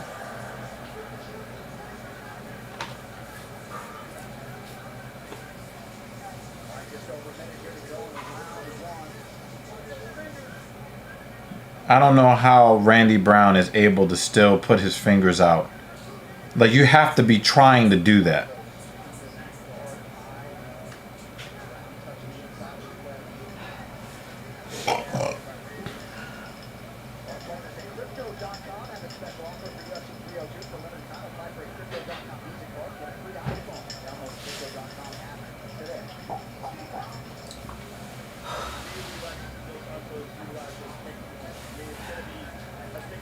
This is Brown's game, Jensen.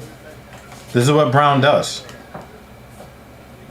Can you see that? Can you see Oh, yeah. Go ahead with your what? After Dan's comment, look at Polly Chaser's comment.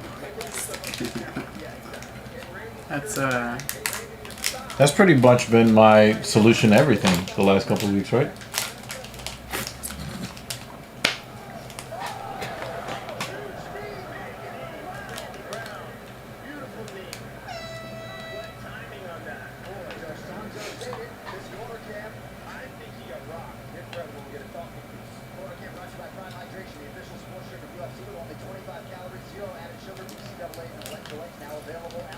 The last 12 minutes of the Rangers season.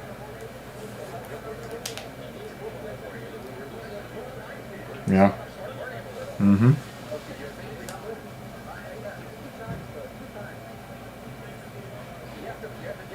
Florida doesn't care if they don't score another goal. Their job is just to play keep away.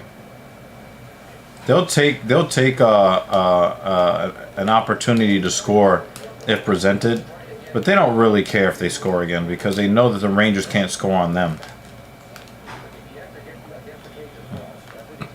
Oh, it's a fucked up Polly Chaser.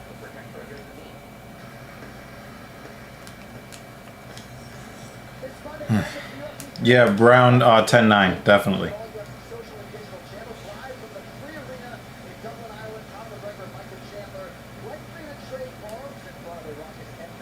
This is why we get along so well. Yeah, we do have a little spunky community, don't we? Dan agrees. He says that would be fun.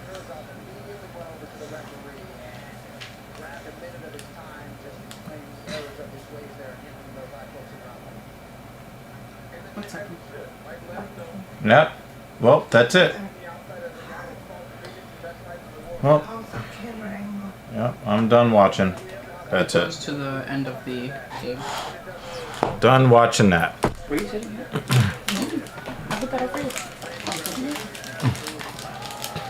Wow.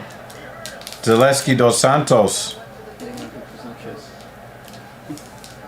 How dare you sit there? Yeah, you must. You must. Yeah, you're safe. You're safe. I'm safe, actually. Actually, we can't see her at all. It's Not even an arm. It's good. It's perfect.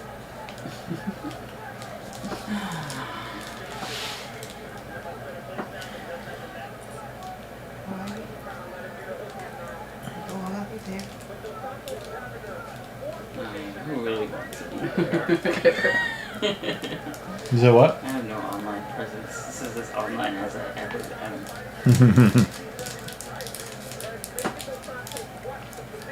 Look, my fans recognize me. Scary. They might recognize you. This is the usual bunch, Oh yeah. so they'll probably recognize you. Yeah, that's true. That's a good point. Yeah.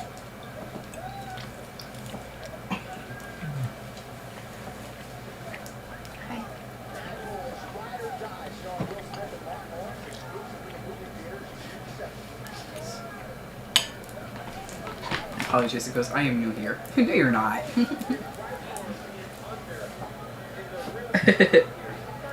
No, you're not. Can I be new here? You're definitely not new here. Oh. And yeah. Well, certain parts of you would be new, but one or both of your hands are not new. Definitely not. There's well-known hands in this community. I mostly agree with you, Jake Miller, but I think hand. I really think that he's more in the vein of a lot of these. That's her name. He's more in the vein of these karate practitioners where he likes to keep his hands low. That's good.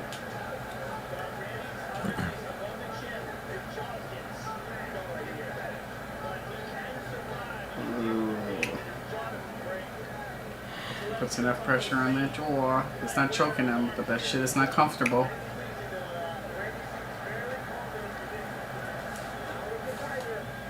Yeah, this could be a McGregor style tap out. Oh no, he lost it.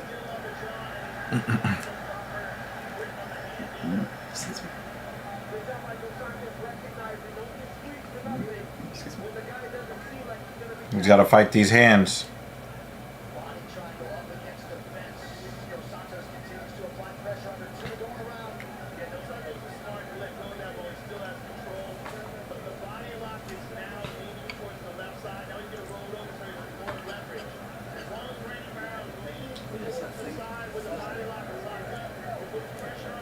The buttons?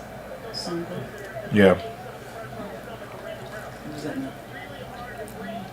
We have custom sounds for each button. Yeah, we just have to implement them.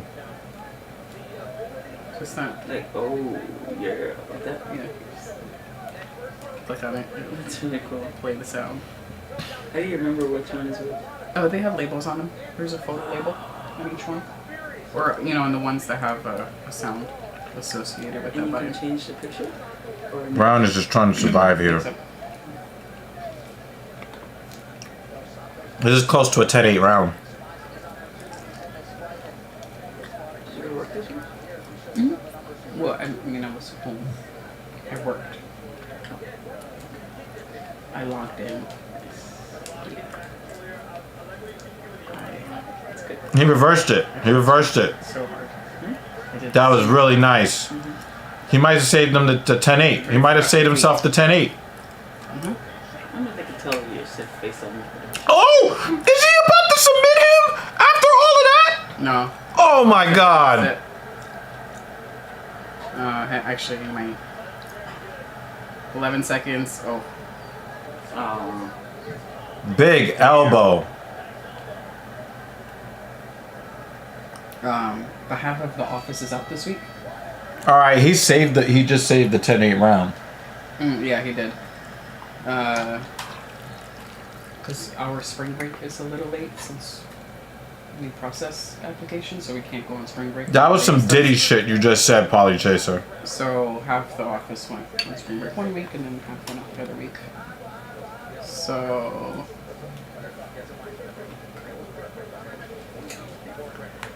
in Polly Chaser's defense, it's like 4 a.m. P. Diddy gets... It's like 4 or 5 a.m. where he is. I think he's in the same time zone as Dan. It's late. I'm just gonna say no Diddy. That's all. So yeah, so half the office was on vacation, and I was like, cool. What you have for you? I went on vacation the prior week. So basically, everyone gets 2 weeks of vacation. Because I'm half the hours is out. It's like, what does the other half doing? Getting sick? Yeah. So I just check it out. As long as I reply to emails. That's all. Just get hitting reply all. CC people. CCing people. I got it 1919. Thank you. Yeah. I'll get on that right away. Sure. So, and then everybody's back next week. Yeah. Do you work 5 days a week?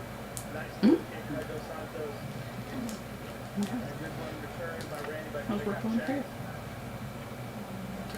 Diddy's son said he will smack anyone who says no Diddy. Hit. It's a lot of smacking. How about diggity? No. Polly Chaser says you are in trouble now, Jay. So you get hit in the nuts? No, I poke. He goes, yeah, he poked him. And he left it in there too.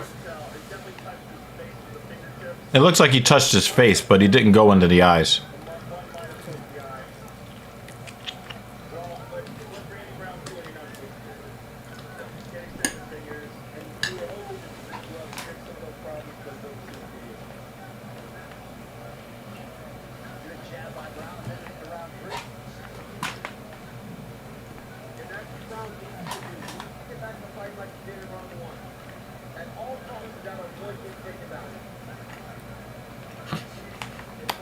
Jake Miller.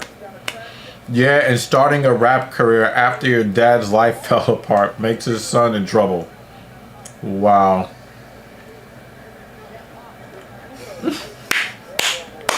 This is why we love Polly Chaser.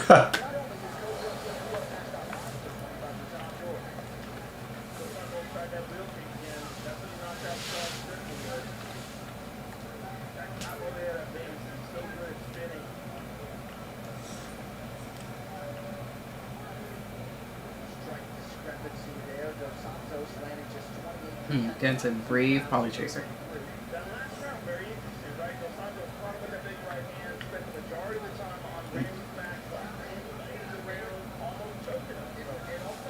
He said I got hacked.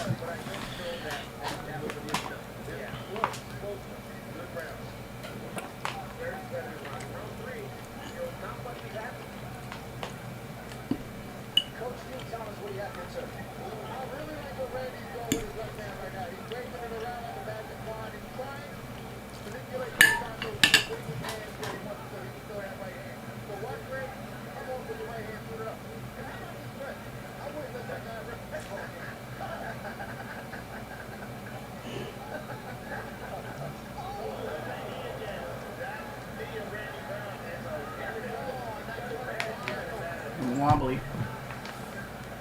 Wobble dee, wobble dee.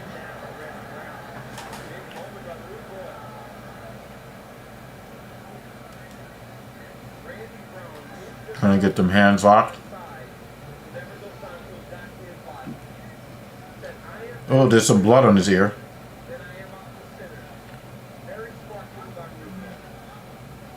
Ugh, Polly Chaser. Come on, Polly Chaser. Polly Chaser.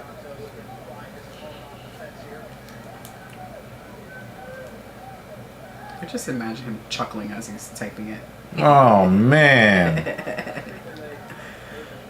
I really wish I could scrub that audio of Mill giving up his meek cheeks to Diddy. I really wish I could scrub that audio out of my brain. You did that to yourself. I gotta blame myself. Yep.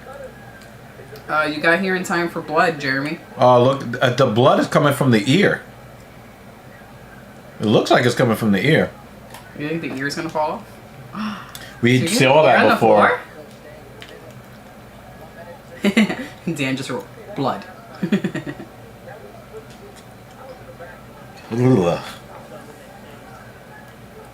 Ugh. I'm just imagining that it's like split here and just flapping. Could you shut the fuck up? Yeah, I've noticed in the last 2 weeks, our patience for each other's bullshit is like down.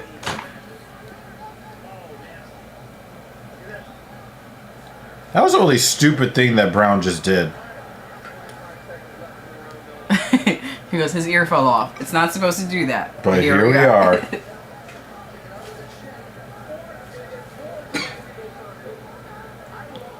This is absolute stupidity. I want to see the ear close up. Oh, how's your ear, Jeremy? And did you actually go to the doctor after getting it glued together? One of our viewers had an ear. 29-28 Brown. Where he drank a little too much. Foul. It split his ear. He actually sent some Yo, coach, put him down. He lost the fight. Split this Stop way, it. like a Pac-Man. And his wife glued it back together for him. Oh, there was a fighter we saw actually punch this guy's ear off, and then he got a tattoo of the guy's ear after he punched his ear off. He goes, it's much better. Nope, did not go to the doctor. Alright, is it still fused together? Or did it like reopen and is it now Pac-Man and talking? Fusion power.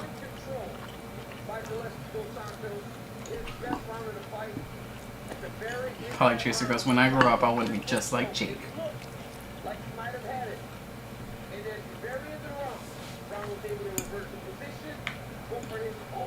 Push his whole ear off?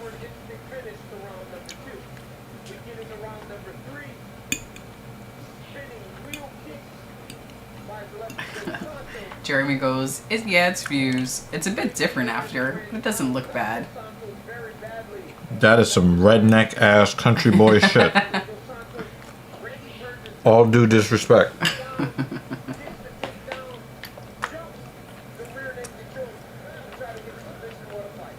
Let's see the ear. Oh, Other side, other side.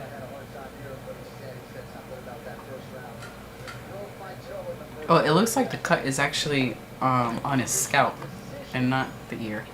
It's like here. Did Brown say that he broke his toe? Oh, I don't know. His toe! His toe!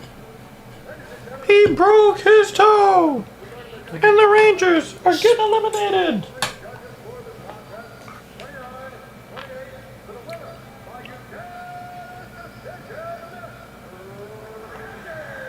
Yep, right.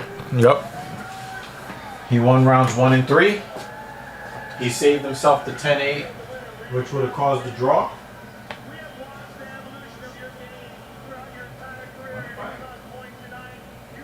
No robbery, Jay.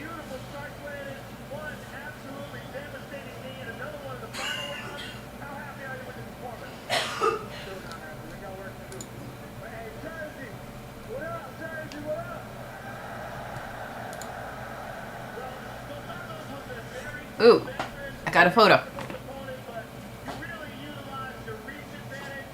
Oh, and I gotta do my Duolingo shit. I didn't do it today. I'm checking Jeremy. Load Discord.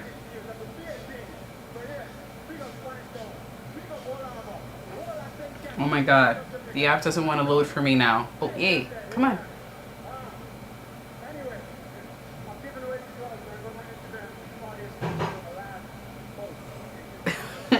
It's still partially open. It never fully fused together. Oh man, this is... You might as well just put like a piercing there now. You want to see it? Yes. Okay. So this is the original. You see this right there. We got it glued together. Right? And that was on the 18th. So a couple of weeks ago? Yeah, a couple of weeks ago. That's it now.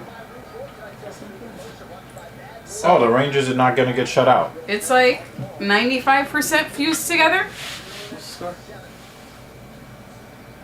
Maddie? What's the score? Well, the Rangers are not going to get shut out. So that means it's tied up? No, it's 2-1. They're losing. Oh my god. He scored again. That's good.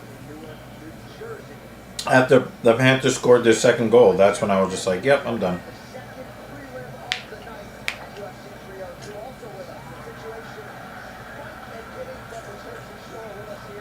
I'd be surprised if they weren't there. Gaethje has to be there. Maddie, whose arm have you tucked up inside your shirt? That sounded kind of... It's tucked up in there, almost like it's coming out of your shoulder. Whose arm is that? I don't know. That sounded like some Diddy-ass shit you just said. Well, you know, you think with that brain, that's what you're gonna hear. No, that was some sus-ass shit. Yeah. Whose arm is in your shirt? Yeah, whose arm is that tucked up inside your shirt? That's really gay.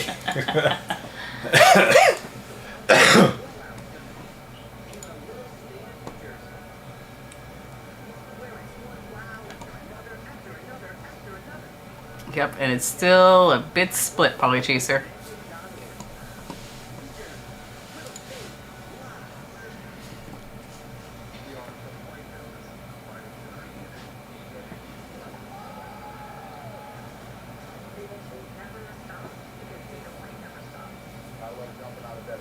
I gotta finish your salad, babe. We're waiting for you to have cake. Cake, cake, cake, cake, cake, cake, cake, cake. I'm doing my best. Cake.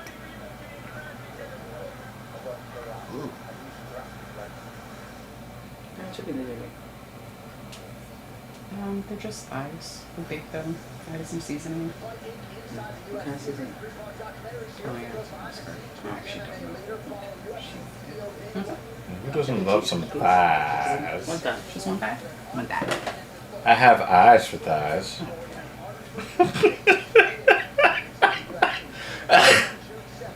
What do you want, Mike? What do you want? You can tell me. The whole world. The whole world. some eyes for thighs. What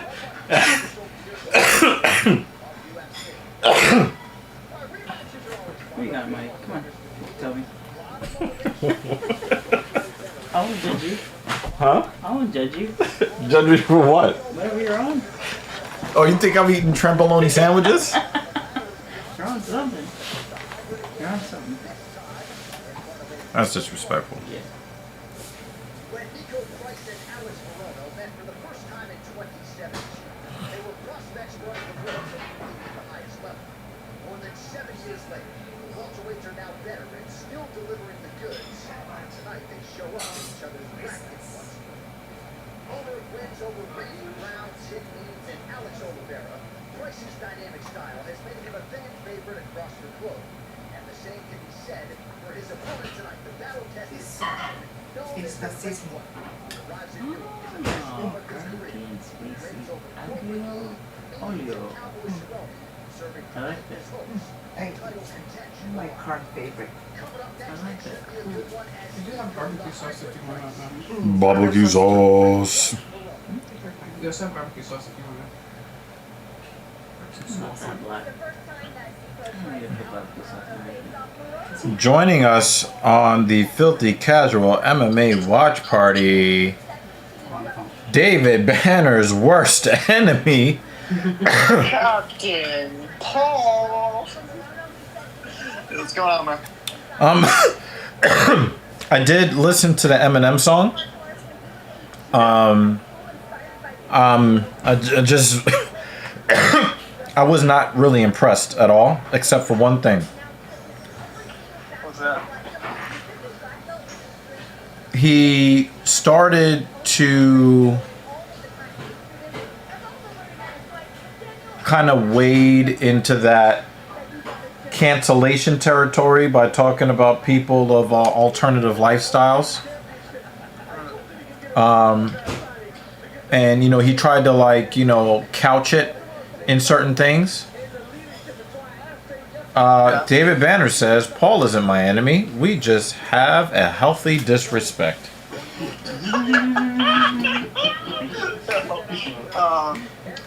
I mean, hey, Dave, man, I was a man of my word, bro. I pinned your comment and everything. Man of my word. Nah, man, I thought the song was cool. I get it, because you know, you're not really into hip-hop like that, so I get it. Nah. But, you're not into newer stuff, I should say. You're more into, like, you like what you like, you know what I'm saying? The stuff that's actually good. I don't think it's bad. I mean, I was seeing what he was trying to do. I saw what he was trying to do, but it just felt like a desperate attempt to rehash relevance. And I don't like with Eminem, like even his songs now do like 50 million, 100 million views and shit. oh, Like, the Tyson fight is not off, it's been postponed. So they're just going to reschedule for another date. That's all. What, because The ulcers. No, the ulcers. So sorry about your Rangers. I'm not. They weren't good enough. At least they played well tonight. And they didn't fuck their goal. They didn't fuck their goaltender in the ass. Well, Panarin eventually showed up at least, eh? Oh, after you know it was already decided. Yeah.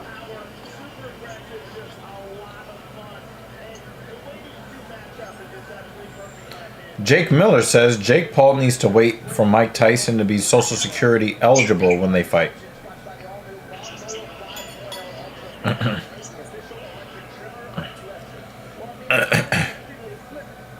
If I'm gonna be real, like,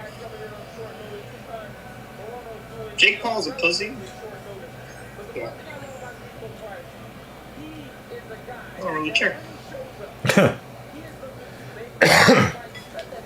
I mean, you're facing somebody on, like, Social Security. Like, congratulations. Like, I don't care.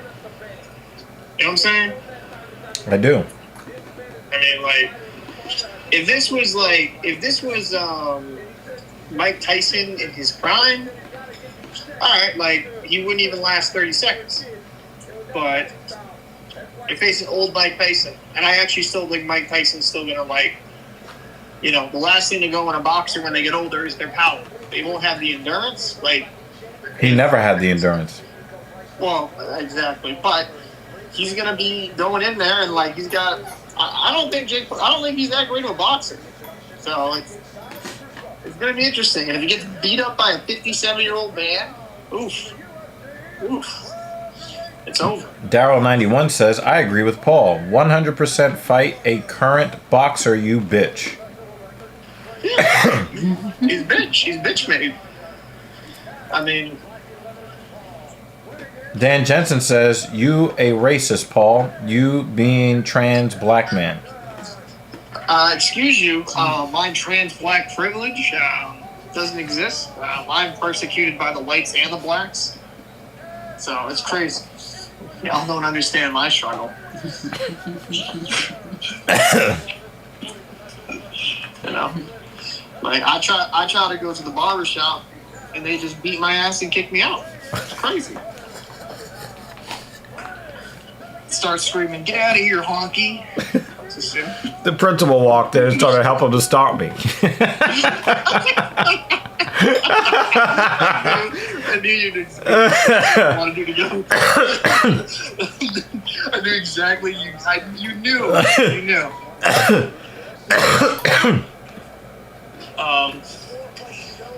Oh shit. David Banner says, much love, Captain, for joining the stream tonight. Shout out, Paul. Word. Phone call. I gotta go edit this video. I got like the first and second period done. Gotta do the third. And then do a synopsis of the game. Hopefully get that up by midnight.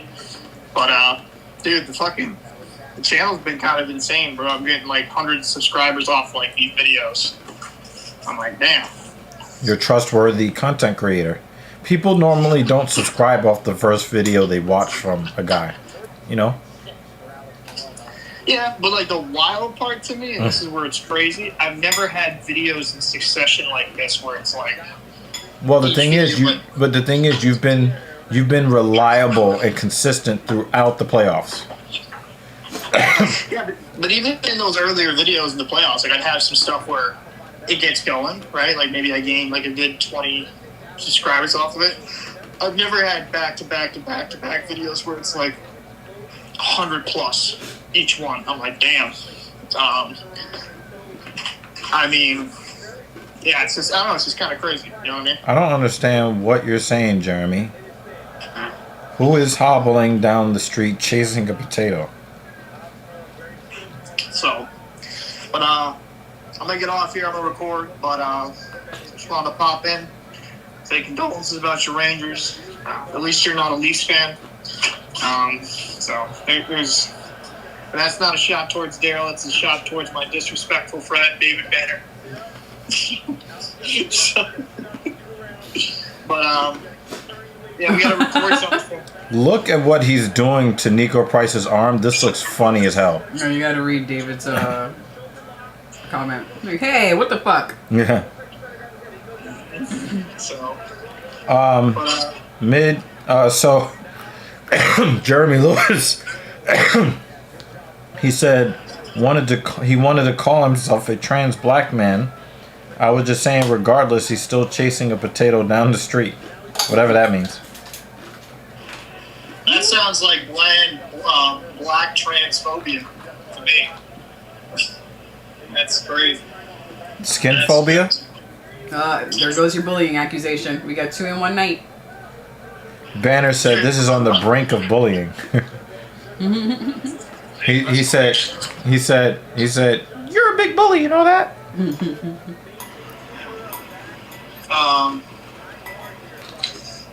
But shit, man. So we gotta try to get something recorded soon.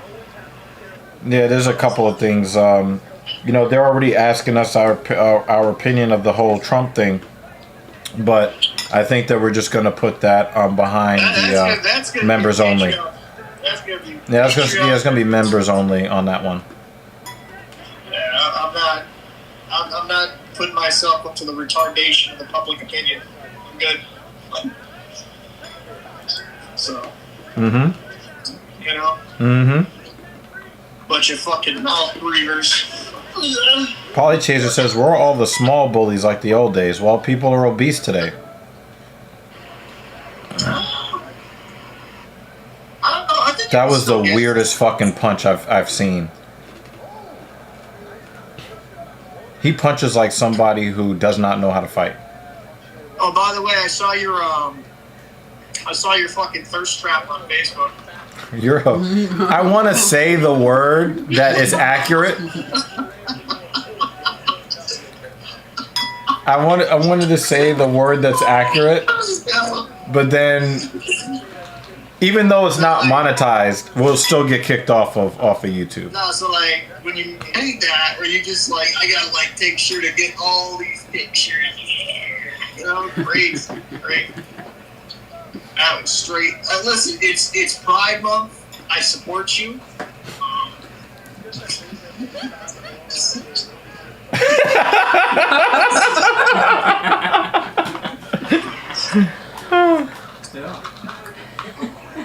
God. Gotta watch what I'm saying. We might get canceled. After he's already said a lot. Yo, JL, I was thinking exactly what you said as you were typing it. This is a very, very sloppy fight. We were making fun of P. Diddy, and somebody in the comments said that Diddy's son threatened to slap anybody that says no Diddy. So people in the comment section was like, "Fuck it, we're just gonna say no Diddy."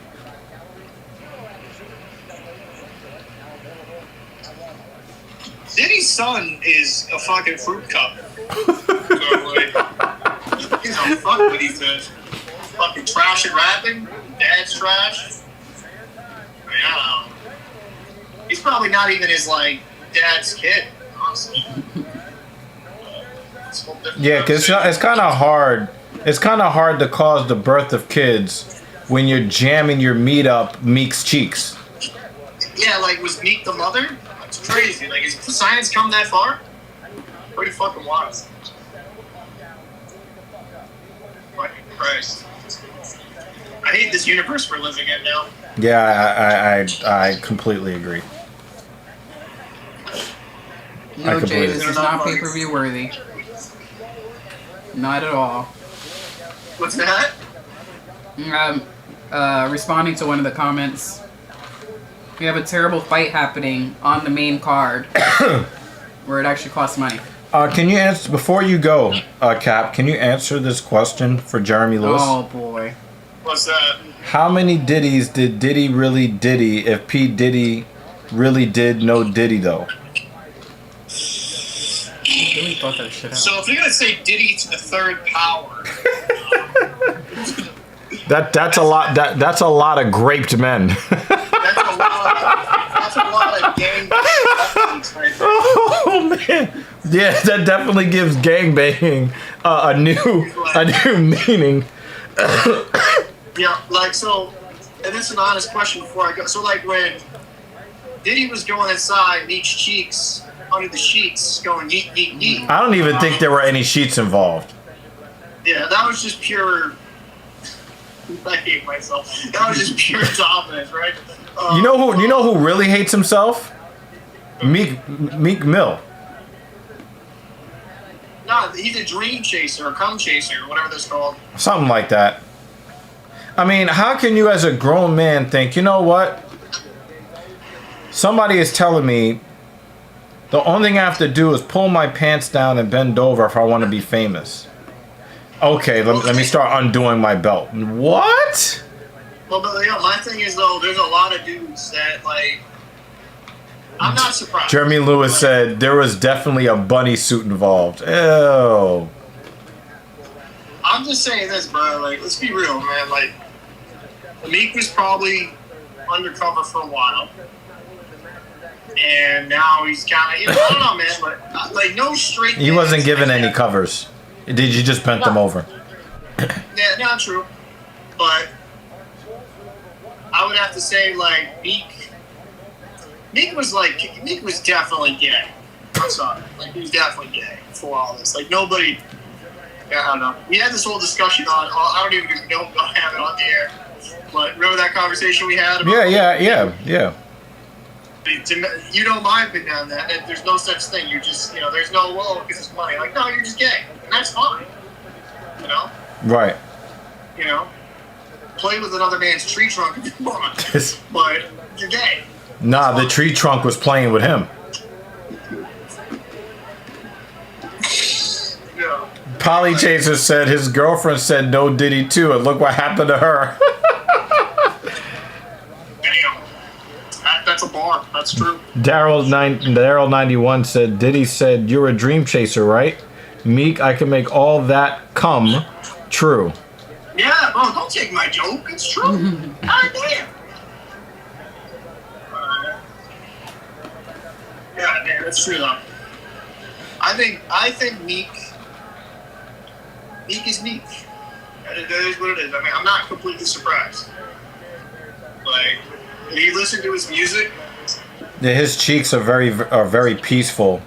He has some very peaceful cheeks with their like he took it literally when Jesus said to turn the other cheek. yeah, no, like he definitely was. That's how boring this fight is. They're still going on about this, and I can't say stop because the fight isn't any better. Polly Chaser say Diddy made dreams come true after all. Daryl said even Biggie's lyrics were pretty sus back in the day. There's one thing that he said that I was just like, yeah, no woman looks that good. Sorry. Those who know, if you know, you know. Hey, I love you, Biggie Smalls, but no woman looks good enough for that. Well, we let's be real though. We gotta, there's rumors about Mace. Yeah, Dead Wrong was supposed to be like really egregious. That it was supposed to be egregious. No, but like, you know what I'm saying? Like, there's been those rumors about Mace, No, you're trying to start the rumors, dude. It's not gonna catch on, man. We know those rumors, right? Yeah. We know those rumors about Mace. Yo, you sound like you're in a padded room by yourself. Yeah, we all know those rumors, right? All you Pauls? Yeah, we all know it. Right? You even know it deep down. You're like, man. Polly Chaser said, tell us more rumors. Yeah, like Mace is about them cheap actions, allegedly. Crazy. He was doing the fruit pop challenge back in the 90s. David Banner said he captains a ship.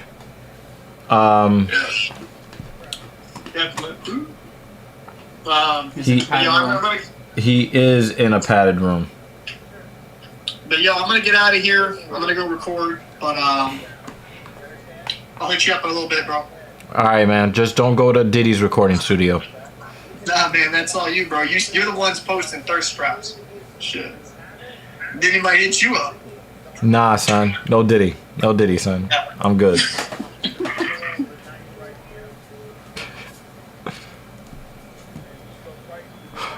Jeremy Lewis said later, Whitey. Oh, man. Yeah, Morono does not look good at all. Dan Jensen said, see ya, honky. Oh, yeah, definitely.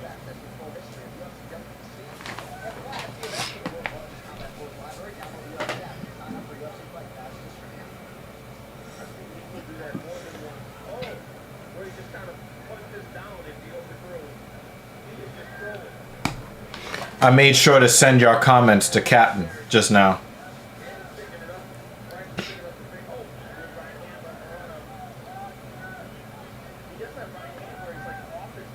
This has been a fight night. Yeah.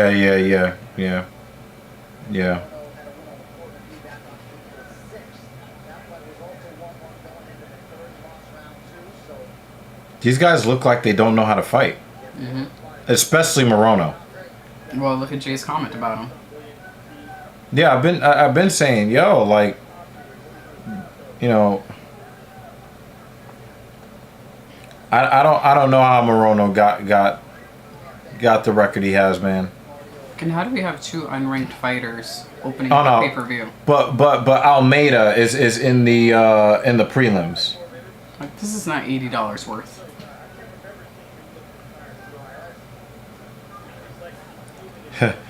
Jeremy Lewis says, "Is it too late to change my prediction?" Yep. Actually, the gatekeeper of predictions and changing of predictions is David, so you're gonna have to ask him. Or Polychaser.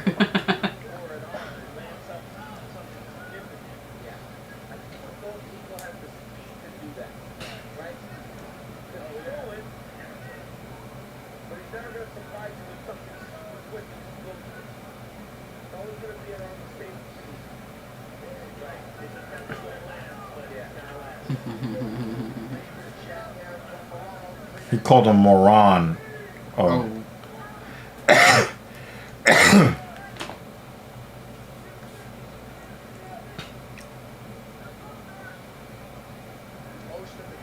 Oh yeah, he's still picking Cheeto to beat O'Malley.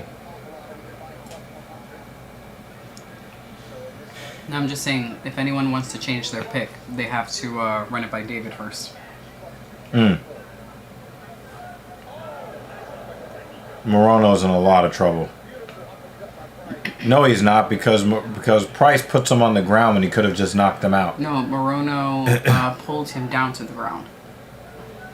He said, please, come with me. Down here. No, did he? It's more fun.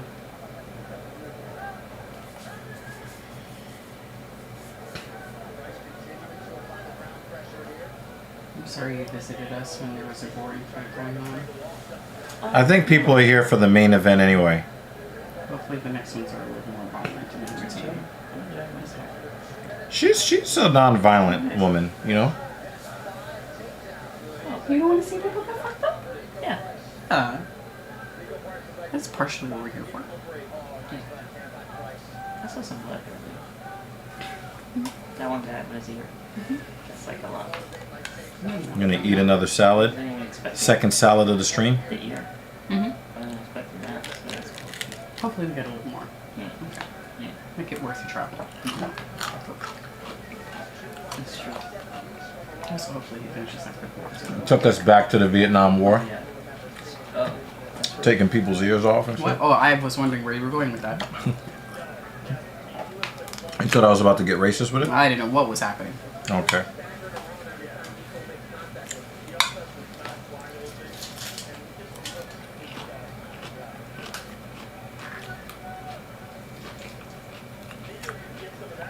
Both of these guys look bad.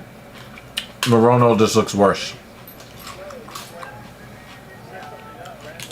I think he should retire after this, or Data should cut him.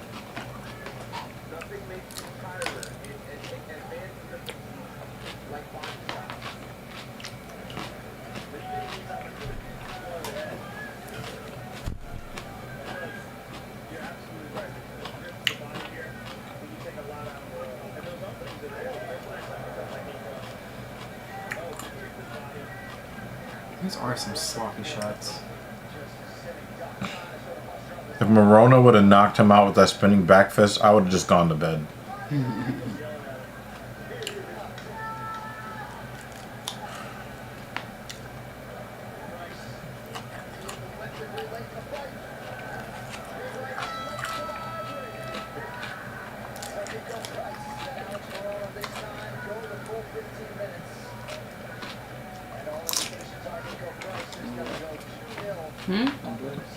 This is the first time I would have rather watched the fight pack.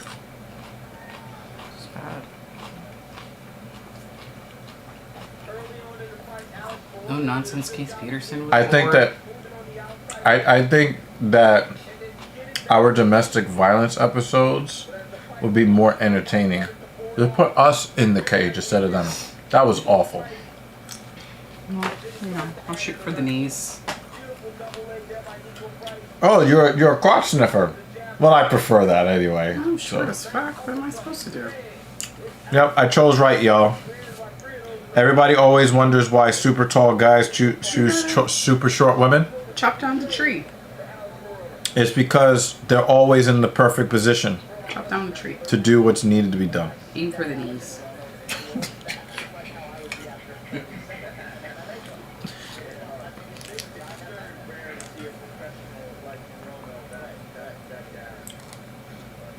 He said, imagine Morono wins.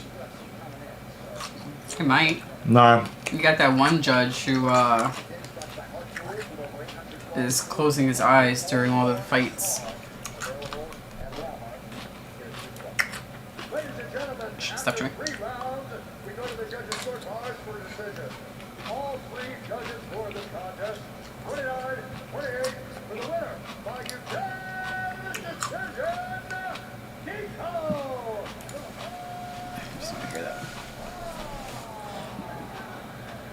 Yep, that was the right scorecard.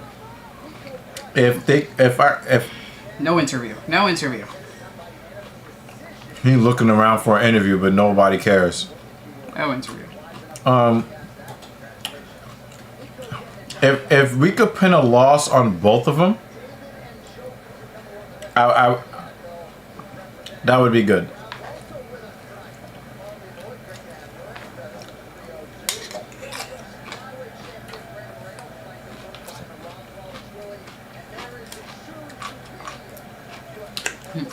This kid looks just like him.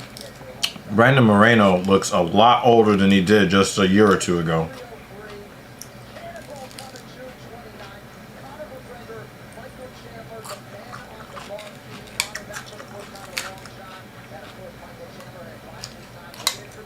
No interview. You want an interview? Nobody wants to hear it. Fuck out of here. Nico Price looked like he had not been in the cage in a long time. But Morono, there was no excuse for that.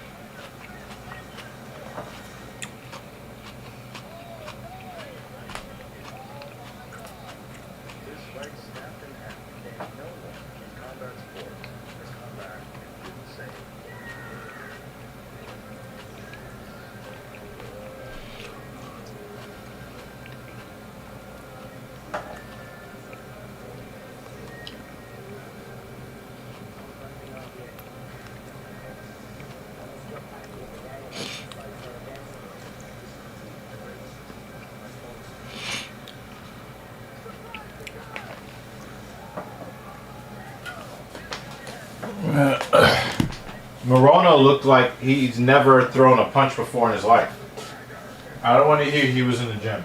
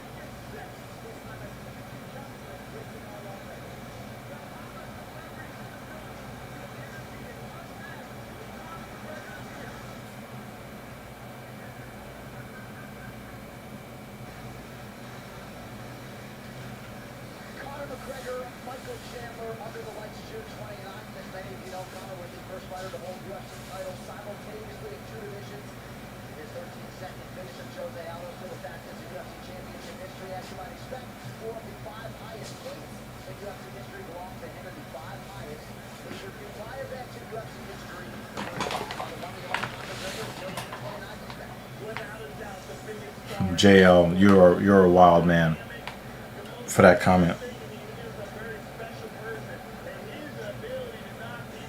Do fighters analyze their fights after? Oh yeah, especially the better ones.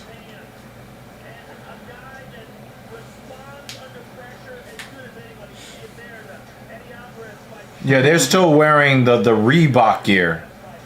All of all of his highlights were from when they were with Fox wearing Reebok gear.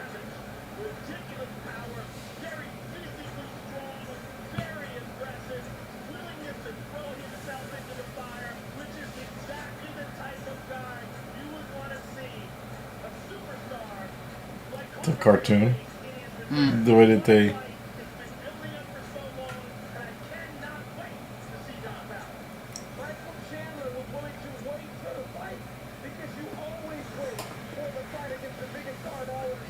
I don't think that people really care about Conor McGregor like that. I do think that it's bad that there are no championship fights on the card. Yeah, you have paid pay-per-view.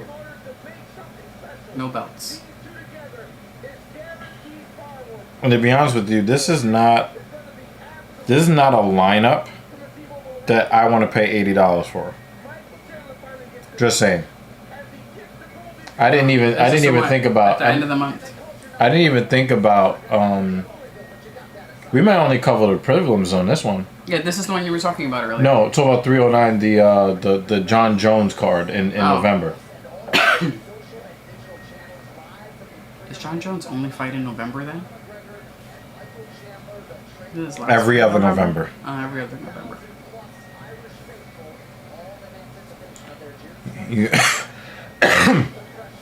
You think the quality has gone down over the years? Is there too much quantity over quality now, in your opinion? In terms of what? JL says Talbot is on that fight card, but it seems like he's on the prelims. So, I don't know. Does it seem like a good idea? Just cover the prelims for 303? And 2 pay-per-views in 1 month. That's a lot. Yeah, guys. We might for the next one. We may only just cover the prelims. That main card is definitely not worth $80.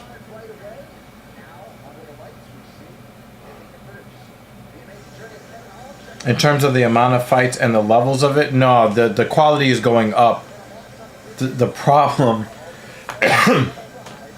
the problem that the UFC is having right now is that they took as many superstars as they could and put them all on one card for UFC 300.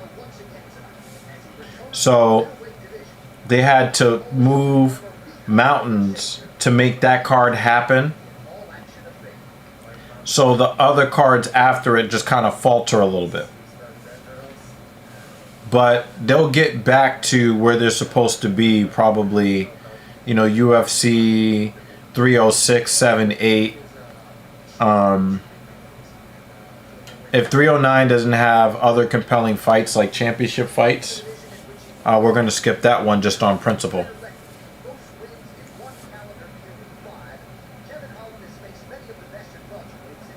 That was the one where he won the fight with the broken hand. Mm.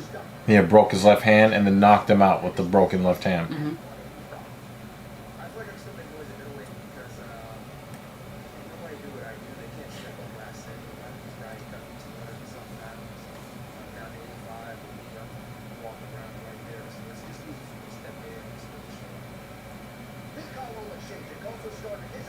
If the consensus is that a fight is really bad, do the fighters get a talking to? The losing fighter could sometimes lose their job. The winning fighter does get criticized. Dana does not give a fuck. If he thinks a fight is really bad, if he's asked about it in the post-fight presser, he will definitely say, like, yeah, he won the fight. He's supposed to win the fight, but it sucked.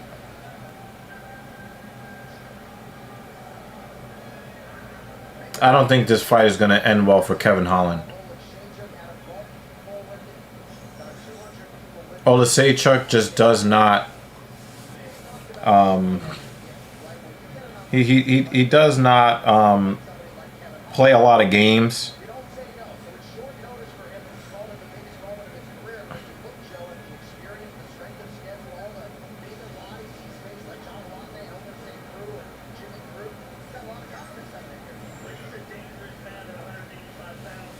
Yeah, I just don't.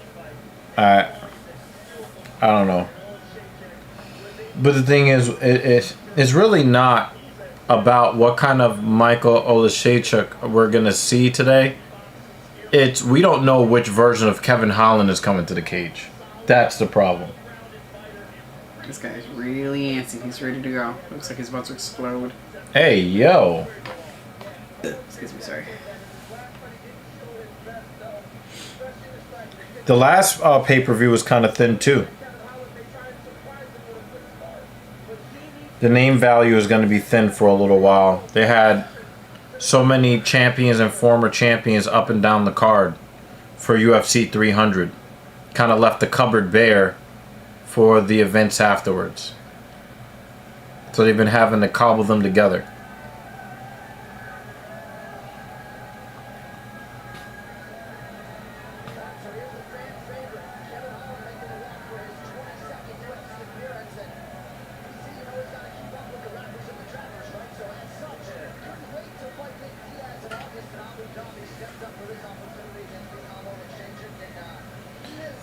If you guys in here all say a fight is shit, I bet most of the audience at the venue thinks so too. Surely that is bad for the sport. Absolutely. You hear them boo. Yeah, you can hear them booing. Yeah.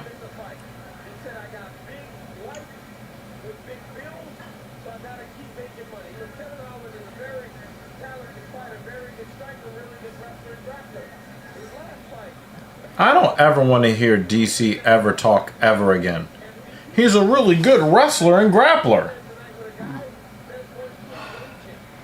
What are you talking about?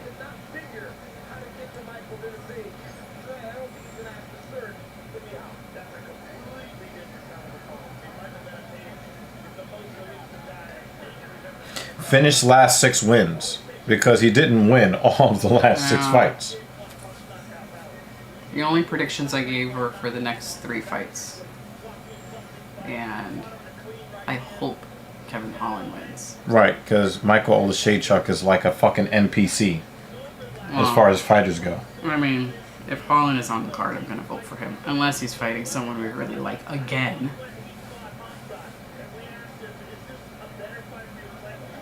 Holland got ranked at welterweight and is now bitching that middleweight is a fresh... Yeah, you left middleweight. Like, the rankings move on without you.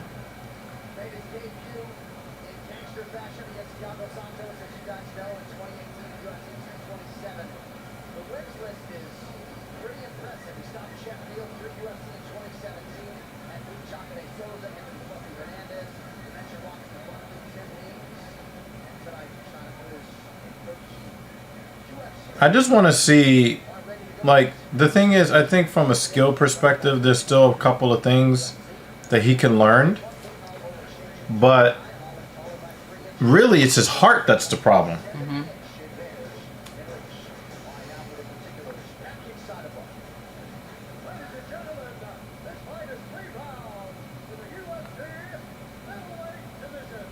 I love that jacket.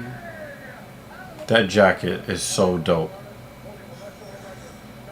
I think it's meh. Yeah, I don't trust your Bruce Buffer jacket assessments anymore. That shit is fucking dope. Nah. Agree to disagree. Nah. Agree that I don't trust your assessments anymore. Nah.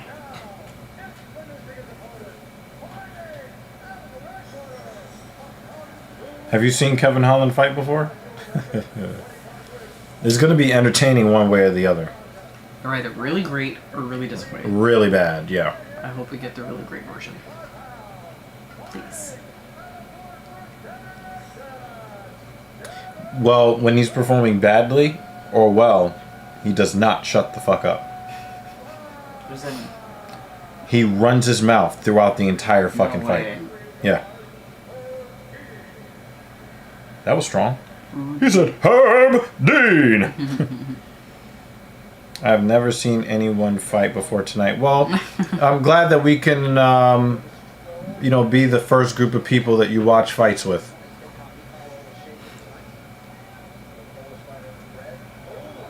Damn, left hook. It looks like Holland is like, okay, it's time to fight. It's actually time to fight. Yeah, I thought that he was gonna like style and profile, and like I said, Olashechuk is very no nonsense, and I think that Holland he has just enough knockouts in his highlight to keep Dana from firing him. Holland? Yeah.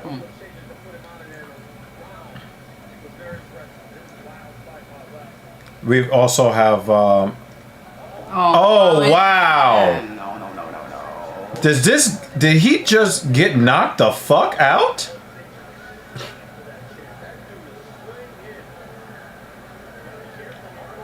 No. There's no way. There's no way. It looked like he had tap. There's no way. There's no way. I thought he had tapped. It looked like he was about to. Yeah. Ah! His elbow! Ow!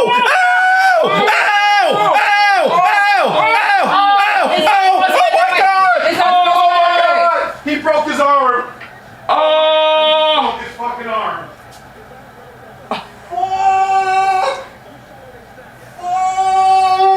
Who the fuck saw that coming? He looked disappointed that he stopped it. Oh. I want to see the replay. Stop sucking Trump's cock. Stop it. Show me the replay.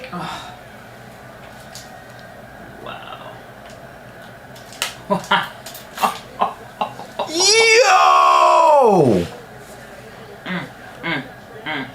Who the fuck saw that coming?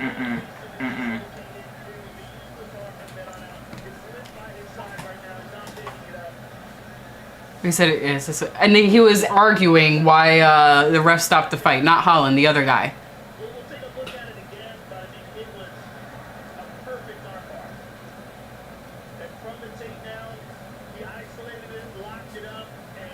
It seemed like it was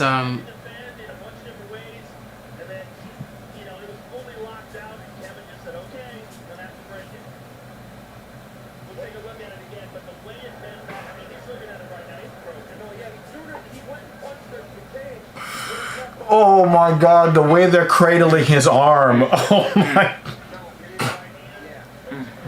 Yo, he almost knocked him out. I'm waiting for the part. It looked like he was going for a triangle. And then he just grabbed it. Okay, you ready? You ready? You ready? You ready? You ready? You ready? He's gonna show it.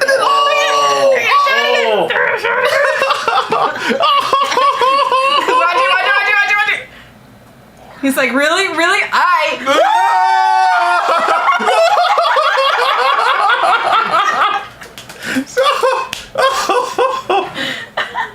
he's mad. He's like, why are you stopping it? His arm! Did you see it? His arm is a floppy donkey dick!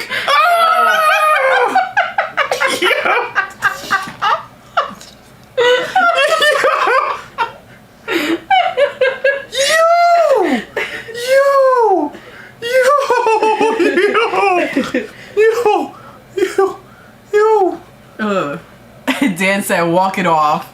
He goes, it doesn't matter, you got 2 arms.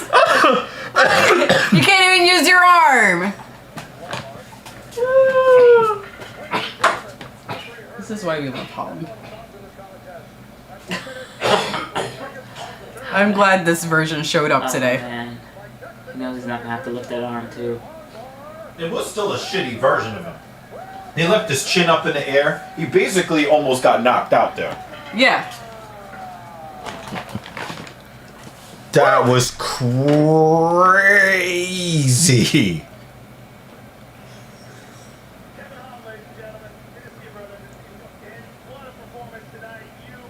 He definitely getting a bonus, JL. I'm stress sweating. I don't know. Kevin Holland might lead to me getting a happy ending. nothing gets you going like extreme violence. Well, let's see how the next two fights go. Also, are we doing ice cream cake or not? I just took gotta off finish my my salad. Invisalign. I'm ready. Oh, you took I took them off. I'm ready. Really? I'm prepared. Actually, it's the opposite. It's the opposite. He's a little dangerous. Gotcha. It's the opposite. Back on. Are we ready for ice cream cake? You're probably gonna have to like try to thaw and then cut it anyway. So. All right, let it sit out for a bit. Finish your dinner, sir. Jake said early stoppage. His forearm is still attached to his elbow.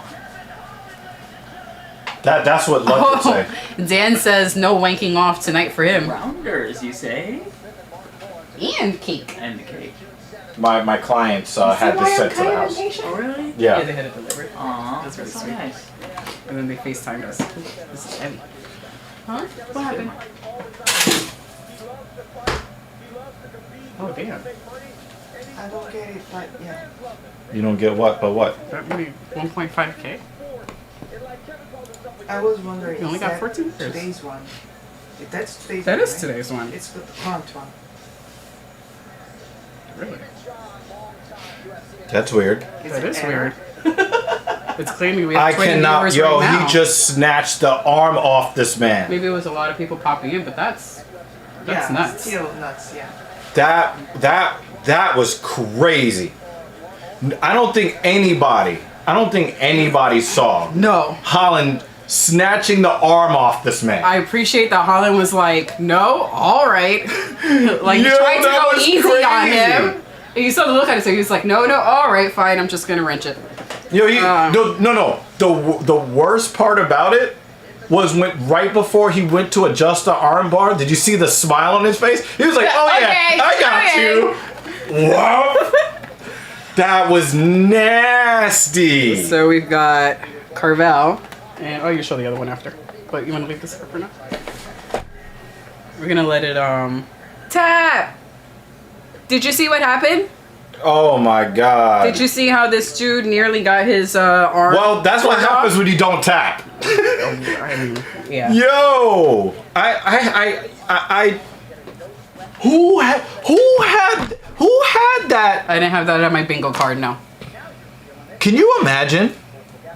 Can you imagine somebody that bet Holland by submission round one? How much they got to pay out for? Oh my god. Yo, the way he snatched the arm off that man. Excuse me, sir. That was crazy. Just gonna wait a little bit. Let it. Because right now it's probably rock solid. And all the Shade Chuck was fucking complaining, dude. Oh, I missed the Naruto run. I was too busy freaking out. Your right arm is a floppy donkey dick. And he's upset. Why are you stopping it? I have another arm. And then when he went to go give him dap, Yeah. when he went to give him dap, he couldn't even do it with that arm. Yeah.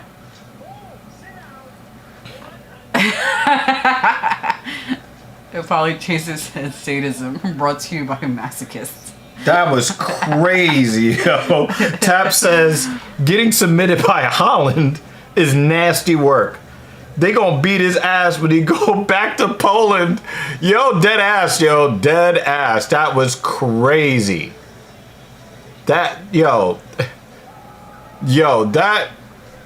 And the thing is, that might be one of the nastiest submissions that we've seen. Yeah. Normally, when we see a submission like that, it's usually women's MMA. When we see, you know, arms bending backwards like that.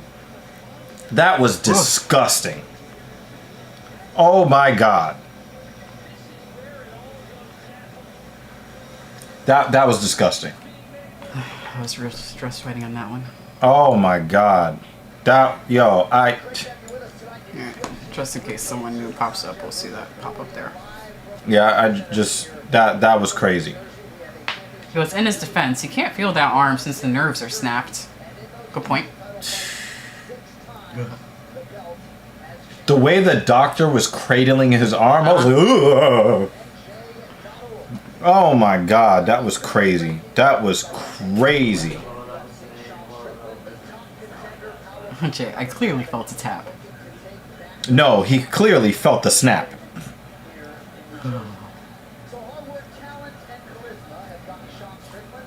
How tough do you have to be when somebody is snapping your arm and you have the power to get it to stop and you just don't do it? That was... But Kevin Holland? Stop it. Stop it. That was crazy. That was nuts.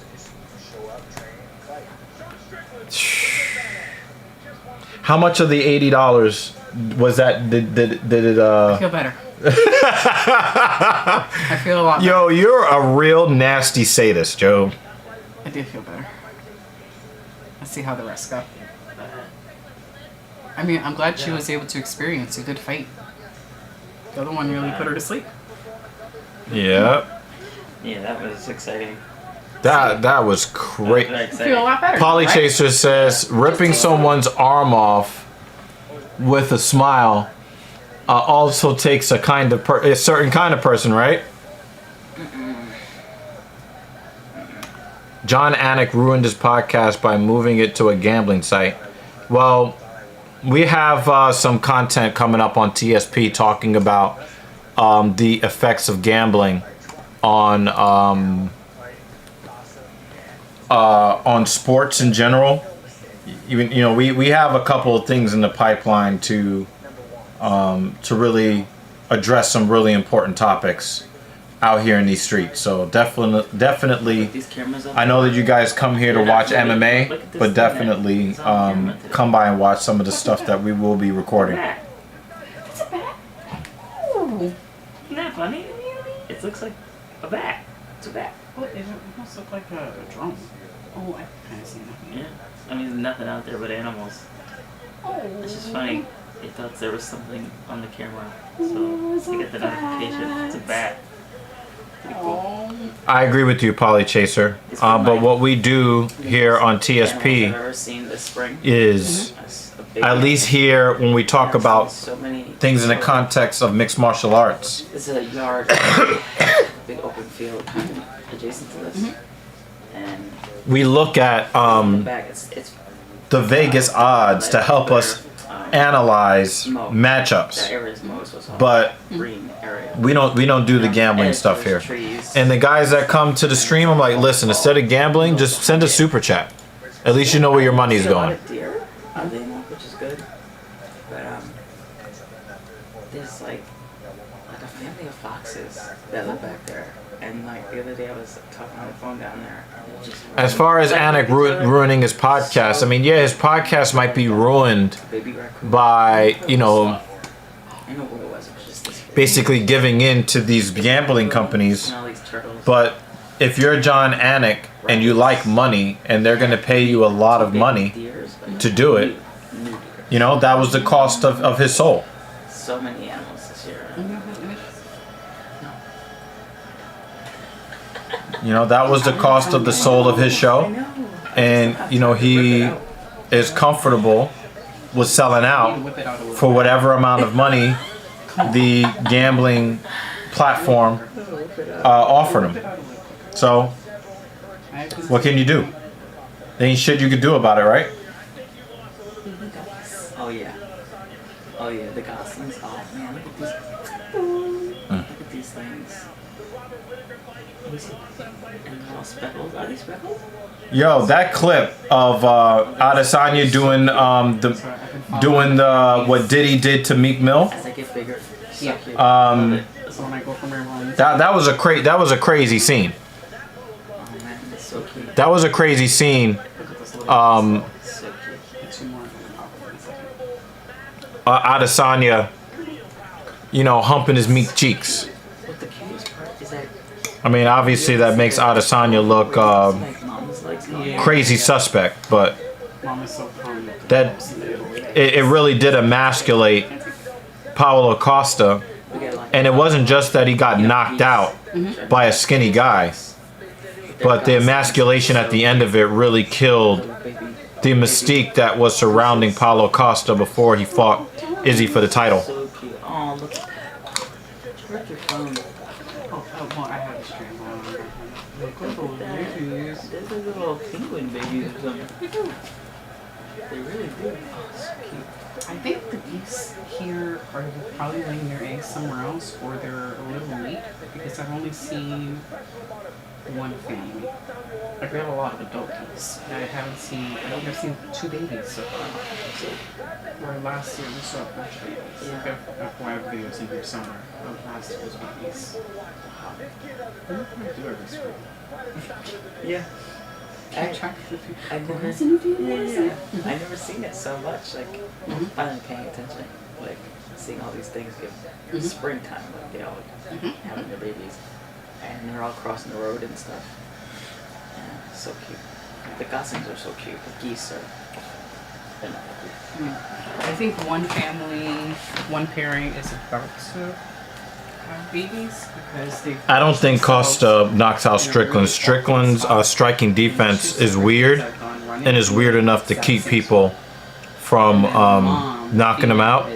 I think that he made a tactical error And he's just staring at everyone. against Poatan, They're about to have a baby. but anytime I love that. He's with his beak out trying to peck at people, and I'm like, oh, Papa.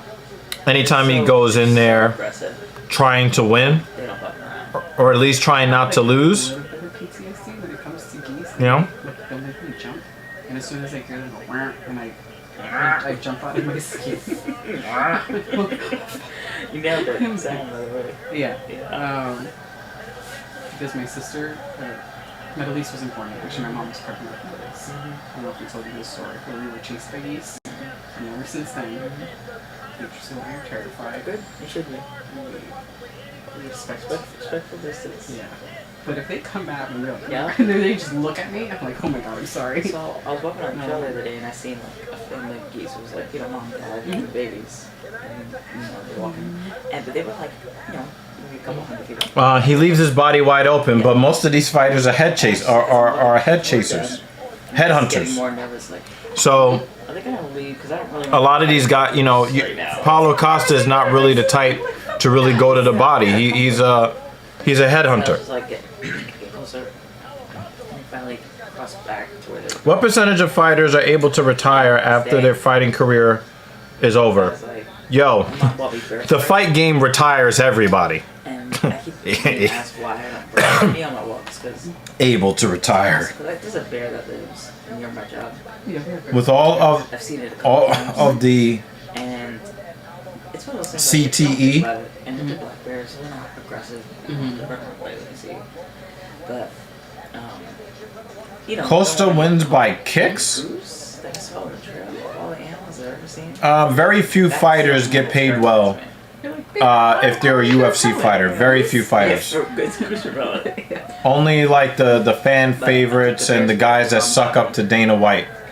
Those guys get paid. Everybody else barely has enough to cover their taxes and paying their coaches in gyms and sparring partners. That's crazy. Yeah, but they are cute. The baby goslings are so cute. Those are salty.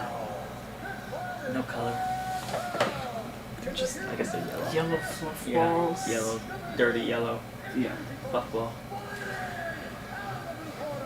People don't understand Good number of that when babies last you year. get in the cage, especially when you fight in the United States, the government, because you're getting a really large sum of money in one shot, like you'll fight 3 times a year, but if you get 40 or 50,000 in one shot, the government takes 40 something% right off the top. But then And then there's like, laying their eggs over here or having their babies. and then there's like Or all up on that. you know, state and municipal taxes. And then you have to pay your coaches and then your sparring partners. And then by the time by the time you finish paying the government and everybody that was involved in the process of getting you to and through the cage, you have enough for a bologna sandwich and some Vienna sausages. They're like, I don't care about you. That's all you got left. That's most fighters. In fact, there was a female fighter Most people will stop there. Um, The ducks cross, geese cross. that was Agapova. Because it takes forever. They don't. She was talking about the fact that if she didn't get a fight soon, that she would be evicted from her apartment, and she thought that she was going to be sold into sex slavery. I was like, I wonder if they know how I drive. And she's been in the cage multiple times, but doesn't have enough money to make ends meet. Get her. That's the way. Should they probably would. You know? Yeah, yeah. Birds are smart.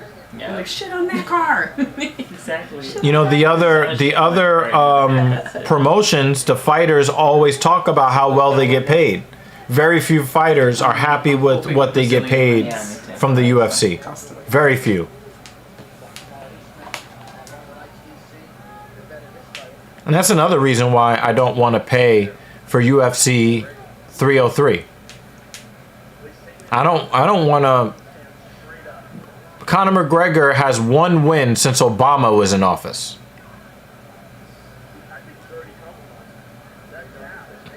They signed the contracts because they think that, Conor McGregor got rich. Maybe I can get rich if I get this highlight knockout, or if I do this thing, or if I suck up to Dana White and worship at the altar of Donald Trump. Everybody thinks that, well, if one guy was able to get rich, then maybe, I'm this special person. I know I'm the best fighter in the world. You know?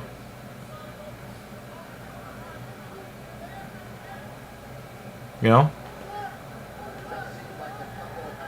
The UFC is the most famous mixed martial arts organization in the world.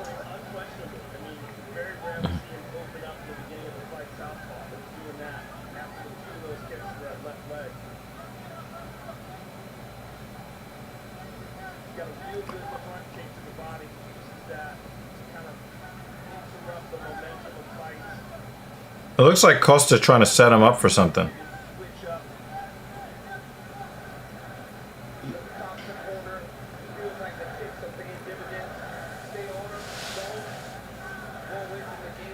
It looks like the game plan that Costa, that Strickland is employing, it looks like he's trying to replicate how he beat Israel Adesanya.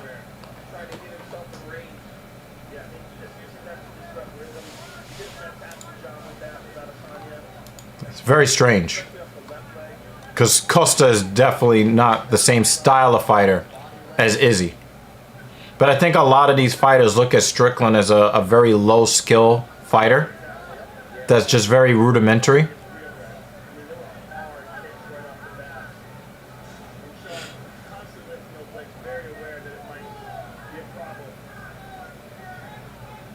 This is a very strange matchup.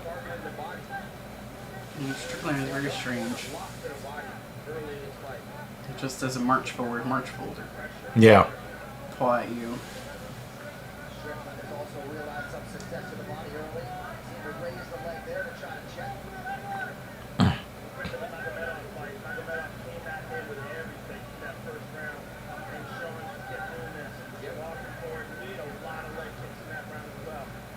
When did that body kick happen? Strickland is already wearing on his left side. Yeah. I think Strickland has a very high pain tolerance. So I don't think that the leg kicks are affecting him the way that they affect a lot of fighters. I could be wrong, but we'll see if Costa's able to continue to keep punishing his lead leg.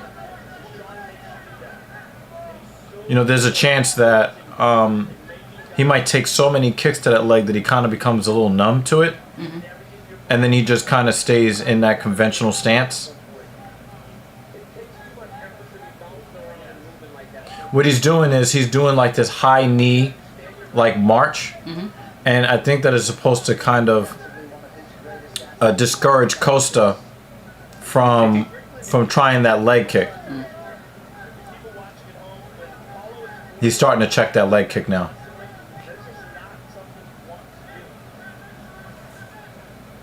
Yeah, Costa's trying to pull Strickland into his power.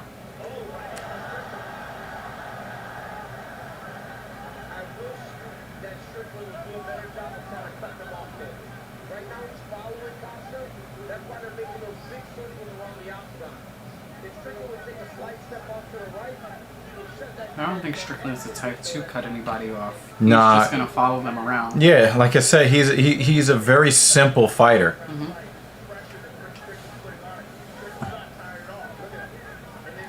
And Costa wants to set him up for something, but you need forward pressure in order to set somebody up for the most part. Mm-hmm. Now, it looks like Costa is trying to read some sort of pattern so that he could draw him in. Who do you guys consider the GOAT in the UFC? There's GSP. There is Mighty Mouse Demetrius Johnson. And those are really the only two guys I think actually belong in the conversation. I've already made myself very clear. And this goes for even my favorite fighters are disqualified from the GOAT conversation. If you cheat in any way, you're out. John Jones is a multiple-time cheater. He is disqualified from the GOAT conversation. The guy that I think would have qualified, Khabib Nurmagomedov, disqualified. Missed weight a bunch of times. That's cheating. So, you know, John Jones is a great talent, but you know, when you're a cheater, you're disqualified. You can't be the greatest of all time if you're a cheater. So, Anderson Silva also took himself out of the conversation with his cheating. So there are a lot of great fighters that would be in the GOAT conversation if not for cheating. And I would probably say Anderson Silva, John Jones, and Khabib would all be in the conversation if not for their various forms of cheating.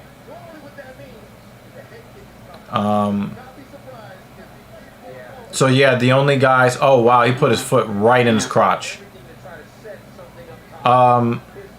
So there's really only two fighters that really come to mind when it comes to greatest of all time that actually deserve to be there.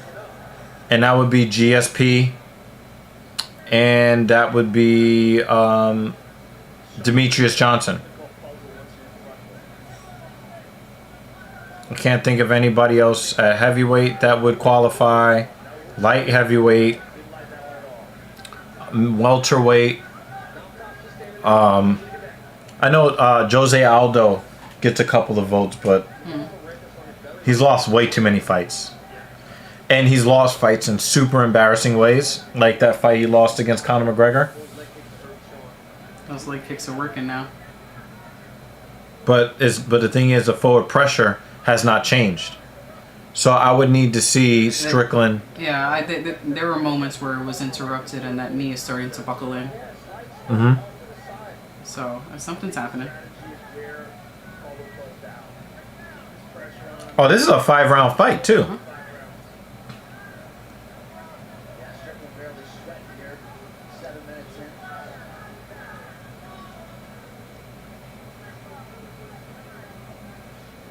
He's just trying to win on timing.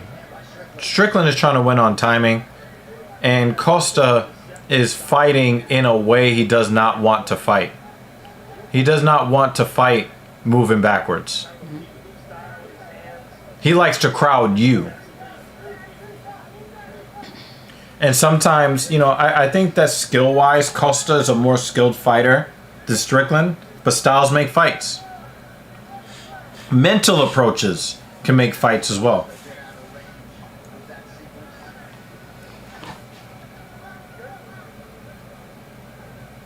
JH says GSP if you're going with the no cheating criteria. With most sports, it usually is the greatest of their generation. Everyone gets beaten at some point. Yeah. Khabib just fucking quit through his prime. But he also missed weight, I think, 5 or 6 times. Out of the conversation. If I had to choose cheating included, as far as generational talent, I probably would still choose Anderson Silva over I'd have to think about it, but I might still choose Anderson Silva over John Jones, only because John Jones lost 3 fights that the judges handed to him that he didn't deserve to win. There was the Gustafsson fight. He lost that fight. The fight he lost against Gumby, the Hispanic Gumby, he definitely lost that fight. And they gave him the decision. He did not deserve to win. I think there was a third. No, I think it was just 2 of them. He got 2 free wins where he deserved losses. That just didn't sit right with me. But Anderson Silva was super dominant for a bunch of fights in a row with no real controversies as to who was the better fighter or who performed better in those fights. The guy to Costa to leg kick. But I think he's also prepping to do what he's doing there, which is Mirko Cro Cop. I didn't really get to see him fight. I know that he's got a legendary head kick. I think some of them are Then you have Fedor Emelianenko, but he stayed around in the game way too long. And he ruined his own legacy by fighting until he was like 96 years old. He was setting up for the hit with no intention of actually delivering. But if we're just talking about like generational talent, It's a very weird fight. with or without It's cheating, a very unique style that he has.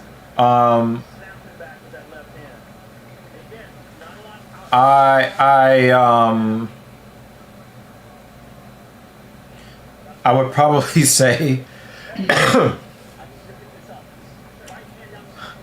say it would be between John Jones and Anderson Silva. If we are ignoring cheating, it would be somewhere. It would be. I could probably flip flop. I could, one day I might say John Jones. The next day I might say Anderson Silva. But I know of 2 fights that John Jones lost that the judges bailed him out.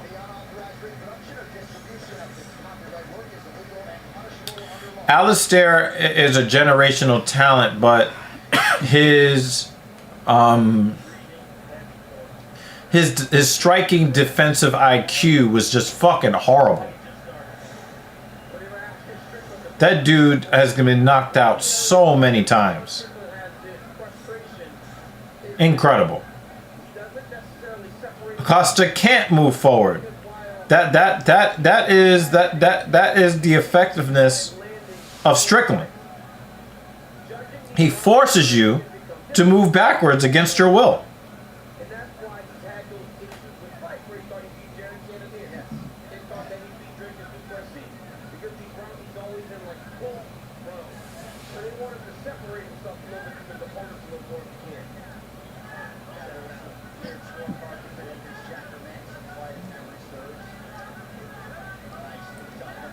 The coach has said something to Costa because he's definitely approaching the fight a little bit differently. And he's standing his ground a little bit more. Mighty Mouse is up there as far as generational GOAT conversation, cheat or no cheat. I mean, DJ never cheated.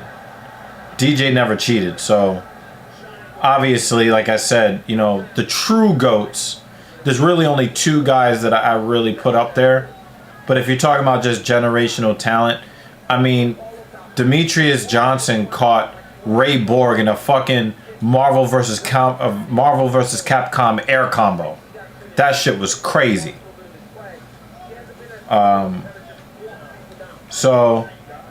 But Bulka is Muay Thai. We're talking about MMA, if I'm not mistaken. We're talking about MMA.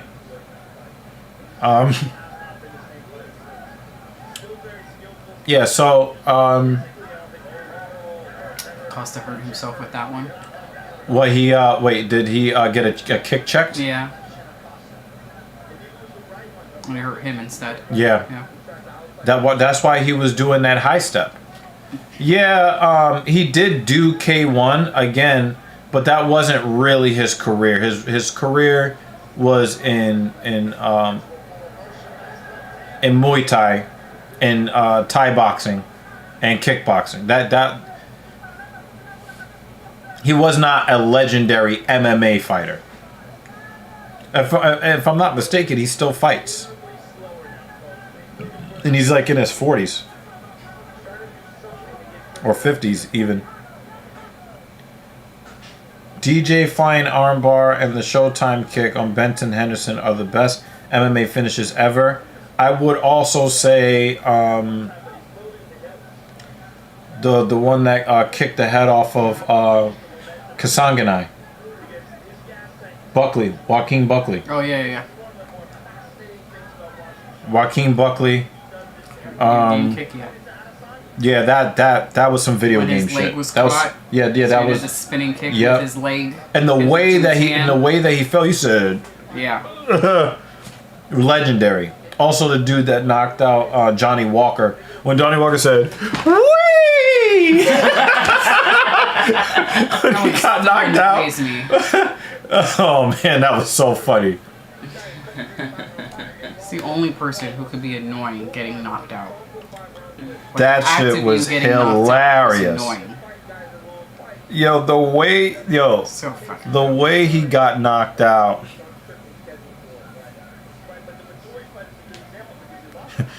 People are searching for Johnny Walker getting knocked out clips.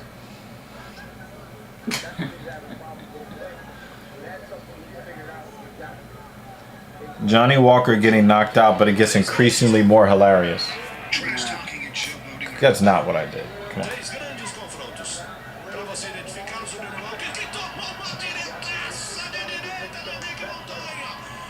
You'll know the one we're talking about when you see Yeah, you'll know.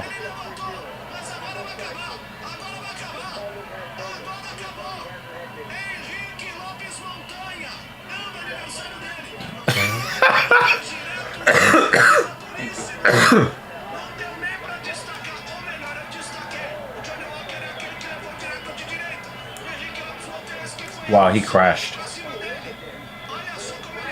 Next one. He fell again.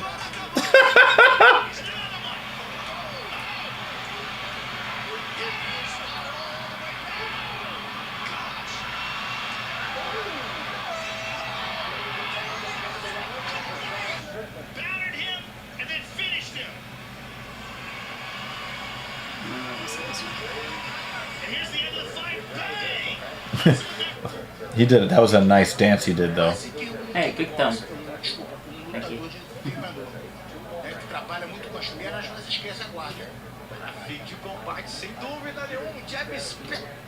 Is this the same guy? Mm-hmm. This is just him getting knocked out. We're waiting for the one. Yeah.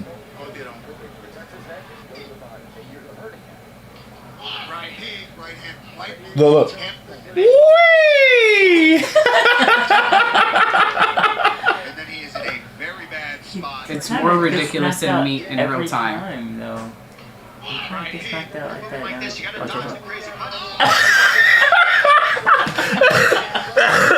Everyone was like, was that real? Was he faking it? What the fuck just happened? Because he's that He just type got of hit clown to fake that. Whee! Oh man. That's so funny. Johnny Walker getting knocked out is funny as hell. Arms are everywhere. Yeah, again, JL. Costa wants to bully you. When somebody is not going to move backwards and keep marching forward, and you're trying to maintain a certain striking range so that you can be most effective, Costa is not very effective in enclosed phone booth clinching type of situations. He wants to get a little bit of space between you and him, which is why he got frozen by Izzy, because Izzy likes a lot of space too, and Izzy has a greater reach than him. JH. Oh God! Wow. The last comments for you guys. Close to be looking like the Mets.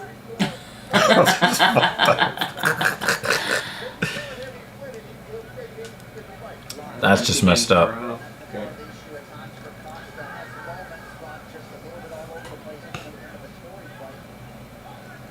And Strickland does. Oh! He got checked again. He can't kick anymore. Strickland does this weird shoulder roll thing that I'm pretty sure he stole from Floyd Mayweather, which makes it hard. It gives a smaller target, even though he doesn't ever move his head off the center line. The way that he just kind of turns his shoulder and creates a little bit of space and basically makes his profile smaller. It makes it much harder for guys to catch him. It's not impossible to catch him. It's just more difficult. I want to see the swelling on the top of his foot. Because he can't throw that kick anymore. Or at least he can't land with the top of the foot. Right. But also, if he catches on the shin, he could break his leg. Mm-hmm.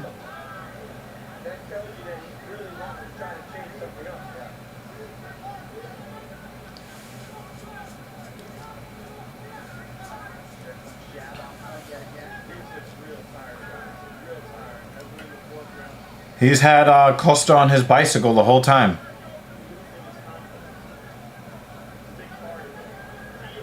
Costa's in a little bit of trouble here. One good combo and it could end this fight. He's also lost one of his weapons, so... Yeah. I guess looking like a male model is not enough to make you UFC champion after all.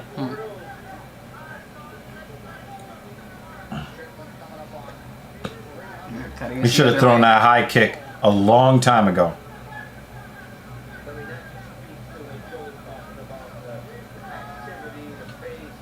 He just attempted another leg kick. And you see Strickland is like really patient. Yeah, he touched him with the left hand.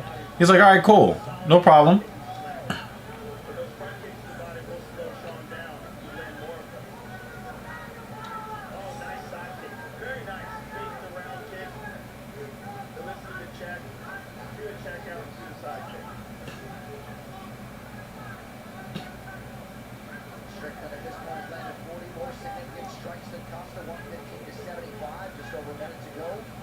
Jeremy said, yeah, I'm thinking it's a psychological thing, plus it being forced on his back step.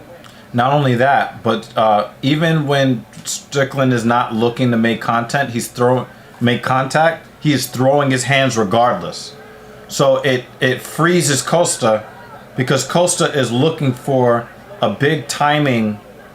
He's looking to hit something, especially since Strickland keeps walking him down. He's looking to counter him with a big, probably like a right hook or a cross. But Strickland just keeps pumping the jab out there. And it doesn't matter if he's trying to actually hit the jab. It disrupts Costa's timing.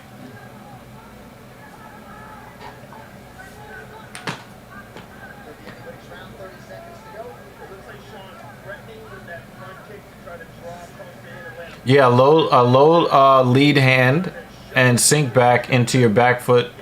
Roll the shoulder just like Floyd, exactly.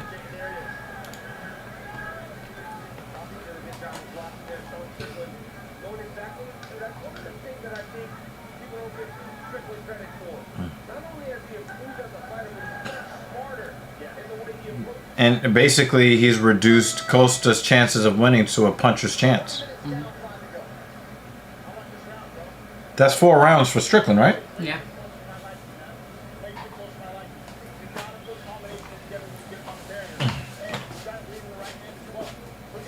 Costa's usually the guy that's moving forward and walking people down. Mm-hmm.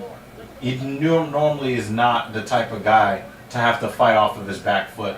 So all of his timing is all messed up. He can't implement his game plan. This fight is over. I'm grabbing the plates. Whether it's ready for cake or not. Sinisha should be here in a few minutes. Just FYI. We could grab another seat for her. I said we could grab another seat for her.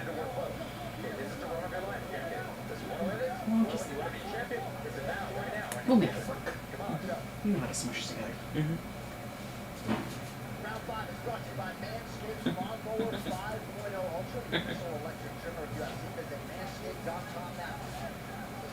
Now give credit to Costa. He thought that attacking the legs would immobilize Strickland.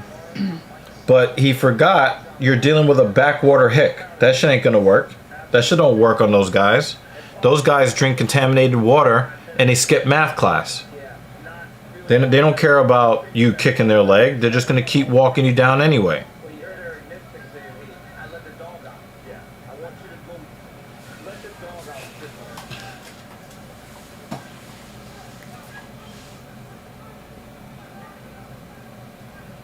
Yep, everybody says 4 rounds for Strickland. So the only thing that you can do if you're Costa is hope that, yeah, see? He's going for that big overhand right. And that's really all he got. That's got no other choice. Yep. After you're already losing anyway. Yep, you might as well just go for it.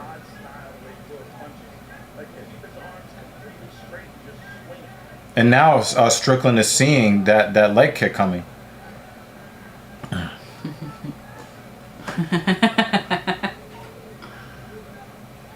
He is a swamp monster. Yeah, exactly. Get it right, sir.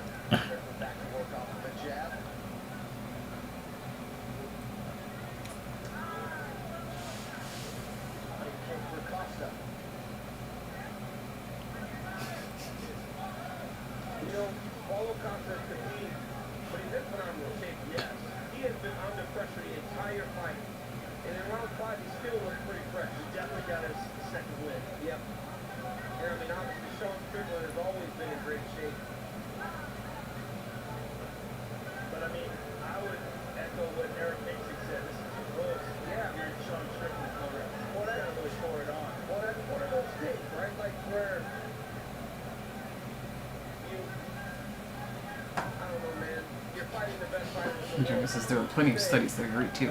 Just saying.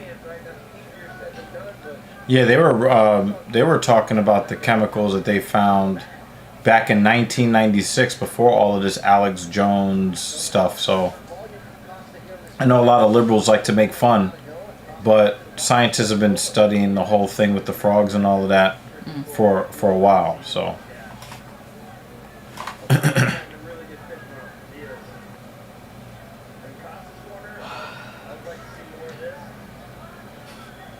Said this is my life now.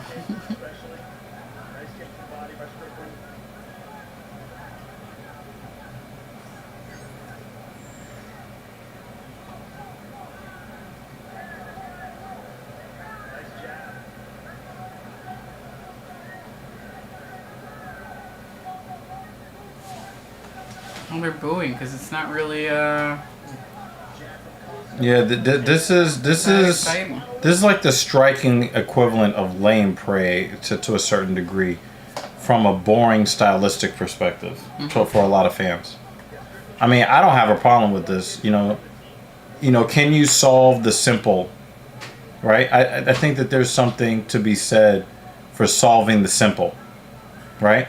He's not doing anything fancy. He's not. It's all simple stuff. Can you stop it? You know what Strickland is going to do before he does it. Can you stop it?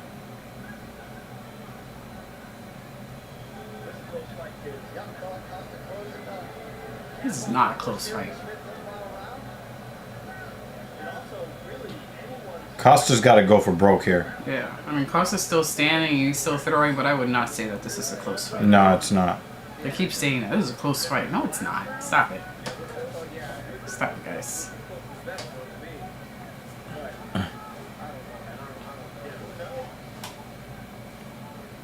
Which guy do you mean, Polly Chaser?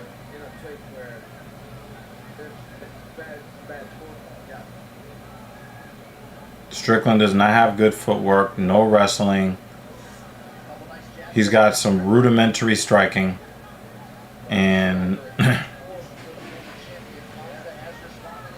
he beat you with his will. Mm-hmm.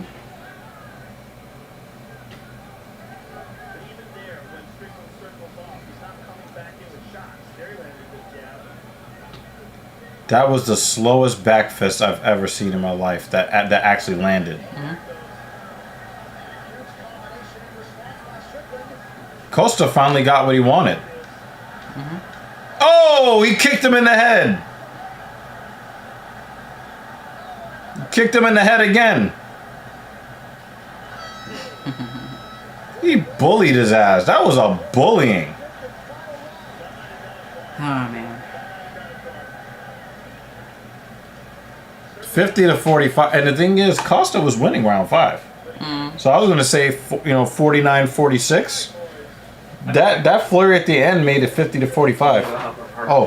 Okay. Huh? My girl came. Oh. So I'm gonna go help her part. Wait. The ladies. She came and you weren't there? How is that possible? She came, so I gotta clean that mess up. Has it been sitting out long enough? I think so. When you guys get back, we'll have plates set up. Put it on the table because I don't trust you. Or you want me to cut it in the kitchen? Yeah. That's the safest place. Okay. Does it matter to the score how hard a strike is? Yes, it does matter. Light, medium, and heavy. Knockdowns could actually take a point away from the fighter that loses the round.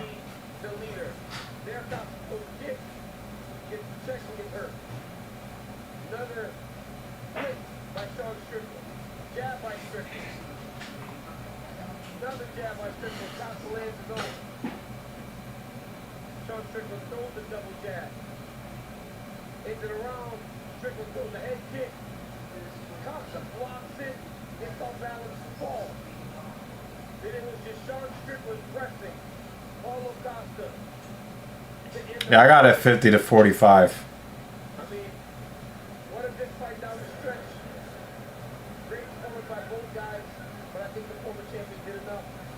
Yeah, nobody believes in Paulo Costa. Nobody believes in him.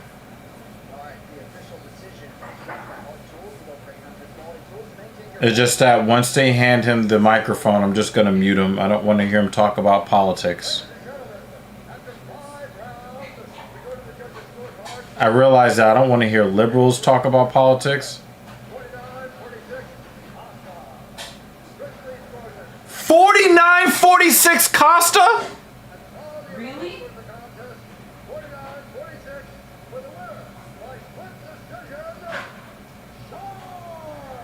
How is that split?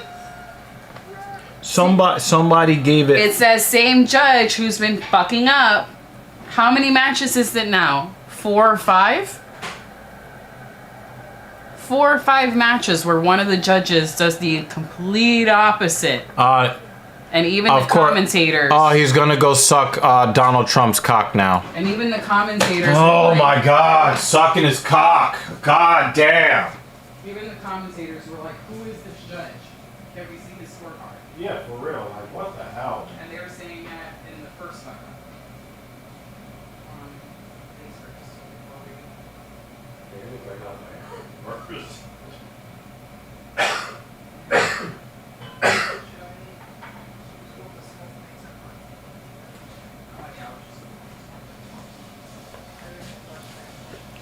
Yeah, I'm not listening to the interview.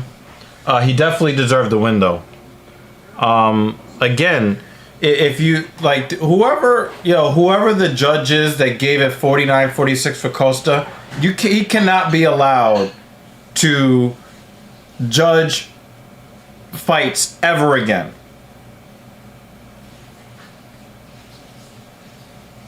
JL said, I muted and stepped away from the screen. Yeah, I have no... I don't want to... There's really nothing that Strickland has to say that is worth hearing other than protect the children. That's the only thing I want to hear from him. Everything else is worthless. I just do not understand how a judge can give four rounds to Costa.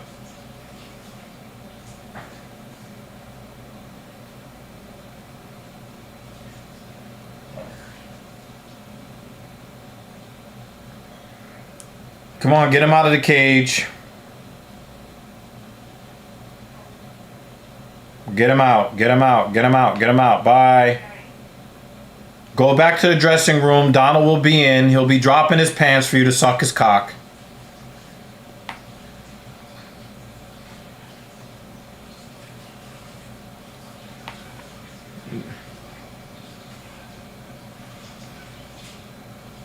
Don't worry, Strickland. You'll get a good taste of his penis in your mouth like Stormy Daniels very, very soon.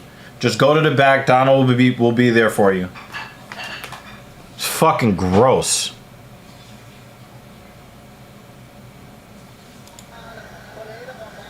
That's one class of people that I believe should never have any fans. There's only one class of people that I believe should never have fans, and that are politicians. Politicians should never, ever, ever, ever have fans. It's gross.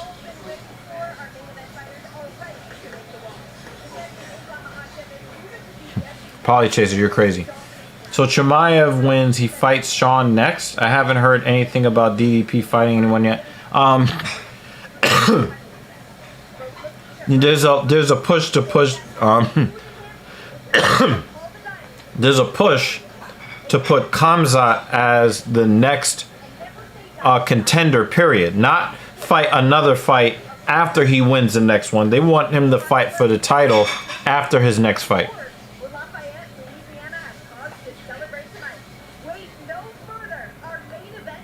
All right, let's see. Polychase said, do prefer Trump over Biden. Guess that shows the shit show that we're in. I would prefer literally anybody else. I don't prefer Trump over Biden. I don't prefer Biden over Trump. I want them to both go away. They both have already lived longer than the average expectancy for a male in the United States. Go away, both of them. And it looks like Biden is on his way to shuffle off his mortal coil anyway.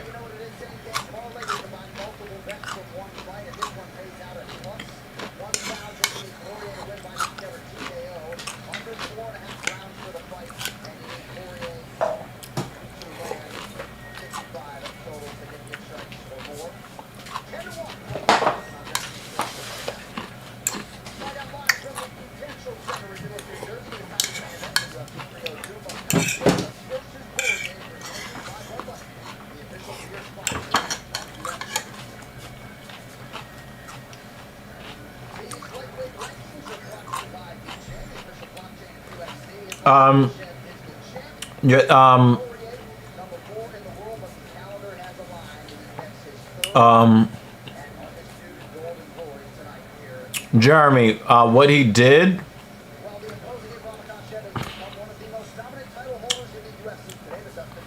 let me explain this. If what Donald Trump did was not done during a presidential campaign, then it would not be a crime. It is not illegal. It was not illegal, except that he tried to alter the course of an election by paying people or promising to pay people to not let disparaging stories come out about him that would affect the election. So what he did, if he was not running for president, would not be illegal. But because he was running for president, that's what made it illegal.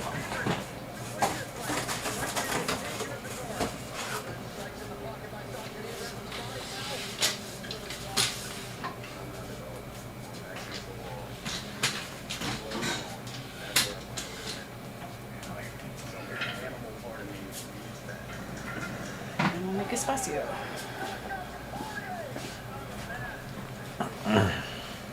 Personally,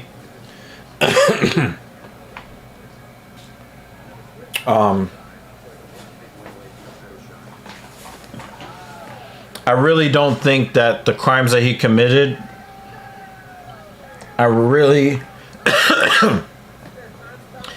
don't believe that the crimes that he committed were worth prosecuting.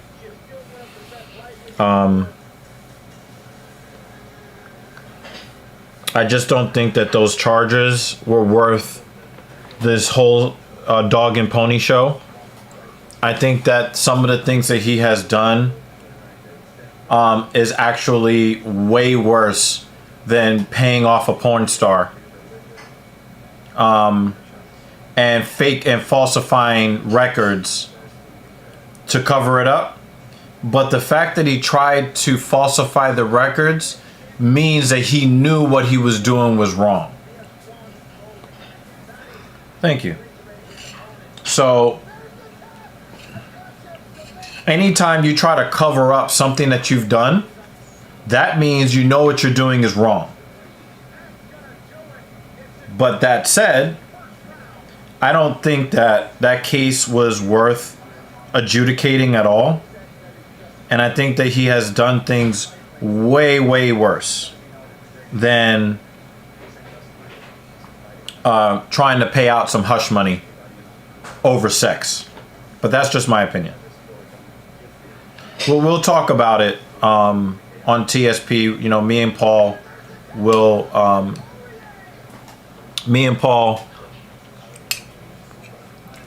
be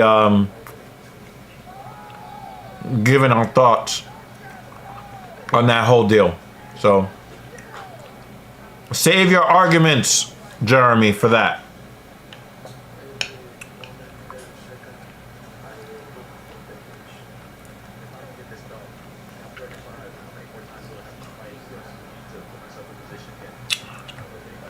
As soon as she comes back upstairs, I will take this back out.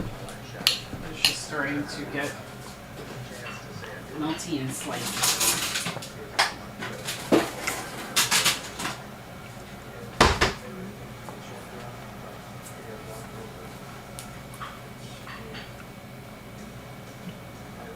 All right.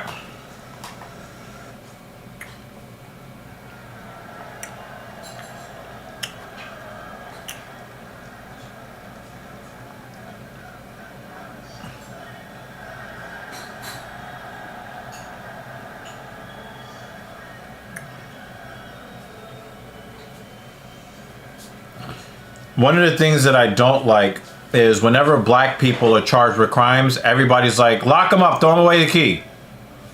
We got a whole bunch of innocent black people in prison and everybody's cool with it. But a fraudster was charged with fraud and was convicted of the fraud, and he didn't even claim that he didn't do the fraud. That's the funny thing to me. Like, Trump is not denying that he committed the fraud. Everybody's out here jumping to his defense. Even he admits to the fraud. The people that backed him, Weisselberg, they're like, yeah, he told us to commit the fraud. It's right there on paper. Like there's a massive paper trail for it. It's not like the government like created some fake documents to make it look like. No, it's Trump's handwriting. He gave the direction to his people. They followed his direction. I'm happy to finally get X-ray paper. And this is why I know this is all emotionally driven, because when you actually look at the facts of the trial, the dude was guilty on all the counts. Do I think that they should have gone to the trial? I don't think that it was worth, you know, it wasn't like he killed somebody. It wasn't like, you know, he perpetrated this massive Enron fraud. It wasn't like, he did some fucking Bernie Madoff where he stole $20 billion over 30 years. It was just some falsified records and paying off a porn star. To me is eh. But the fact of the matter is, whether the law was broken in the way that we think the law should be written or not, we don't make all of these fucking concessions for everybody else that gets. I mean, we had a bunch of people in prison filling up the prison for marijuana possession. A fraudster admitted to the fraud. There's evidence of the fraud, a massive paper trail of the fraud. Everybody saw the evidence. He was found guilty, and people are still on their emotional shit. And nobody is offering any like actual evidence that he didn't commit the fraud. He admits he committed the fraud. He said he did not want to testify because he was at risk for perjuring himself. Would have got him another felony charge. Those words came out of Donald Trump's mouth. I just noticed Dan is falling asleep. He can't stay awake. I mean, the dude has admitted to being a fraudster. He admitted to doing the crime. He just doesn't think that he should be prosecuted for it because he was a president. Well, why should we have a class of people that are above the law?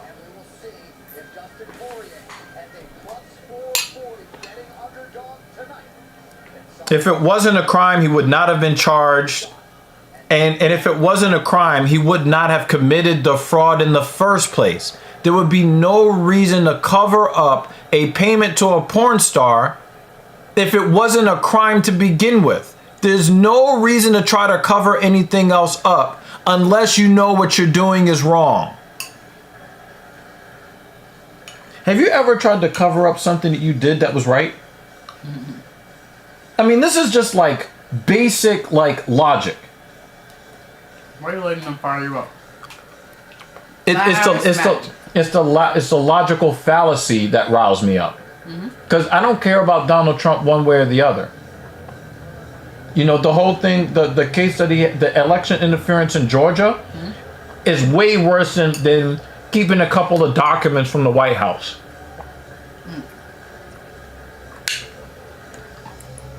Final fight. But with all due respect, Jeremy, you're not a legislator, you're not a lawyer, you're not a judge, and you're not you're not an expert on New York state law.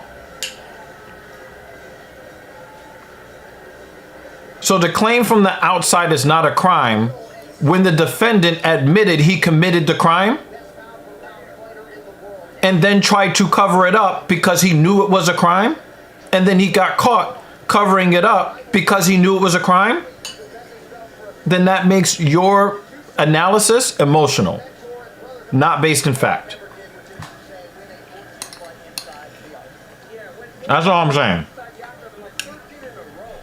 He is quickly becoming one of the guys to be considered the greatest lightweight of all time.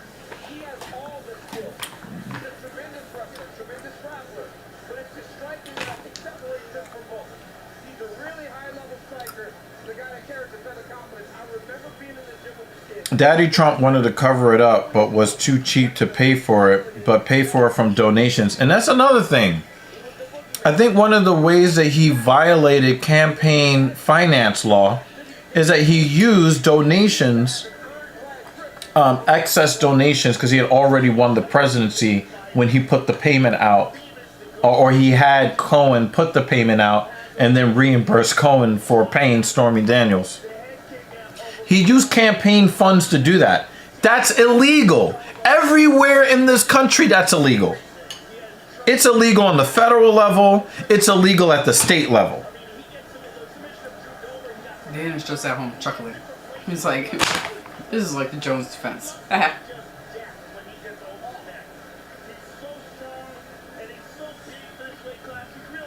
The amount of things that you can use campaign donor money for is very, very strict in scope. And anything outside of that is a campaign finance violation. It is a broken law. It's illegal. Alright, well, we got main event now. I think enough time has been given to the man that we said we didn't want. Yeah. I don't want. He's not even an important person. You let this guy take over your political party. That's your business. But we're not going to let him take over this main event. So let's enjoy Bruce Buffer. Wait, Makhachev is 25-1.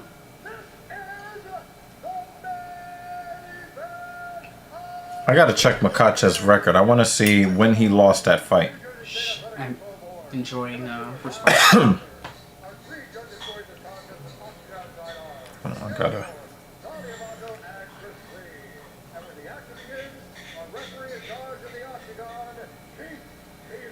Wow, no Herb Dean. Herb Dean did 2 fights ago. Hey, Ryan. You just came. Oh, Ryan Fry, what up?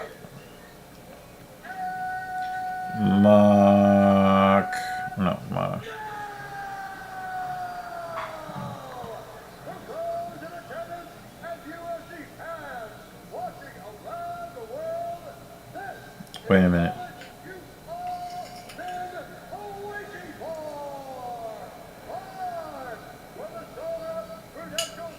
I cannot fucking spell his name. Nah, you're good, Jeremy. It's just that we're gonna have a dedicated. Sorry, I have ice cream in my mouth. Yeah, you're gonna end up seeing the video because you're already a member of the channel. We're gonna put that members only. Okay. It's gonna be members only. So you're good, man. Makhachev was 12-0 when he lost to Adriano Martins, and then he's won, I think, 13 fights in a row, something like that.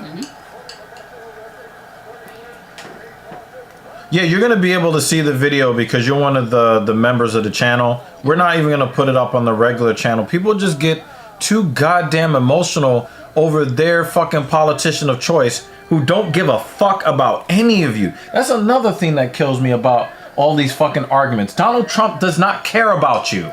And the only reason I am stepping in and diverting attention is because you're very riled up right now, and we're here to enjoy this main event. Doesn't mean the conversation won't happen. We're just gonna enjoy some ice cream cake at the moment and watch people get fucked up. Watch them get fucked up.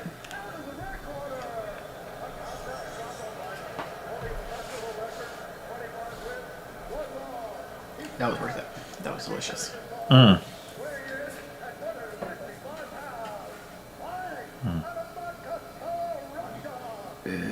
Excuse me, sorry. A sign of a delicious cake. Oh, excuse me.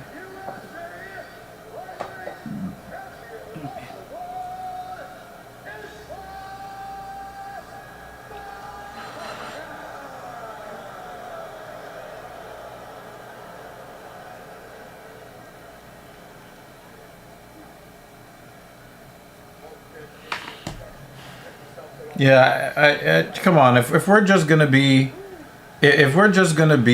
like really honest, we're gonna be really honest. There's really not a real viable. You can actually look and say Poirier will win if he implements this game plan.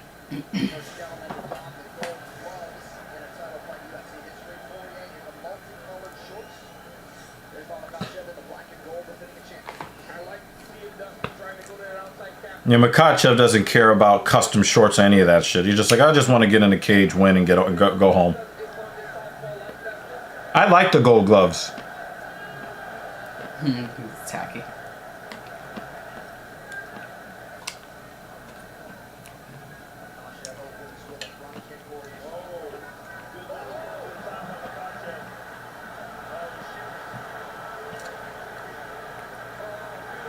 And the fight's over already? Goddamn!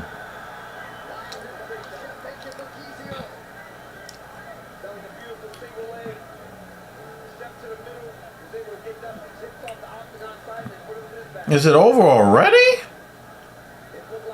I mean, we shouldn't probably complain, right? We can...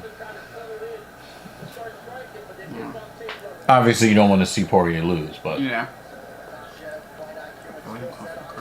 I mean, if he is gonna lose, let's not be here all night.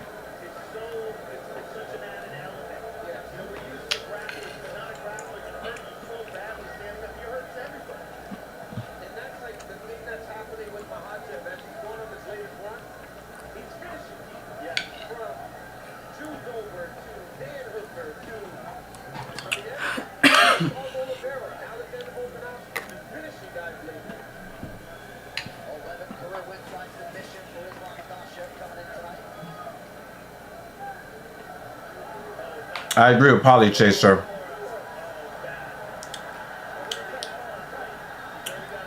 I agree with Polly Chaser. All of the Western world is in a lot of trouble.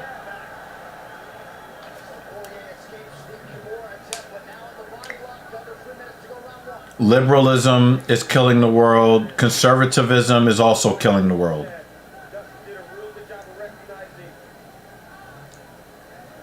Everybody looks at their neighbor as their enemy now.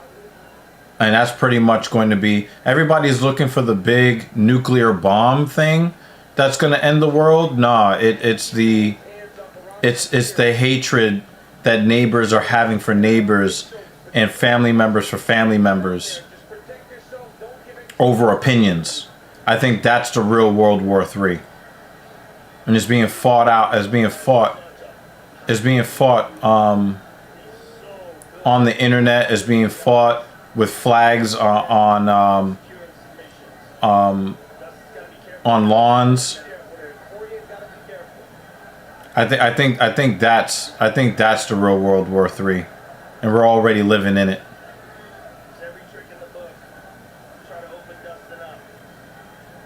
Our job is on TSP is to not fall victim to it.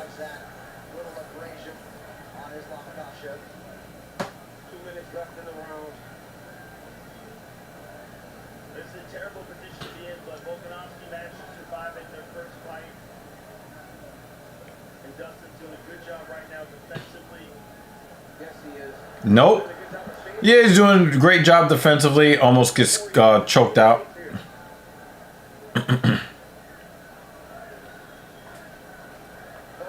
Oh, he trapped him. You see what he did, right? He made it look like he was going to switch positions. Yep.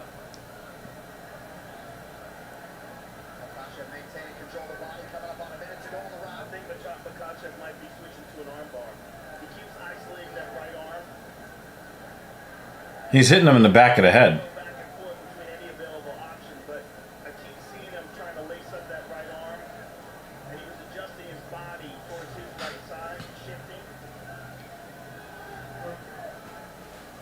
I don't like to see Poirier squeezing his eyes tight. He needs to keep his eyes open, stay breathing, stay composed. Oh, my chair. Sweet. Oh man, I missed the first round. We're talking about two different cars? Huh? Two different cars? Yeah.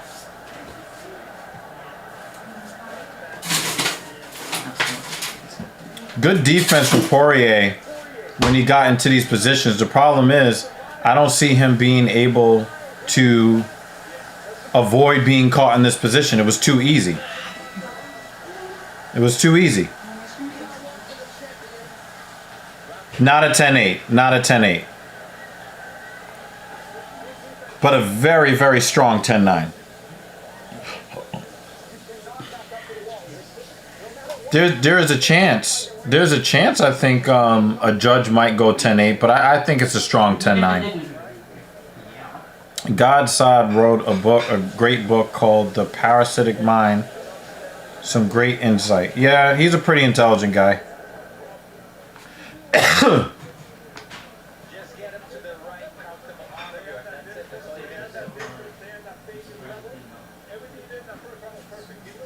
I just wonder how these guys can be the best USA can produce. You're absolutely right, Dan. You're absolutely correct. Right here, you see Dustin Poirier land the right jab that kind of cut the eye of Islam. Islam lands a beautiful left hand that hurts him. Islam gets a takedown and kind of grimaces a little bit. Once he secures the takedown, I don't know what that was from. It's probably the eye. The eye that got hit. Yeah, probably the eye. Yeah, we didn't hear any. Islam is not scared at all. That it was anything more than that. Mike Brown told Dustin, nah, they backed up. And the thing is, you don't even need to present hips to Makhachev, and he is going to pull you down to the ground. No, you just missed the funniest wrestling defense you will ever see. That was hilarious.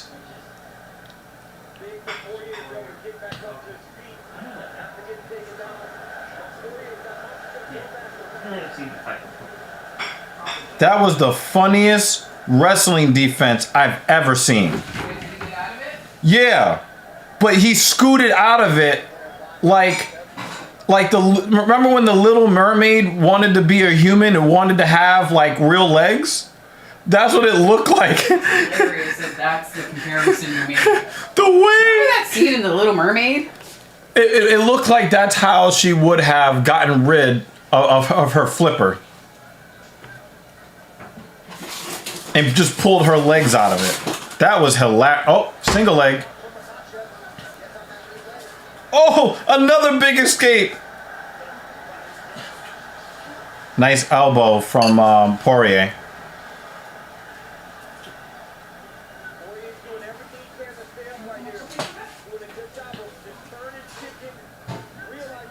He's gonna get the level switched on him again. And this is another thing. If you're Poirier and you want to implement your offense, it's very difficult to implement your offense and to get into the striking range you want to get into when you know this guy is looking to level change on you at every opportunity.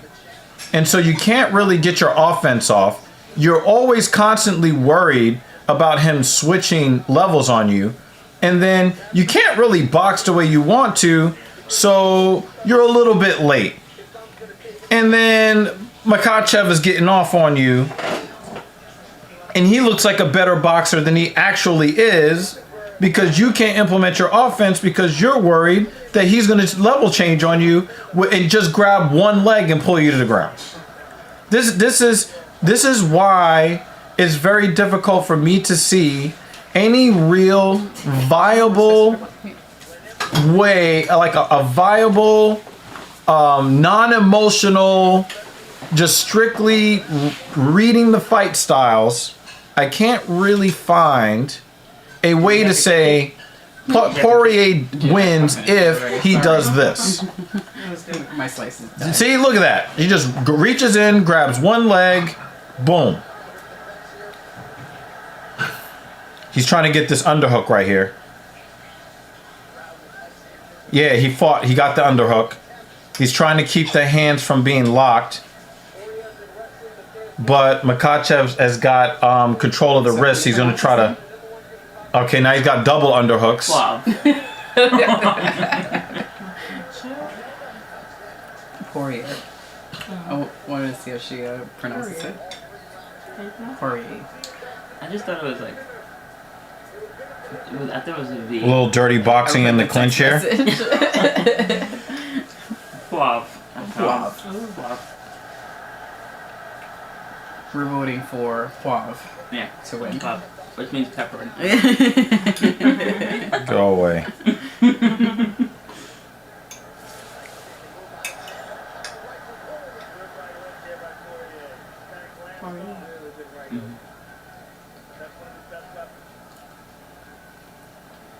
Ooh, nice striking defense from Makhachev there. Very careful dipping his head there when Dustin tries to enter.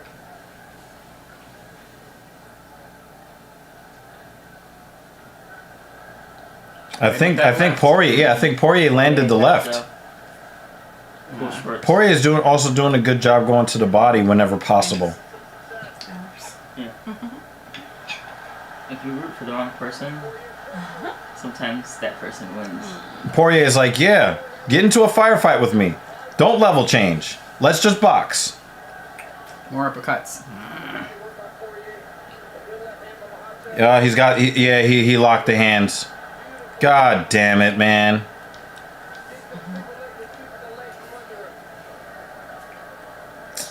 Damn. That might have been enough to give Makhachev round 2 as well.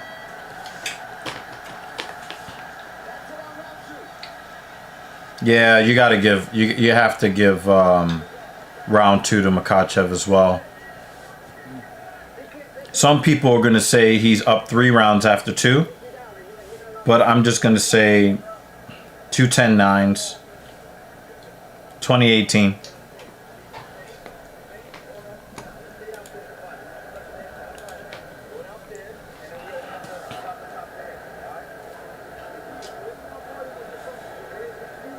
Islam does not look... Jay, stop with your emotional ass fucking assessments of the fight. Stop it. But this is Jay. Only assessments he can give. Look at his assessment of ring announcers. Come on. I don't want to look at that assessment at all, actually. I'll respectfully, politely decline. Politely?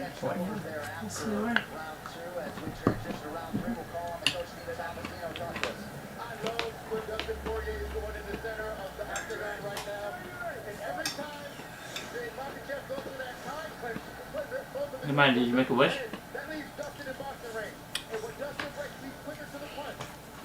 Did you make a wish, Matty? Upon a star? Yeah, did you? I'm not going to get my wish because Poirier is not going to win. Hey, if you wish for it, you have 1 year, buddy. He's not allowed to say the wish. That's the point. That's when he made one. Sabotage. A little bit of a class of heads there. Oh, nice shovel uppercut from Makhachev there. Oh, he's got his hands locked. No. Yep. That's that Habib level wrestling right there.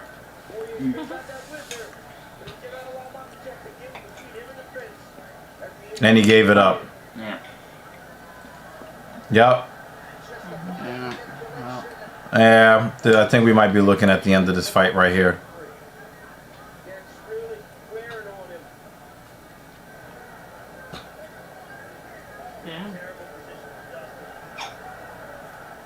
We've seen him get submitted like this by Charlie Olives and Habib already.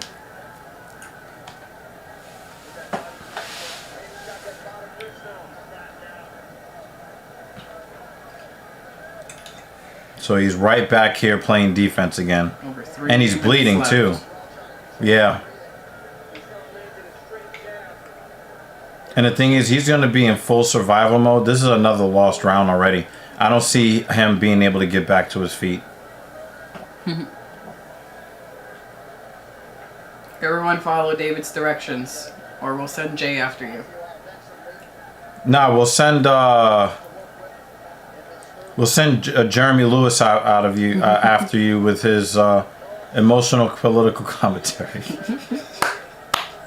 Someone's getting sent after you. Please and thank you.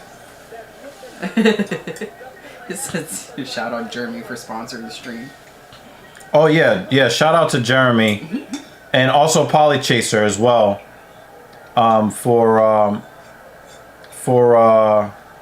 really supporting the platform today. It looked like he was setting up a head and arm choke there.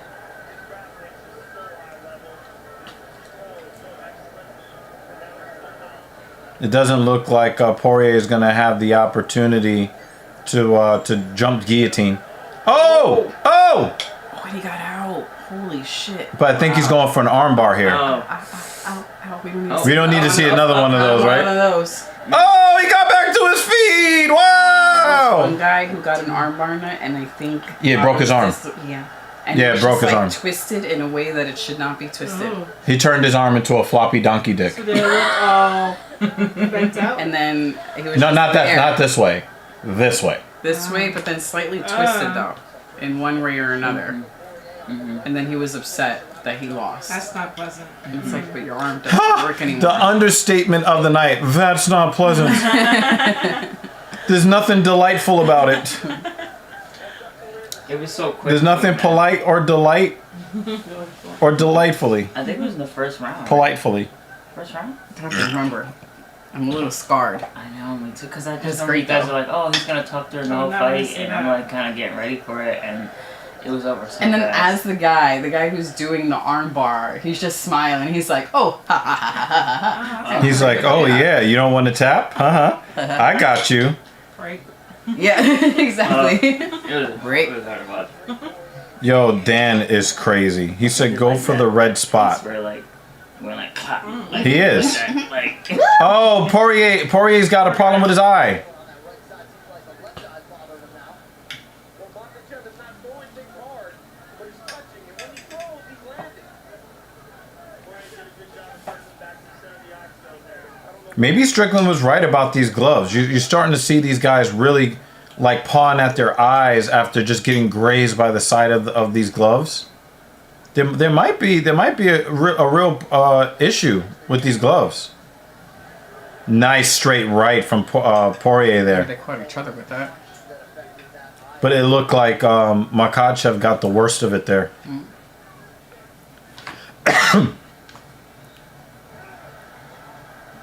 Oh, that right cheek is swollen. On Dustin. You see it like coming up. 3-0. Swelling coming 3-0 up. Just like Makhachev. mush like this. For Dustin.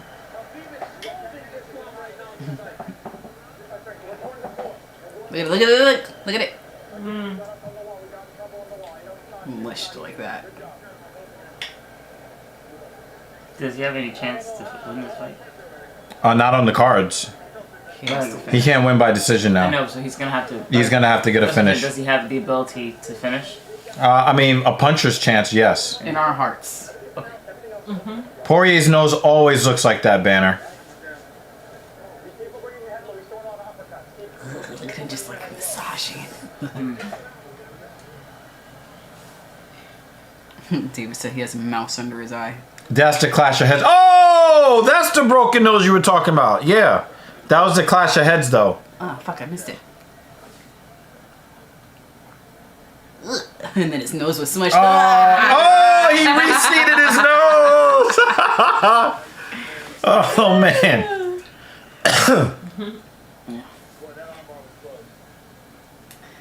Ice cream, broken noses, broken faces possibly, broken elbow. Yeah, it's crazy. This is crazy. Ice cream. Life Genesis says, "What up?" I don't know when this was sent, Yeah, but sorry there's no timestamp. yeah. Hopefully you're still there. So Poirier cannot win on the cards. He's gonna have to get a finish. He's gonna need a flurry here in round 4.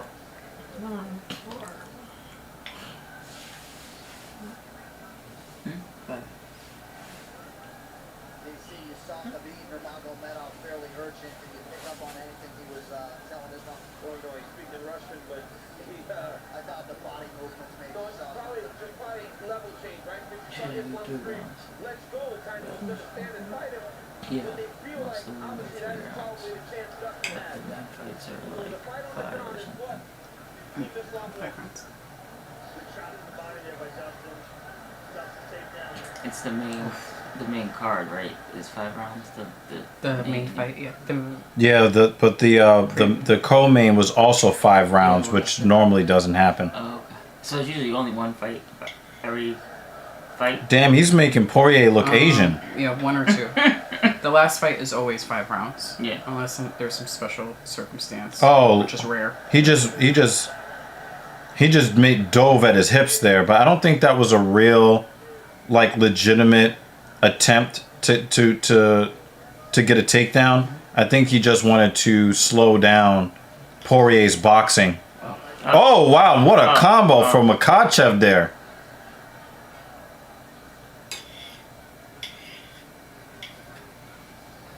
Oh. Wow, he's tagging him. Yep. Oh, they're still there. New comment. Which side? No, it's a different comment. Oh. Beefcake Gains. Yeah, man. That's the right kind of name. You know what I'm saying? Gotta give him that. He's got someone else's arms in his shirt. I don't know whose arms those are. Not buying it. I'm not buying it. Or best case, False he has arms. his arm in someone else's arm. So that's right. He's clearly got a sleeve. Oh, he picked him up. Yeah. Good balance. Oh God. Jeremy. He said that's what I'm trying to get. The No, beefcake not again. gains. Goodness gracious. It looked like something actually hurt Poirier. I couldn't tell if it was like a low blow or something in a joint. Hey, yo, pause.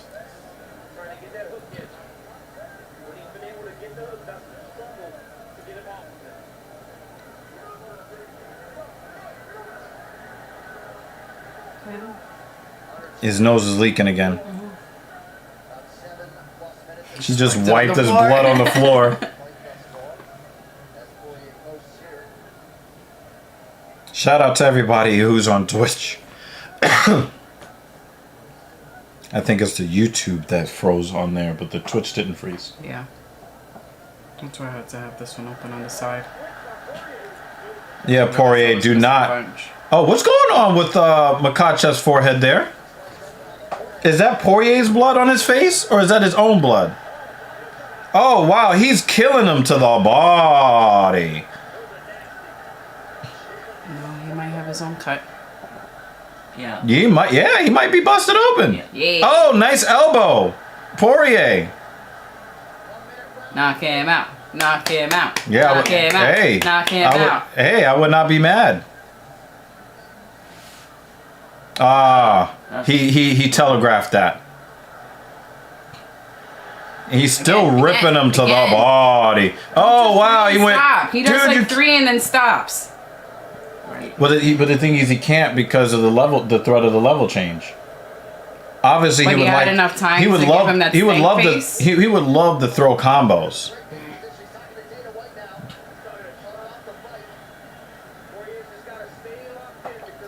Jeremy says I've been lifting on and off since I got home, feeling I made some momentum. Yeah, you should probably just do what you're supposed to do, whatever you programmed out. Stop and rest. You do not get extra gains from constantly beating up the muscle. You don't. Ew, he's leaking! Leaking!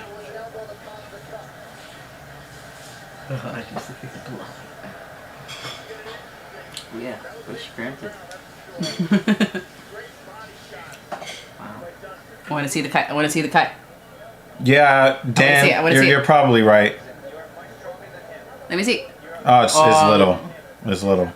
But it's just bleeding a lot. Forehead is getting a little lumpy. No, his forehead is open, but it's just kind of small. Blah! Boom! It was that elbow right there. Oh. It's a nice slash on that forehead. Look at that. Bang. 3-1 Makhachev.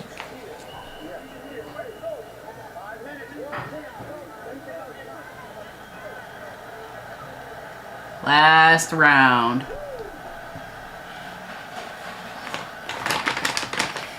Yeah, Jeremy, I keep telling you guys need actual coaching. Oh, wow. That blood is running. Oh, wow. Look at that gap. Actually, it's much larger than I thought it was. Yeah. Yeah. Makhachev is throwing them hands, though. Oh. I was gonna say there's also juice in the fridge if you guys want juice. Makhachev's got sharp boxing, man. Jay, you got a 2-2? As much as I want Dustin to win, I don't think he's winning anything. Yeah, 3-1 Makhachev. Rather convincingly, I might add. No, no, no. Yay! Good job, Poirier!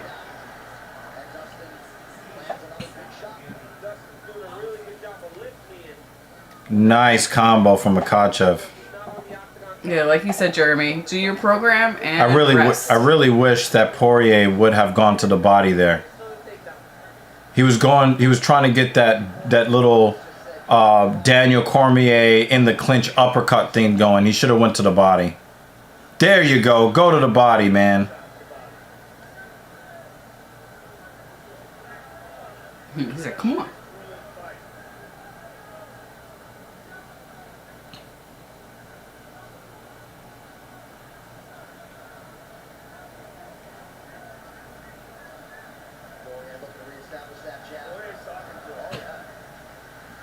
You don't have time to talk. Just fuck him up. Yeah, exactly.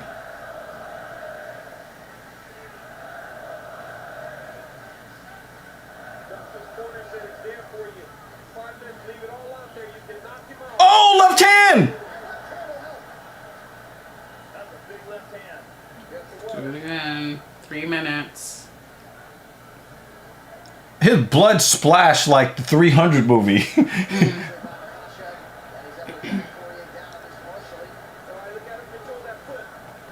Nice work, Poirier. Keep that balance. Elbow.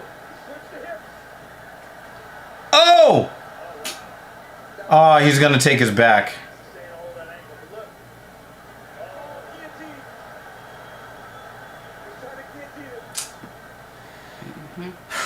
Poirier, come on, get your feet underneath you. Jeremy said, oh, the Darce. He's got the Darce locked up. Yeah, it's over.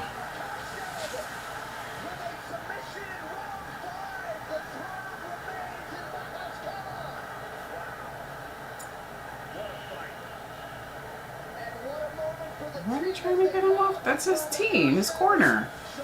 Oh, the doctor. The doctor has to do like the you got the security, the doctors.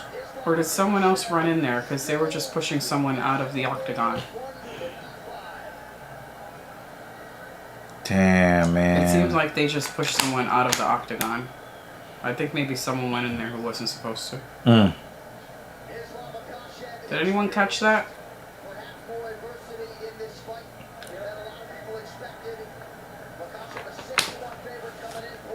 Probably that's the Poirier retirement right there.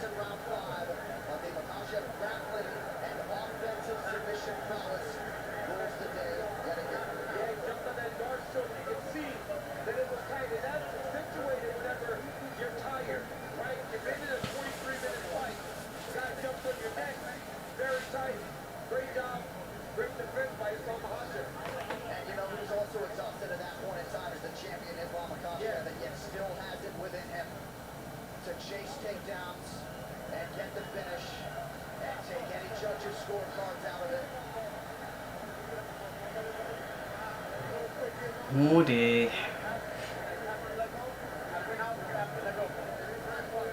Well, we weren't able to pin the predictions, so if anyone remembers their prediction, if you want to let us know how they went, put it in the chat.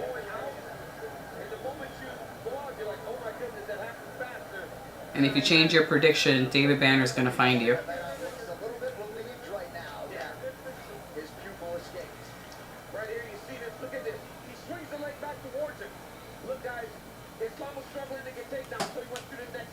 Polly Chaser said, obviously, I was correct.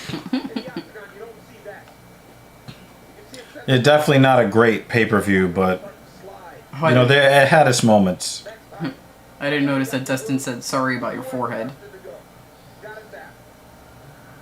Only Dustin's gonna go, I'm gonna break open your forehead and then apologize after. Like, my bad, you're gonna need stitches.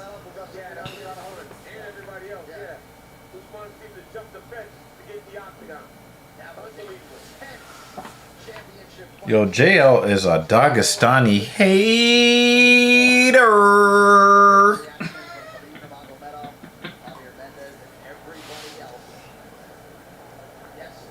Ooh, look at that Yeah, nice gash. He's checking it out too. Oh, that's a pretty one.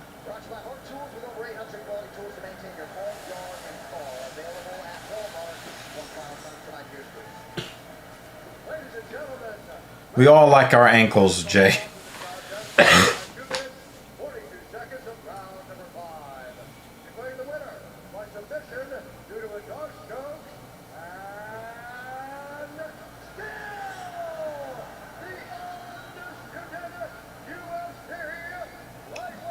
Dustin put a beating on him though, a little bit in that fourth, you know, toward the end of the third round, the fourth round.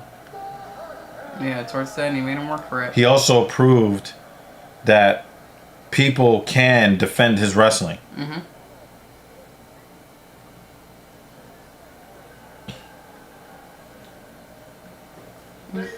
Beefcake is back on Twitch. Just Let's popped see. up. Islam is a crotch sniffer. Yo, I can't. But his boxing was really crisp today, Beefcake. You got to give him that.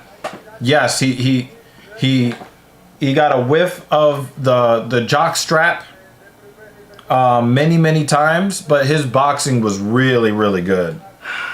I was very impressed by his striking in this fight.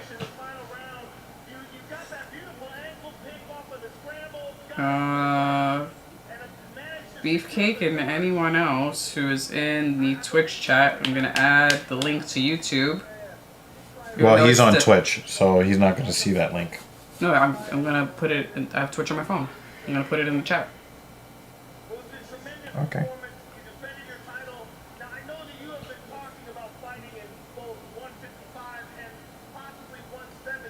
If anybody wants to come on over. Arman Sarukian, that's going to be a good fight.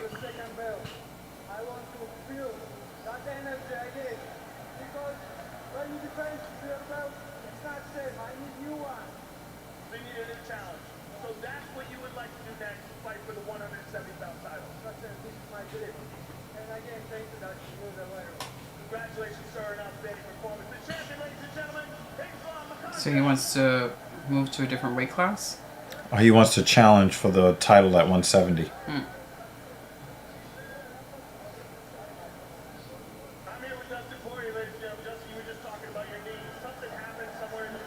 Yeah, did you see that big grimace? Oh, look at his knee. Yeah, his knee is fucked. Oh, man.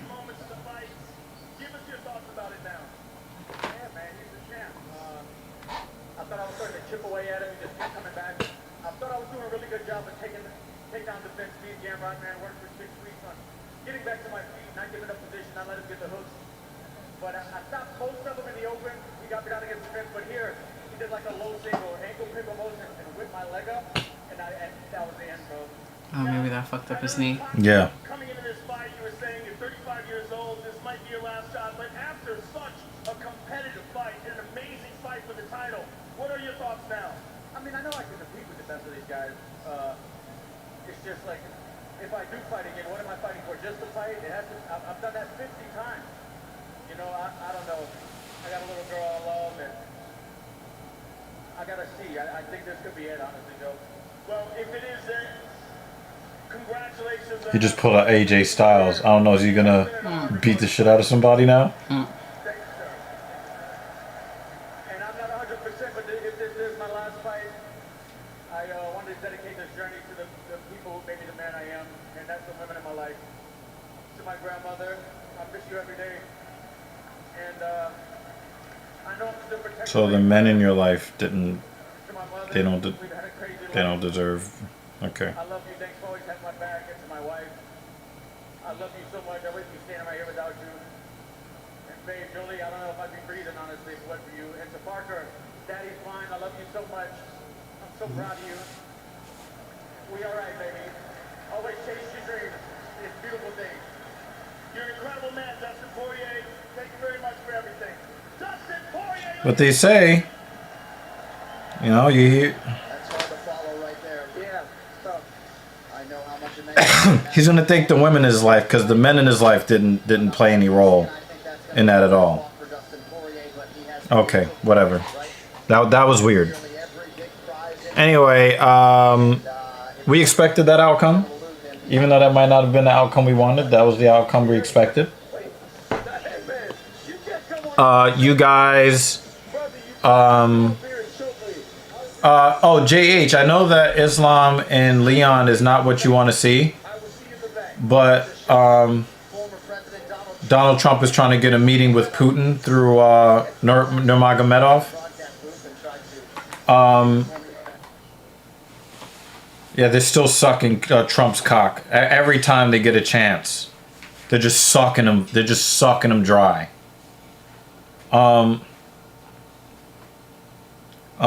Yeah, David, you know, people are paid to see Poirier.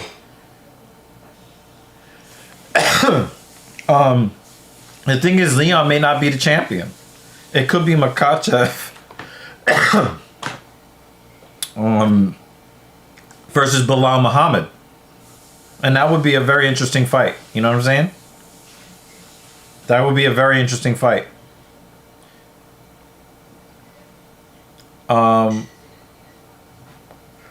Tap, absolutely. We had a whole No Diddy segment in this stream that you missed. So you probably should just start showing up to the streams earlier. Because they're getting funnier and funnier. I need to give a special shout out to Mrs. Evil and Joy Walking, specifically because a lot of what you were able to see on the screen today was made possible by these ladies. They worked very hard this afternoon to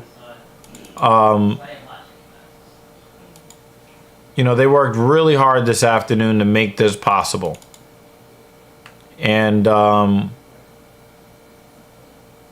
just gonna hit the you know what I'm saying? Like, I just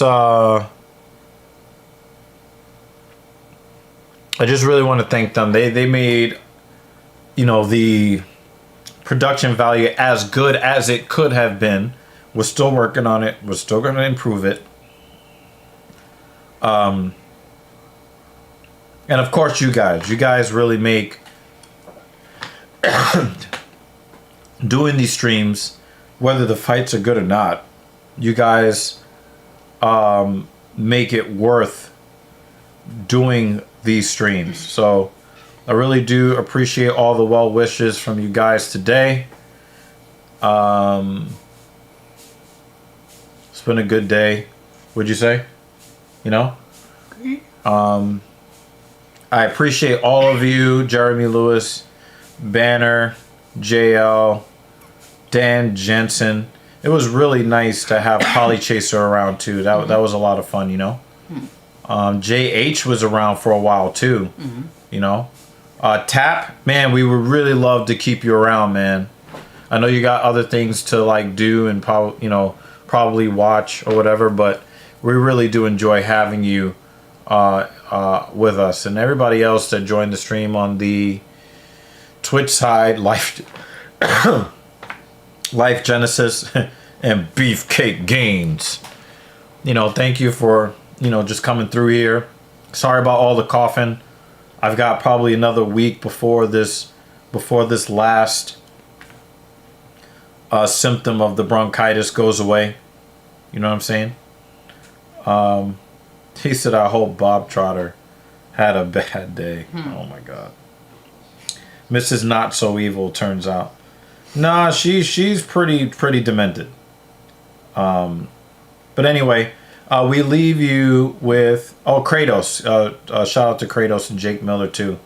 Nah, I'm saying. Yeah. Nah, I mean, the great Dan Jensen says it best when he says what? Be safe out there.